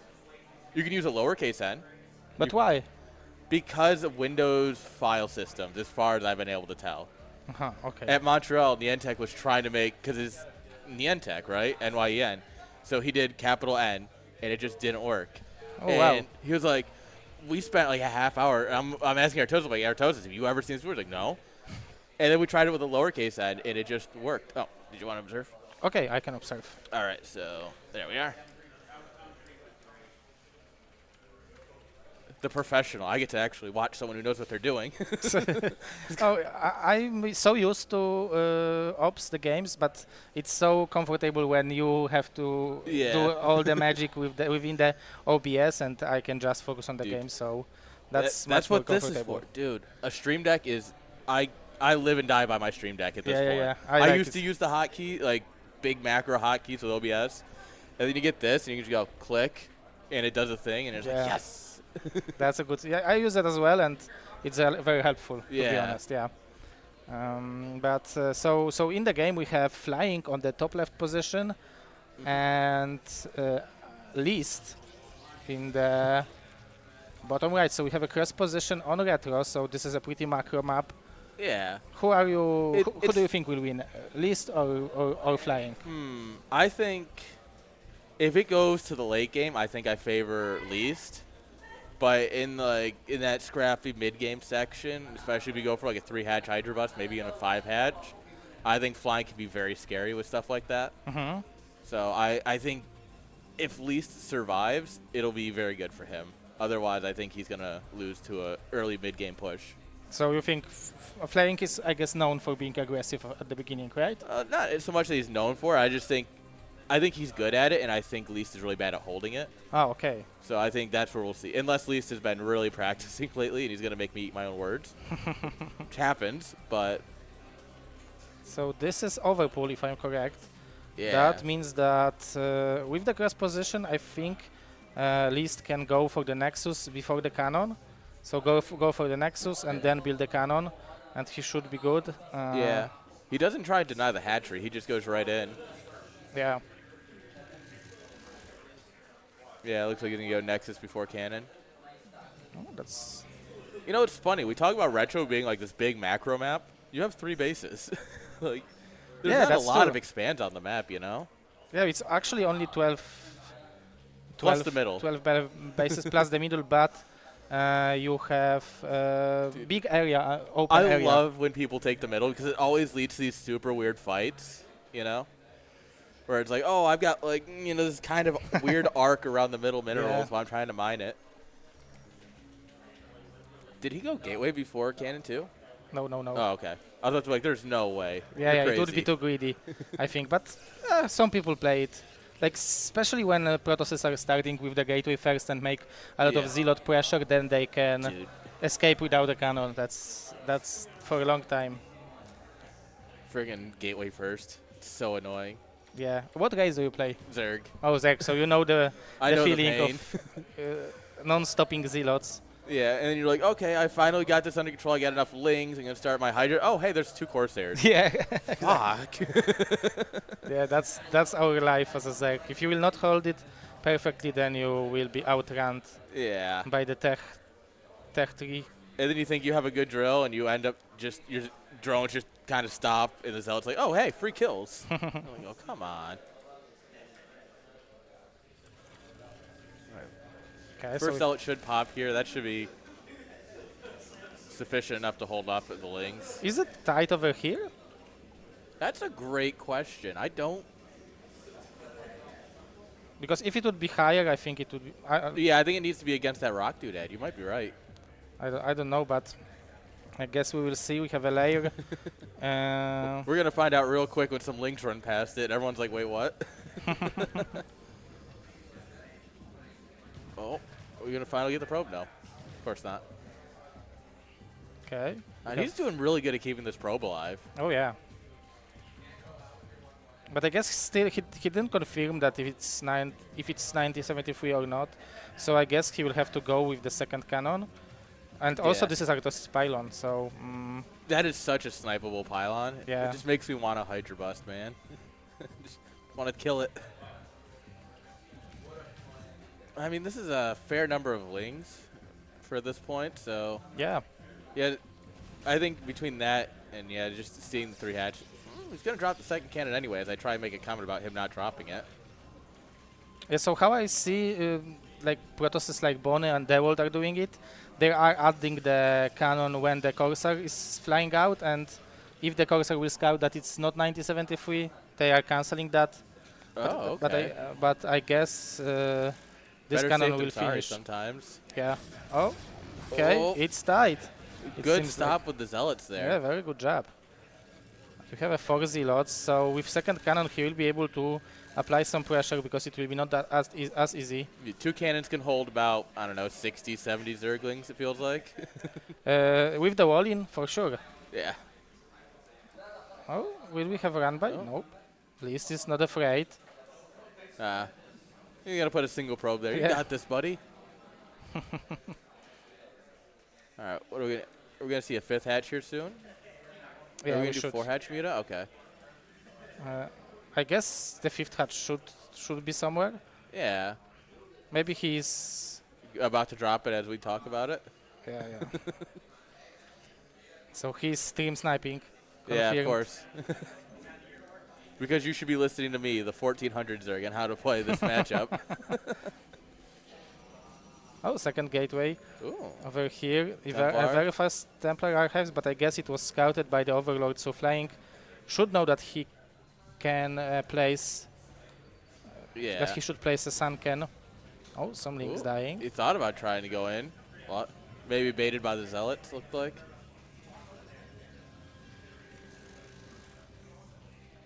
Okay, we have a Hydra Hydra then. gun. Not too many drones in the third base though.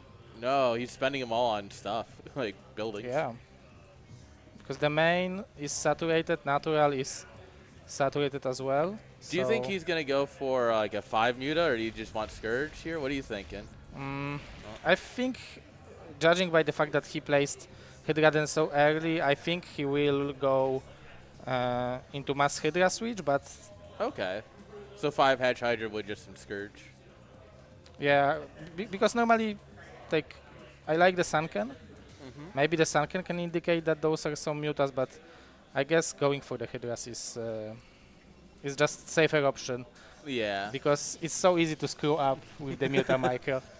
Well, you don't like when you click and then they don't shoot and you lose them all to a Storm or Yeah, 4 exactly. Corsairs. You're just like, fuck. Yeah, this is. Oh, we have one muta. Huh? Oh no, he's making more. Okay, All right. only 2 drones on gas in here, but the third gas already taken. This is my favorite part about casting is when you say, oh, there's no way you would do this, and then they immediately do it.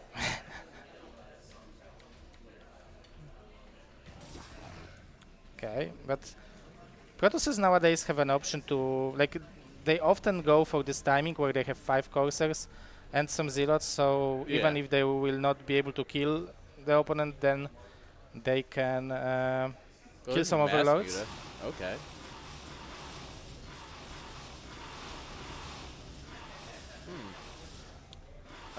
So I wonder what flying. I think something that comes to mind is that a lot of people like things like mutas at lands because how often do your mutas actually do what you want them to do? You know, when we're playing Yeah, online. only on LAN parties, right? Yeah, so I think we'll probably at land you tend to see a lot more things like muta micro because everyone's like, oh, this is just so much more fun. They'll also get a couple kills, but not too much. And we have extra cannons, so in total 6 cannons by Protoss, but he is already Yeah. banking energy. If he was really worried about the mutas, he can go on Archon if he really was worried, but I think he should be fine here. DT is going to actually see the Scourge. Oh, see the mutas. That's a lot of gateways. Yeah. 2, 6, 8 gateways in total. But he's no... Okay, so he's producing more Does he have... Corsairs. Is +1's not spinning? Yeah. That's crazy to me. So I'm a big fan of if you're getting more than 1 Corsair, you should always get +1 because at that point you're just investing in it. Oh my lord! Ooh. Is this the beginning of the end for Oh Least? no!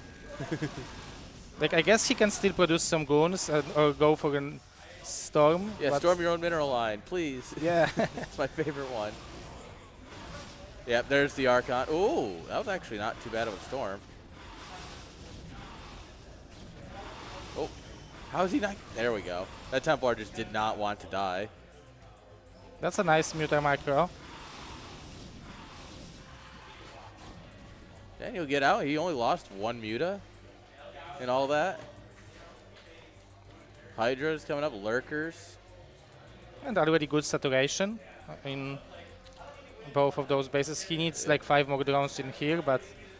And how many hatcheries do we have? 7? 3, 4, 5, 7, 8? 5, 8. Yeah, we're going up to 8 hat. I want him to see. He needs another base is what he needs. He should absolutely be taking like top right now. Yeah, definitely. Especially that he slowed down Protoss so much that now he can... Oh, Yeah. there is no defense in the Nope. main base, so again... Free probes.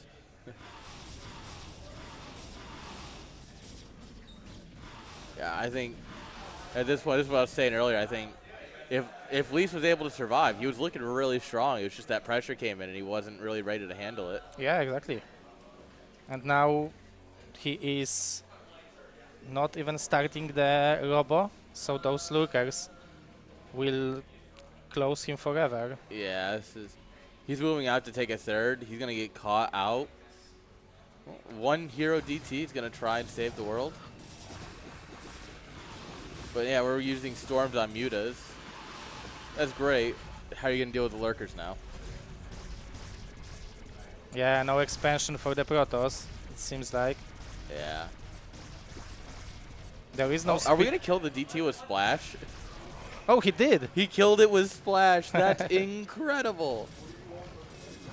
We have +2 weapon. That nowadays Protosses tend to go for the armor Yeah. more often, but Oh, +2 weapon is still powerful. we try and run by. We actually are gonna get out. There's some potential with a counterattack. You just take what you have, send it across. But I don't know. It's still flying is still macroing behind this. +1 car pace. And Robo on the way. Yeah, he's like, oop, needs observers. Yeah, but the probe count is... Oh, I think it's good, but he didn't transfer too many. Yeah, for this, he definitely needs to either... He has too many for the 2 base. Which is fine when he was planning on going up to 3 base, but now you should just absolutely cut your probe production. You need an army, and you need to be able to deal with this. Yeah. Now, he is building some more, actually. And extra cannon. Maybe he's afraid of a bust. Yeah, he's going to come over here and deny the 4th, which is good. Yeah, definitely that's what he needed. Because otherwise, if Zer could escape with 4 bases... He's almost out of drones in the main. It's too real, though. You go build something, you're like, oh, I have no drones left. I've been on a LAN like 20 years ago maybe, and there was a guy like totally LANs of amateurs, so guys who played like 5th time in their life in StarCraft, and there was a Zerg guy who actually killed himself because he had 4 drones.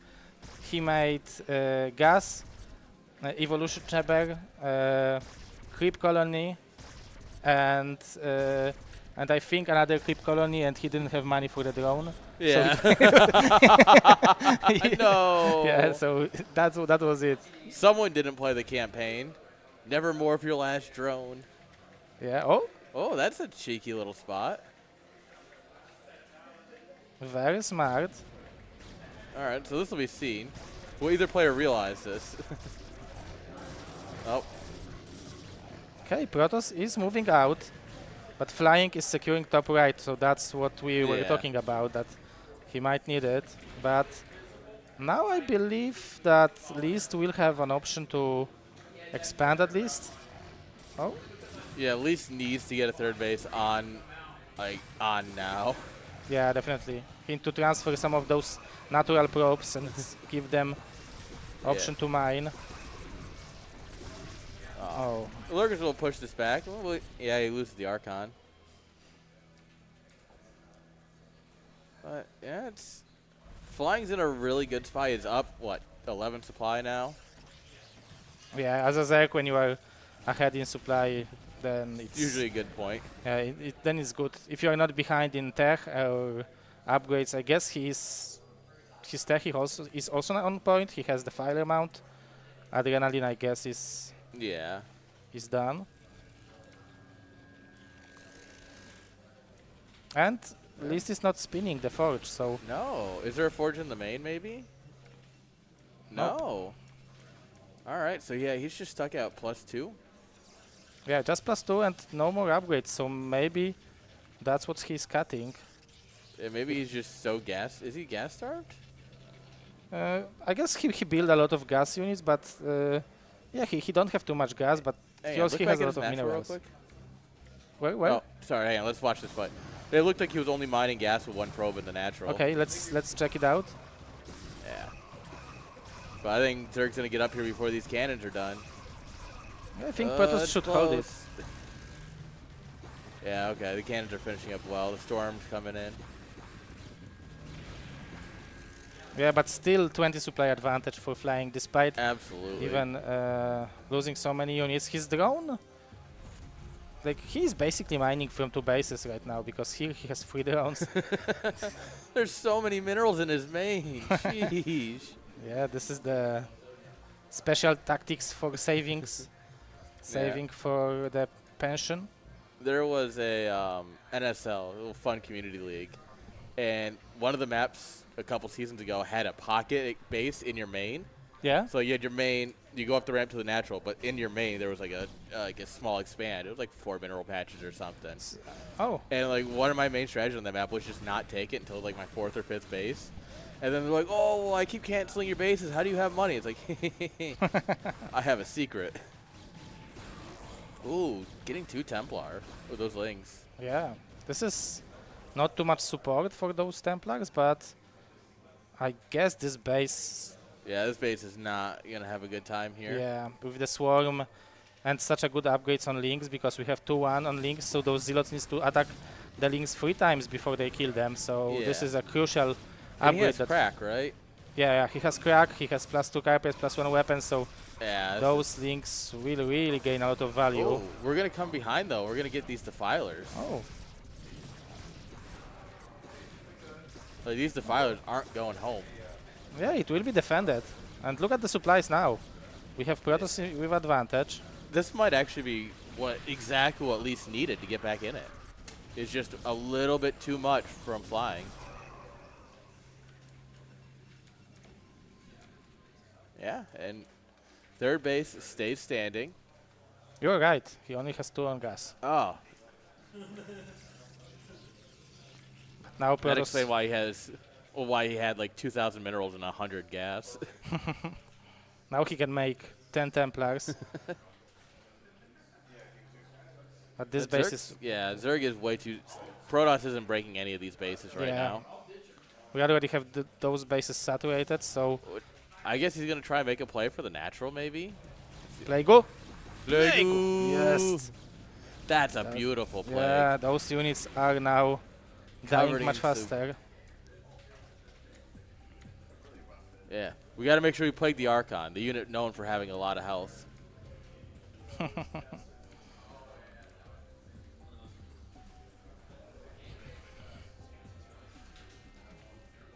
What Yeah, are we attacking? Oh, He's gonna push in here. That's oh, those units are dead. yeah, this is not great.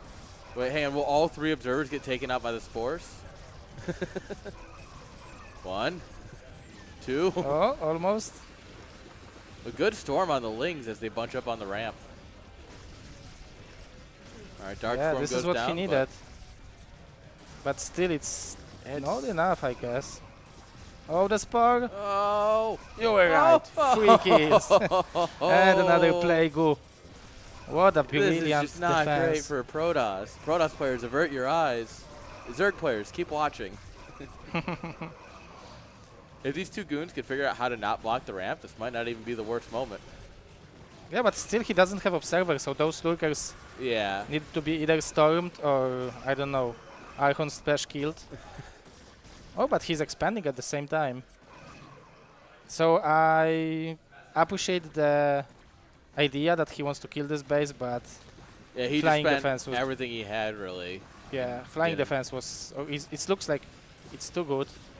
Oh, what a beautiful surround. Oh. Beautiful job there by flying.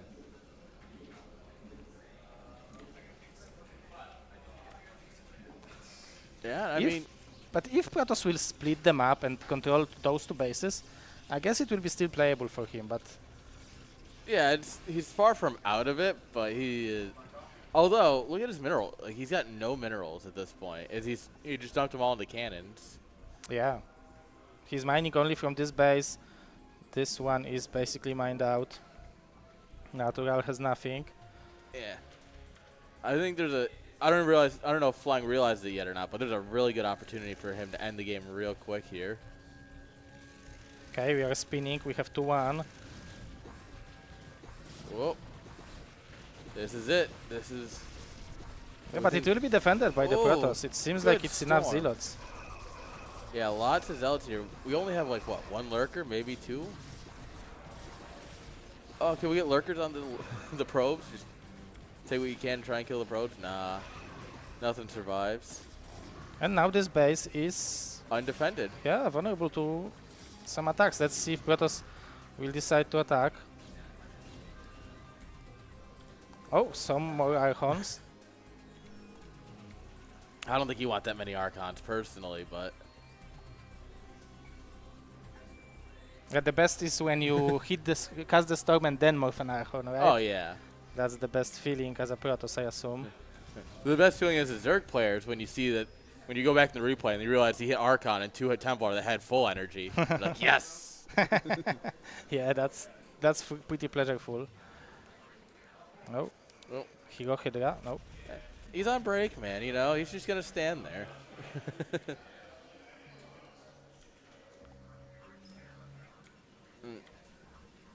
I'm surprised neither player's trying to push each other on the left side. Because this is really where the game has to go next, is just fighting over these 2 bases. Yeah, exactly. I guess flying will be fine with splitting them up if he will take this base, because then he will have extra base. Yeah. 3-2, such a great upgrade, such a big upgrade advantage for flying. So I think if he wants to attack, he should do it. Yeah, He should said do it he's now. just setting up.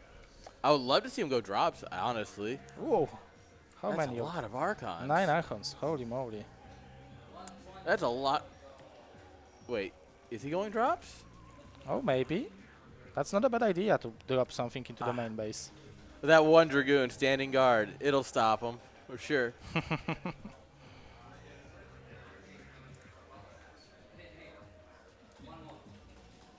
Yeah, I mean, if you can kill out the production, Protoss is going to be dead in the water for a bit.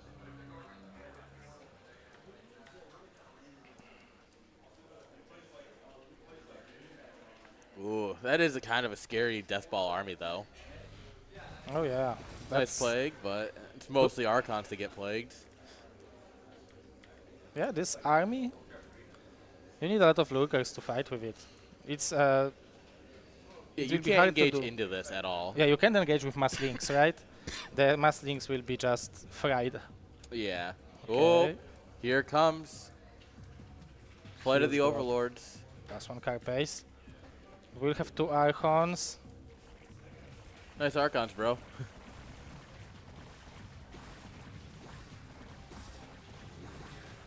Yeah, getting on top production here is going to be great for him. Oh yeah, definitely. Nice Dark Swarm. It's the Canada trying to shoot upwards. Ooh, we're going to target down some pylons. Oh, nice Ooh, storms. standing in the storm, my favorite. All right. Reserves will come in. Oh, this Dark Templar is a hero. No! No!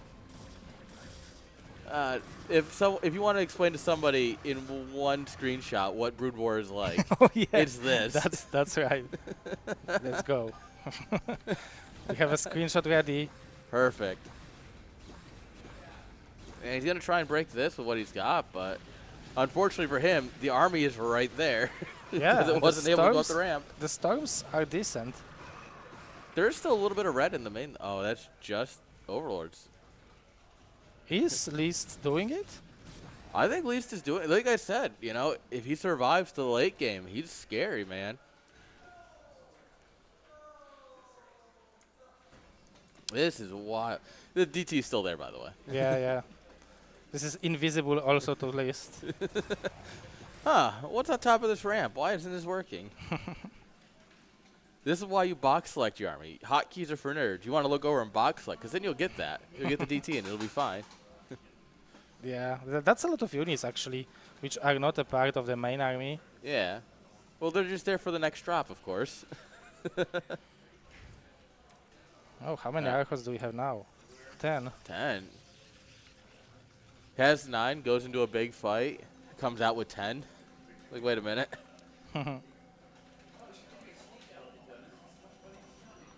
The rivers Yeah, make it hard to bust this position. Double base, 2 bases. So Least is mining really well right now. yeah. I Top- guess. Yeah, 30 o'clock is Zurich is setting up for that, but there's going to be a great opportunity here for Least to come in and smash it. Oh yeah. He can also try to attack over here. It's well defended and there are a lot of reinforcements. Yes, but if everything goes out in the Overlords just as he comes in,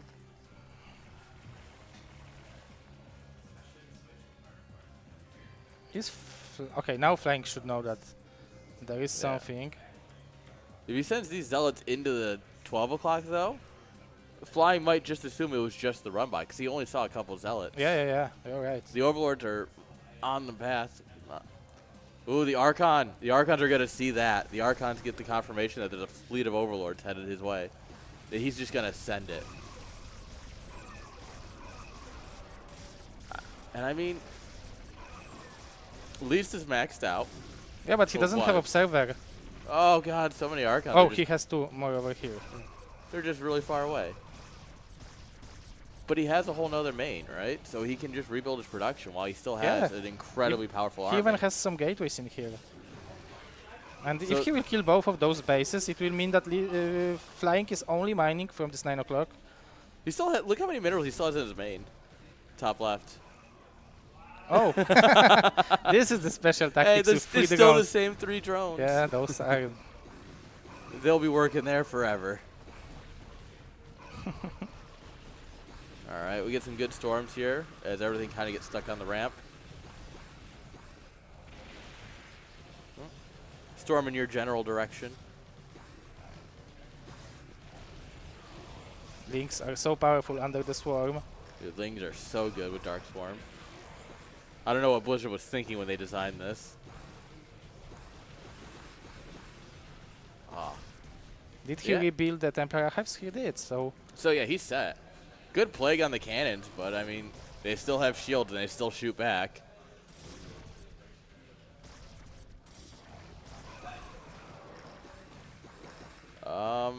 I'm a little concerned. Well, okay, Dark Swarm's a good unit. Only 4 Archons left. We have 4,000 minerals. 50 supply advantage for Flying. This is the only remaining army. Yeah. But all that supply advantage is kind of stuck in Protoss' old main base, right? It's all down there in the bottom right. Yeah, Good this storm. is a lot of units. And some minerals left. Oh, you know, we're going to need those. Yeah, I think Flying might be pulling it finally. They both went for crazy Hail Mary plays, and it looks like Flying's just going to work out a little bit better. Oh yeah, definitely. Although it's still playable for Protoss, the only problem is that he wasn't building too many units when he was attacking, so maybe he expected to achieve more with this attack. Oh, we will have Guardians, I guess. Oh. Yeah, Greater Spire. Let's go, Guardians. That means we're going to see Scouts, right? Oh, and right when you morph Oh. 4 Archons, no more store. Okay, so he will have 3 Templars. 3 Templars. Any amount of Guardian control will not be enough, though. How many of them? Oh, do you see that? This A is full group. Oh my god, ground, he's got 3 armor? but this is the low ground army units. If you Wait, really? yeah, but we checked it and it's actually the air. But when the egg has +3 armor, it treats the Morphine Guardian as a That's interesting. egg as well. Yeah, that was the thing which was bothering me. But I those units never knew that. actually had the air armor. That is super interesting. Man, this game. Yeah, you get to 20 learn stuff every day, 26 right? years later, and we're still learning things about it that they Yeah. don't Blizzard probably didn't even know that they did that. Oh yeah, that's for sure. Okay, the Templars. Templars are gone. Yeah.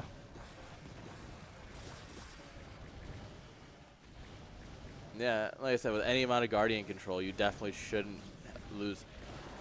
Well, I said Nice any storm. amount. There was no amount there, so. You just got to pre-split your Guardians and pray they don't clump together too much. Oh, Darkstorm over here is huge.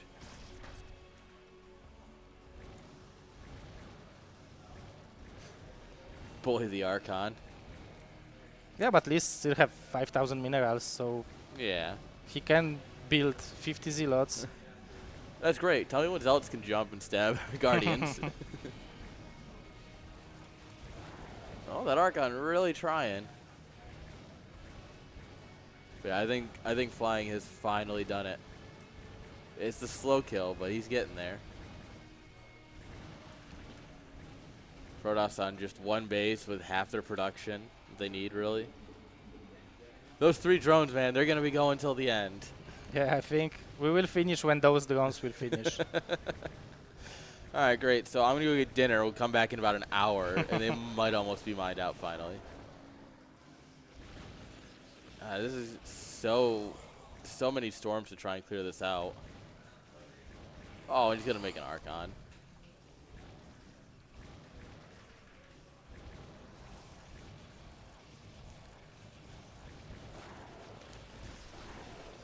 And that's really all. Will we see maybe Ultralisks? I don't know. I mean, you could build Ultras at this point. Ultras are probably also the only way to throw this game. Oh, maybe, yeah. Maybe you're right, actually. I don't know. I've never seen a good time to have Ultras against Protoss. You know what I mean? Yeah. It's Everything counters them. I'm pretty sure Zealots beat Ultras. Like, I'm very certain on that and one. the rivers are so cost efficient against Yeah. the ultras. They're better than mines against Ultras, which are already really good. Oh, we're consuming Overlords. That's just downright disrespectful.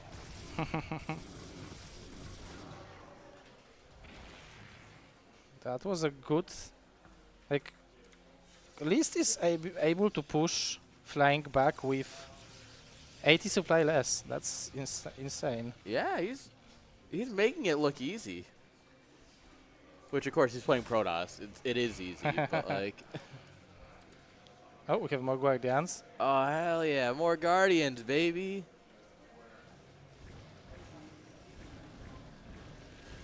Oh, there we are. We got splits on these ones, though. Yeah, nice splits. Oh.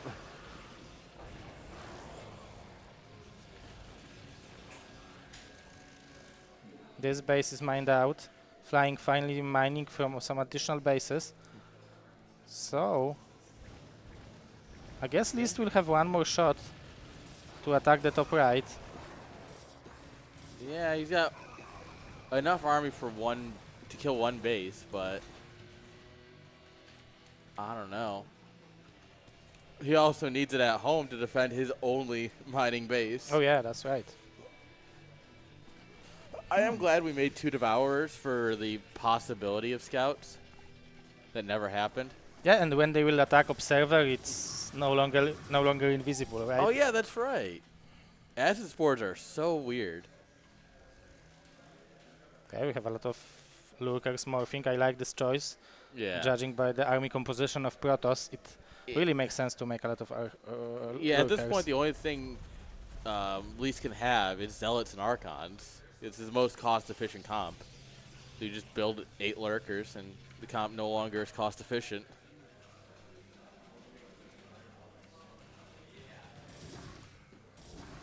Plague-o. Oh, Plague! Oh, this is a big one. Battle drones. I mean, that's almost. Oh, there it is. Those lurkers will be able to Yeah, this army's not gonna last kill long this against army for long. anything.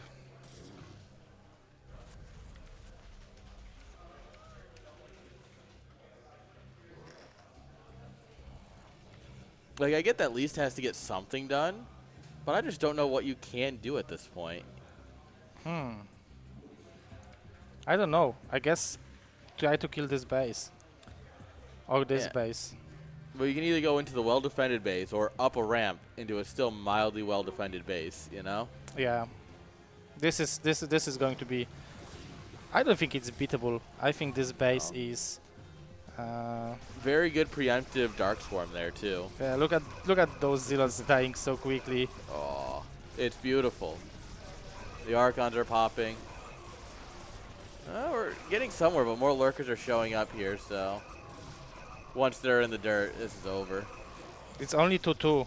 So those Zealots are not dealing as much damage as they could. Yeah, So the upgrades are really in favor of flying. yeah, 3-3 is good.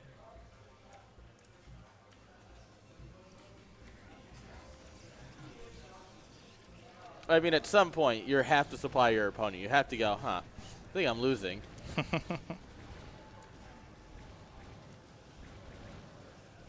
And those Guardians are at least annoying.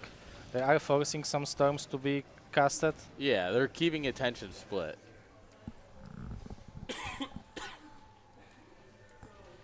I'm surprised flying hasn't gone for a drop in the bottom left main. Just, all right, take what we got, put it in your main base, have fun.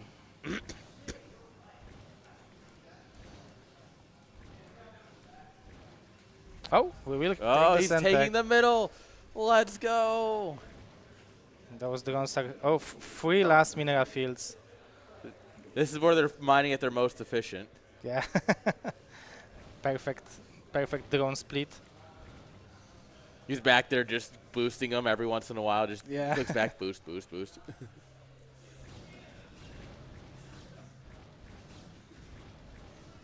Yeah, this gas is also important. Yeah, without that gas, he's not going to really be able to afford the Templar that he needs to actually deal with this.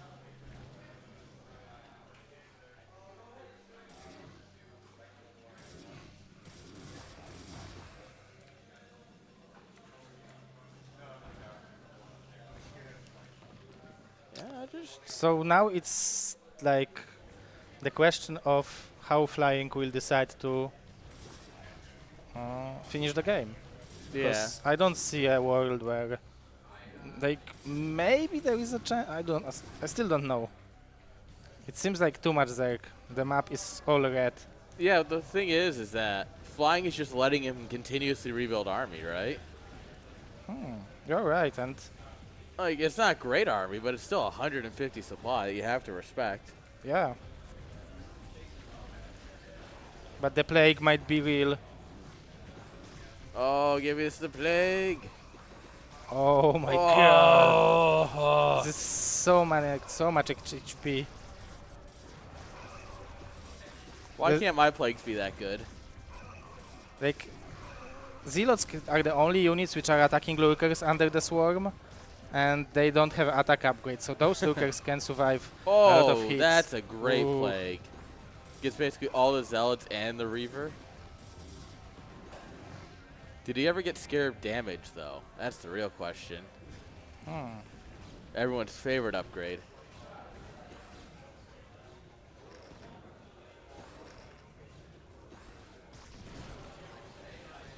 Yeah, lurker is Yeah. one of the way of trying to come back because it can give you some extra efficiency, Yeah.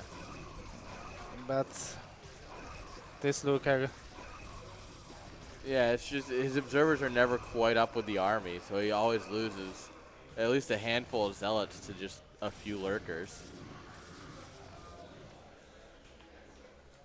Zerg mining from 2 bases, so We're running out of money oh, here we on are the map. out of the minerals. So least mined out the Oh, that was great. Oh, and by observer. So least mined out the bottom left faster than Flying keeps mining out his main base. 40 minutes, your main is still mining. I don't think anyone would believe them if you told this. Like, no. 40 minutes. We're still mining from the main, guys. It's fine.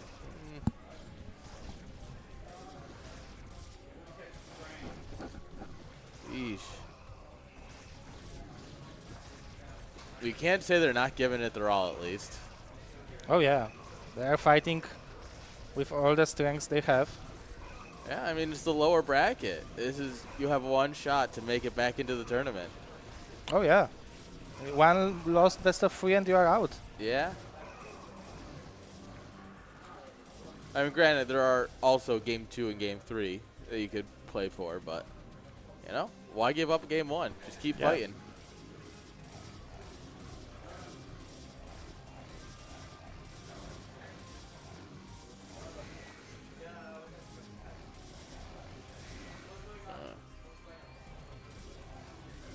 Some extra guardians. Yeah.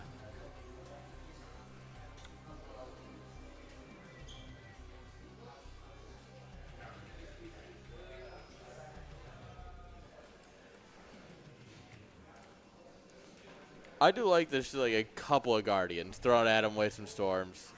A couple more Guardians. Yeah, Although I do think just a couple of Muta Swipes would be so much more efficient. yeah, it's possible. Oh, and again, such a beautiful plague. Oh. Those lookers will eat those zealots. Yeah, he just has to pull back.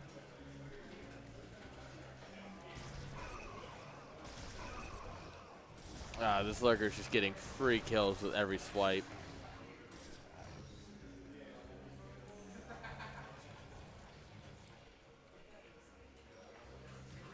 Yeah, 120 supply difference.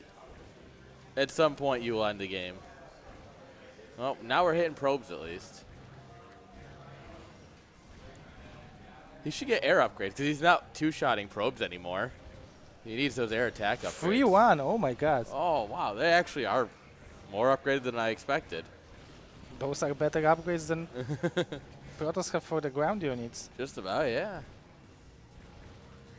Sheesh. 2 Zealots. Almost Yeah, making it. they kill like a Hydra.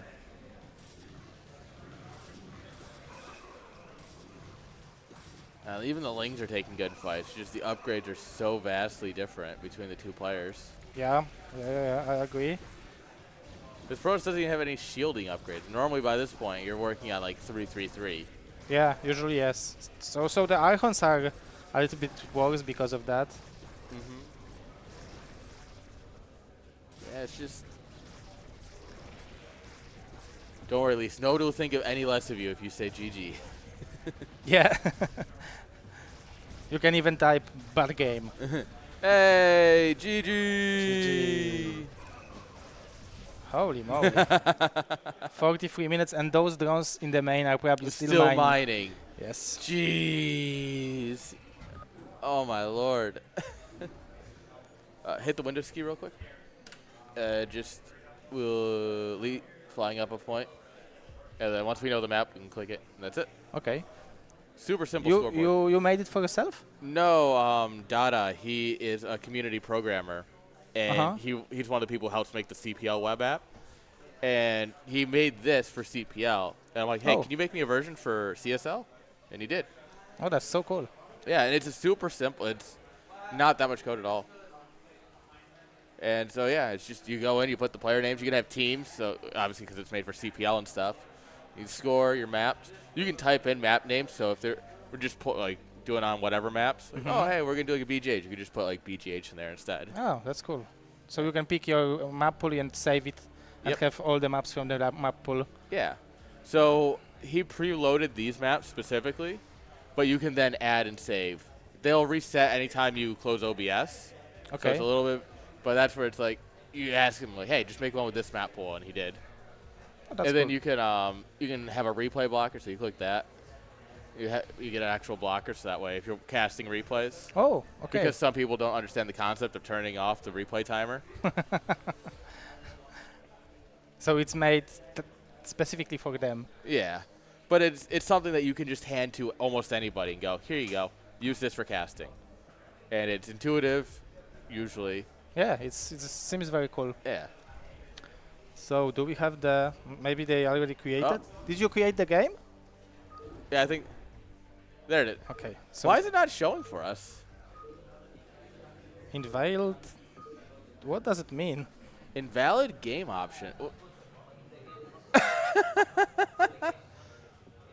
No slots.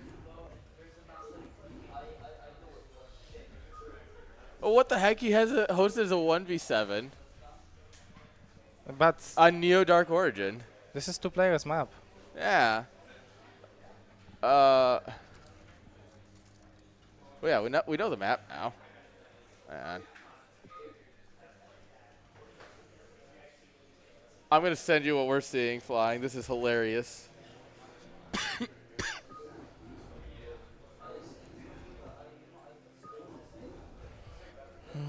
Maybe I will create.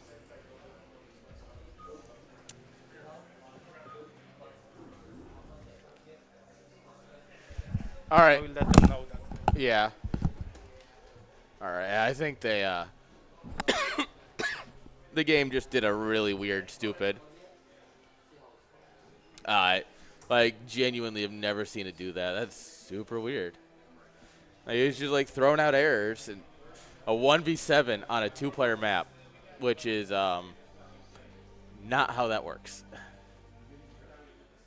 Yo, how you guys doing? You guys enjoying the tournament so far? Been a good one. I mean, casting with Zero is an incredible experience. Glad you guys are enjoying it. Sorry. I don't know what happened, but like an hour or so ago, I just started having like a cough. I was like, ugh. Not nearly drunk enough to have a cough. All right. All right, yeah, so. Seems like we need a minute. Of course. Just remember, guys, this is the start. Fint and Goose, I don't. I don't. So, guys, don't forget, this is the start of a year-long circuit. Well, this is the kickoff. The circuit starts in October, guys. CSL Pro League. We're going to be doing so much StarCraft. Oh, God. My brain's so burnt, but there's going to be so much more StarCraft coming. And then we'll be back here again next year, guys. I'm going to make it so the casters don't have to awkwardly sit as close to each other. Maybe if I just do this. There we are. Now we can actually sit in the frame without sitting on top of each other. So, yeah, every year, at least for the next 2 years, guaranteed at least, as long as you people keep watching and coming, we'll keep doing StarCraft. Like, it's funny, I was talking with the bartender, and apparently someone had asked what StarCraft we were playing. And she's like, well, I don't know the difference. And so, like, people are just like, there's at least awareness of both. So, it's really cool. Like, it's just, man, we're still going. Oh. I think Zero wants to get a drink or go to the bathroom. All right. Well, I guess we'll just start. I don't know where he went. No, if there's stuff on the chair, you can just set it on the floor. Sorry, my man. All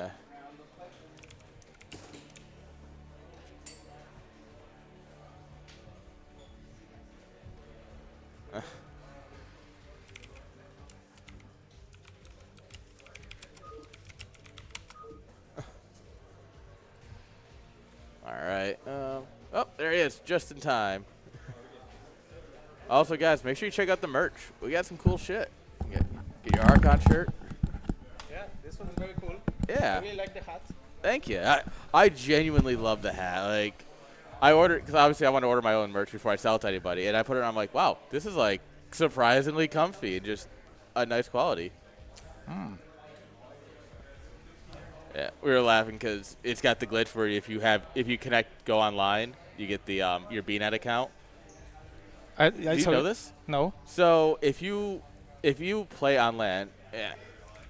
If you go in LAN, you go and you make your username, right? Yeah. Well, if you then go online to actual BNet, it'll take whatever tag you used last on BNet and show in chat in the lobby on LAN. So if you're watching ASL and they start spamming, you can use that to find their ladder accounts. Oh, wow. It's one of those weird things, yeah. No clue why it does it, but like you can see like we're host. This is why I don't host. But yeah, it's like flying is flying, but he's MG flying because he went online. I had CPL Dvag. Dog. Dog, yeah. He's got that dog in him. All right. So Hermon, Neodark early origin. Least. Yeah, I know that list, but I wanted to ask you, Aaron, what do you think about this map, Zerg versus Protoss? I love this map. As a Zerg? But yes, because I'm a degenerate. So what you do, all right? If you're a Zerg at home, you should take notes because I think I have like an 80% win rate with this build on this map. Oh, okay. You drone 6 goes out to the so like you would take a drone 6, you'd set it up here, and you make an extractor. Drone 7 you send out, and you start mining the minerals, and you can go between the minerals and the gas and alternate. Yeah. Very old school. And you go for the link speed? Then I 9 full speed them. Oh, wow. And I prance around the front, posture like 6, 8 lings at the front, especially against Protoss. It works really good against Terrans that are dumb, which is most of them. So, I mean, but against Protoss, they'll build up some cannons. They'll be like, oh, this guy's about to like do something stupid, and they have all these outs in front. And then suddenly you have a dozen lings in their main base, and they pull all their, extractor trick, nice. Yeah, because this Oh. is 9 pool versus 2 Gators. I actually seen this build order. I think someone played it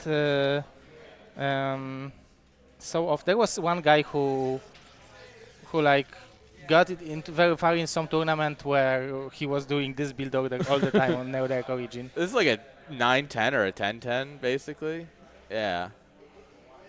Oh, but This is why I cheese on this map, because no one wants to play honorably. So screw you. I'm cheesing. oh, Seeing the probe come from that angle, Yeah, you've got to be confused. you need to think about it. What's going on?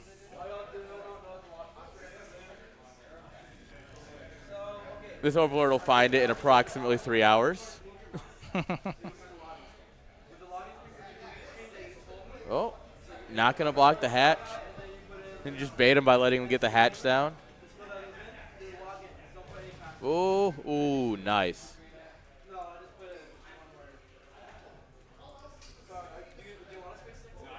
Like, are you gonna, like, you're just gonna go across? That's smart, actually. Yeah, there are only probes, 10 probes. Like now he knows that this is something going on, but what?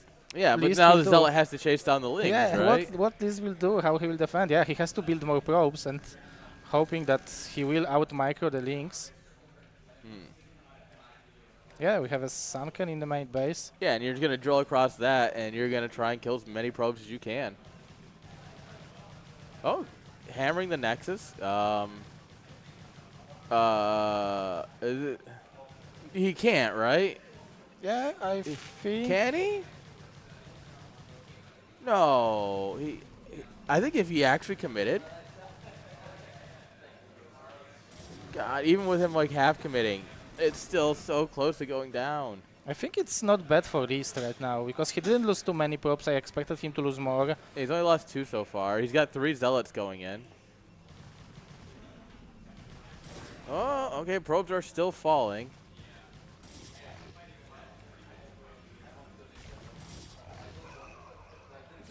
Oh, we're not even going to drill? That's bold. Oh, this is a great surround on one Zealot. Great job Yeah, pushing it against the other one against the wall. And he did it It's while derping. microing Lynx in the main base. God, I wish I was good at this game. All right, we're going to come and get a good surround on these guys. Well, I say that. Nice micro. But we have a speed for the Lynx now. No No. speed, sorry. Oh, Yeah, he's go. just going to send him across? Smart. Yeah, why not? We have You only could 7 actually just pro- kill the Nexus. You kill the one Zealot there, and because he's got speed now, right? Yes, Yeah, yes, look at now them the go. speed kicked in. Yeah, there's one half Zealot here standing in your way. Half Yeah, zero. Just ignore that. One arm zero. He's half the man he used to be. Just commit. I think you could just commit to killing the Nexus. I think it's GG either way, but like, Yeah. This is 2-0 for flying for sure. just kill it, kill it, kill it! Oh no! GG's. Oh man, what a fun way to Congratulations. end that series. Oh yeah, I expected it to go for 40 minutes. Yeah. Because the games which start so weirdly, they very often then turn out to be a normal regular Yeah, game. you end up with this big macro game anyway. And you're like, oh wait, this started with a cheese? Yeah, double gateway in the middle into carriers. Yeah. Something like that. It's like, sweet, 9-9. Oh, this is still a 40-minute game. But I mean, that's how it goes sometimes. You play a big old game, and then by the end of it, we're done. We're doing something cheesy. All right, so I need to update the bracket, which means I need my laptop. Okay. So Nash won with Flash. So it's going to be Julia versus Nash Okay, here. tomorrow. It's the Bracket, yeah. So you versus Semi. Good luck. Thank you. It's going to be hard. Yeah, that's gonna be a rough one for sure. Oh yeah. But at least it's a Protoss, so it's not that bad. I prefer to play against Protoss than against Terran. So We are casting this round and this round today, and Yes. tomorrow start from those rounds. Start. Yes? Yeah, so what we'll do tomorrow is we'll probably start with you and Semi, and then cast Nash Julia into the winners, into so on and so forth. Pretty much, this match will run, like these matches will run off camera, and we'll try and focus mostly Oh, every step through as many matches as we can. Okay. Okay. That's the dream, So tomorrow 11:30. plus or minus, yeah. Okay. So Doors open at 11. The Okay. stream will start around then. We'll do some desk, let everyone get settled in. Okay. Might drag you in for a desk segment at some point at the start, like, hey, come and talk. I will be honored. Yeah. I don't know. I'll admit, I like desk segments a lot. Like, where you can just sit down and like, how you feeling about the tournament? Like, I think that's the whole point of why we're here is to talk about StarCraft. Yeah, exactly. Like we share the same passion. Like it's Yeah. so great that. It's not often that you get that. Yeah, exactly. And that's so many people actually traveled from entire states, right? Yeah, we have. I mean, I think obviously you and Julia traveled the furthest, but Yeah, but where we where have did West Fla- Coast, Flash, East Coast. Flash came from California. Yeah, Goose is from Washington. I'm from Oklahoma. No, Flash is from Texas. Okay. He currently lives in Texas, along with Flying. Not with Flying, but I think they both live in Houston. Okay. And then we have a couple of people from Ohio. I'm pretty sure we had someone from New York, but I don't remember off the top of my head. Yeah, but we have It's so a many good cool crew of people. I don't know what the Vent Goose score was. I don't see any of the players. Let me check. Let me check and. All right, yeah, perfect. Hey, historian, how you doing? Oh, you know what? I could probably just tilt this down a little bit since we're all sitting. How you guys doing? You guys enjoying? You know what?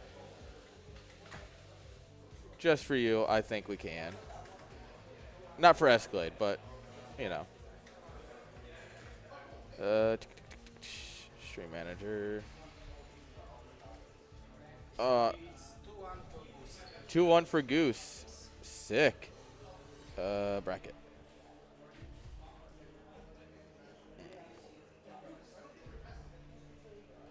All right. Have they? Has he played Juicy yet? Do you know? Or are they playing now?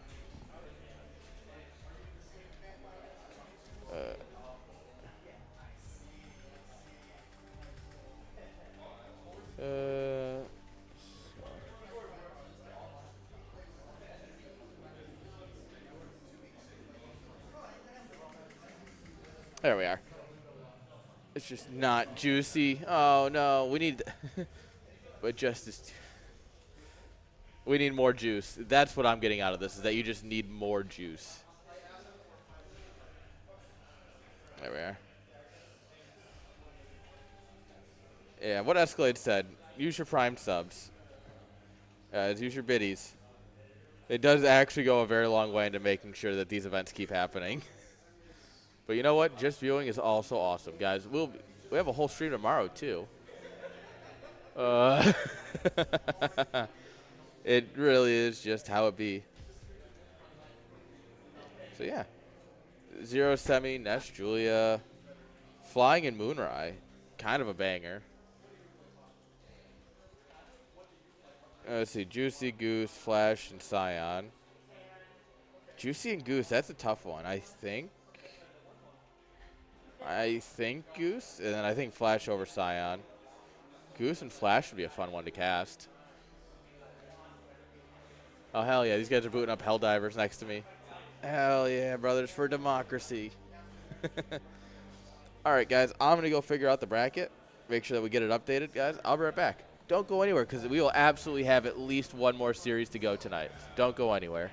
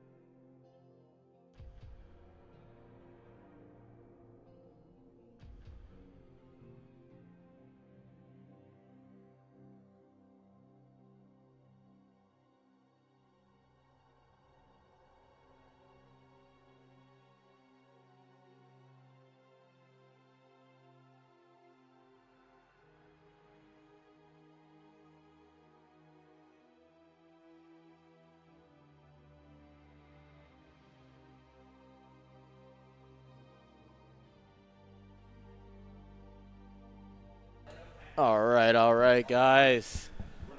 No. No. First thing tomorrow. So, guys, how you doing? It turns out that it's actually almost 6 o'clock, and I totally didn't realize. Time flies when you're enjoying StarCraft. Oh, yeah. So, unfortunately, that does mean that we actually have to go because for some reason they want us to end on time so they can, I don't know, sell these computers and have people pay for them or something. Very strange. Yeah, I don't weird. get it personally. They want to but run their business. We'll allow it. Yeah, I guess. You know what? Adam's a cool guy. I'll let him have it. Adam being the owner of this venue. He's super cool. Everyone here is great. So we're going to do our best to get on time, which does mean that we don't have any more series to cast. Unless you know of one that can end in 10 minutes. ZVZ? I don't see any ZVZs ready to go, though. All right, guys. Thank you all for watching. I'm a little sad, too. I was really hoping for one more series. Not going to lie. But you know what? Tomorrow, the nice thing is that we're going to start as close to 11 as we can. Right on. I'm going to talk to Adam. He's going to see. I'm going to see if we could, we can get in a little bit early. Because I want to get in 10:30, get players in 10:30, quarter of 11. Actually Start start as right close on as 11. we can. Yep. Yeah. Sounds good. But yeah, so guys, 11 a.m. Central Time. It's close to that. Be here because we'll be live. All right. We got so much more StarCraft. If you look at the bracket, we've got so much more StarCraft, guys. A lot of good matchups. So I'm gonna go ahead and find someone to raid. What you got? Any closing remarks? What are your thoughts? A lot of good games today from what I saw. It's been a lot of fun, and we'll see what happens tomorrow. Dude, I think we're gonna have a good day tomorrow. How Oh, are you yeah. feeling about your odds? Uh, You got Moonrise. Moon's going to be fun. I like playing Moon. We have Loser some of fun 32, games. So you have the loser of Nesh and Julia. I'm going to try and beat Moon first, I guess. Understandable. All right, guys. Thank you all for watching. Look forward to seeing you tomorrow. Until next time, keep being awesome. Later.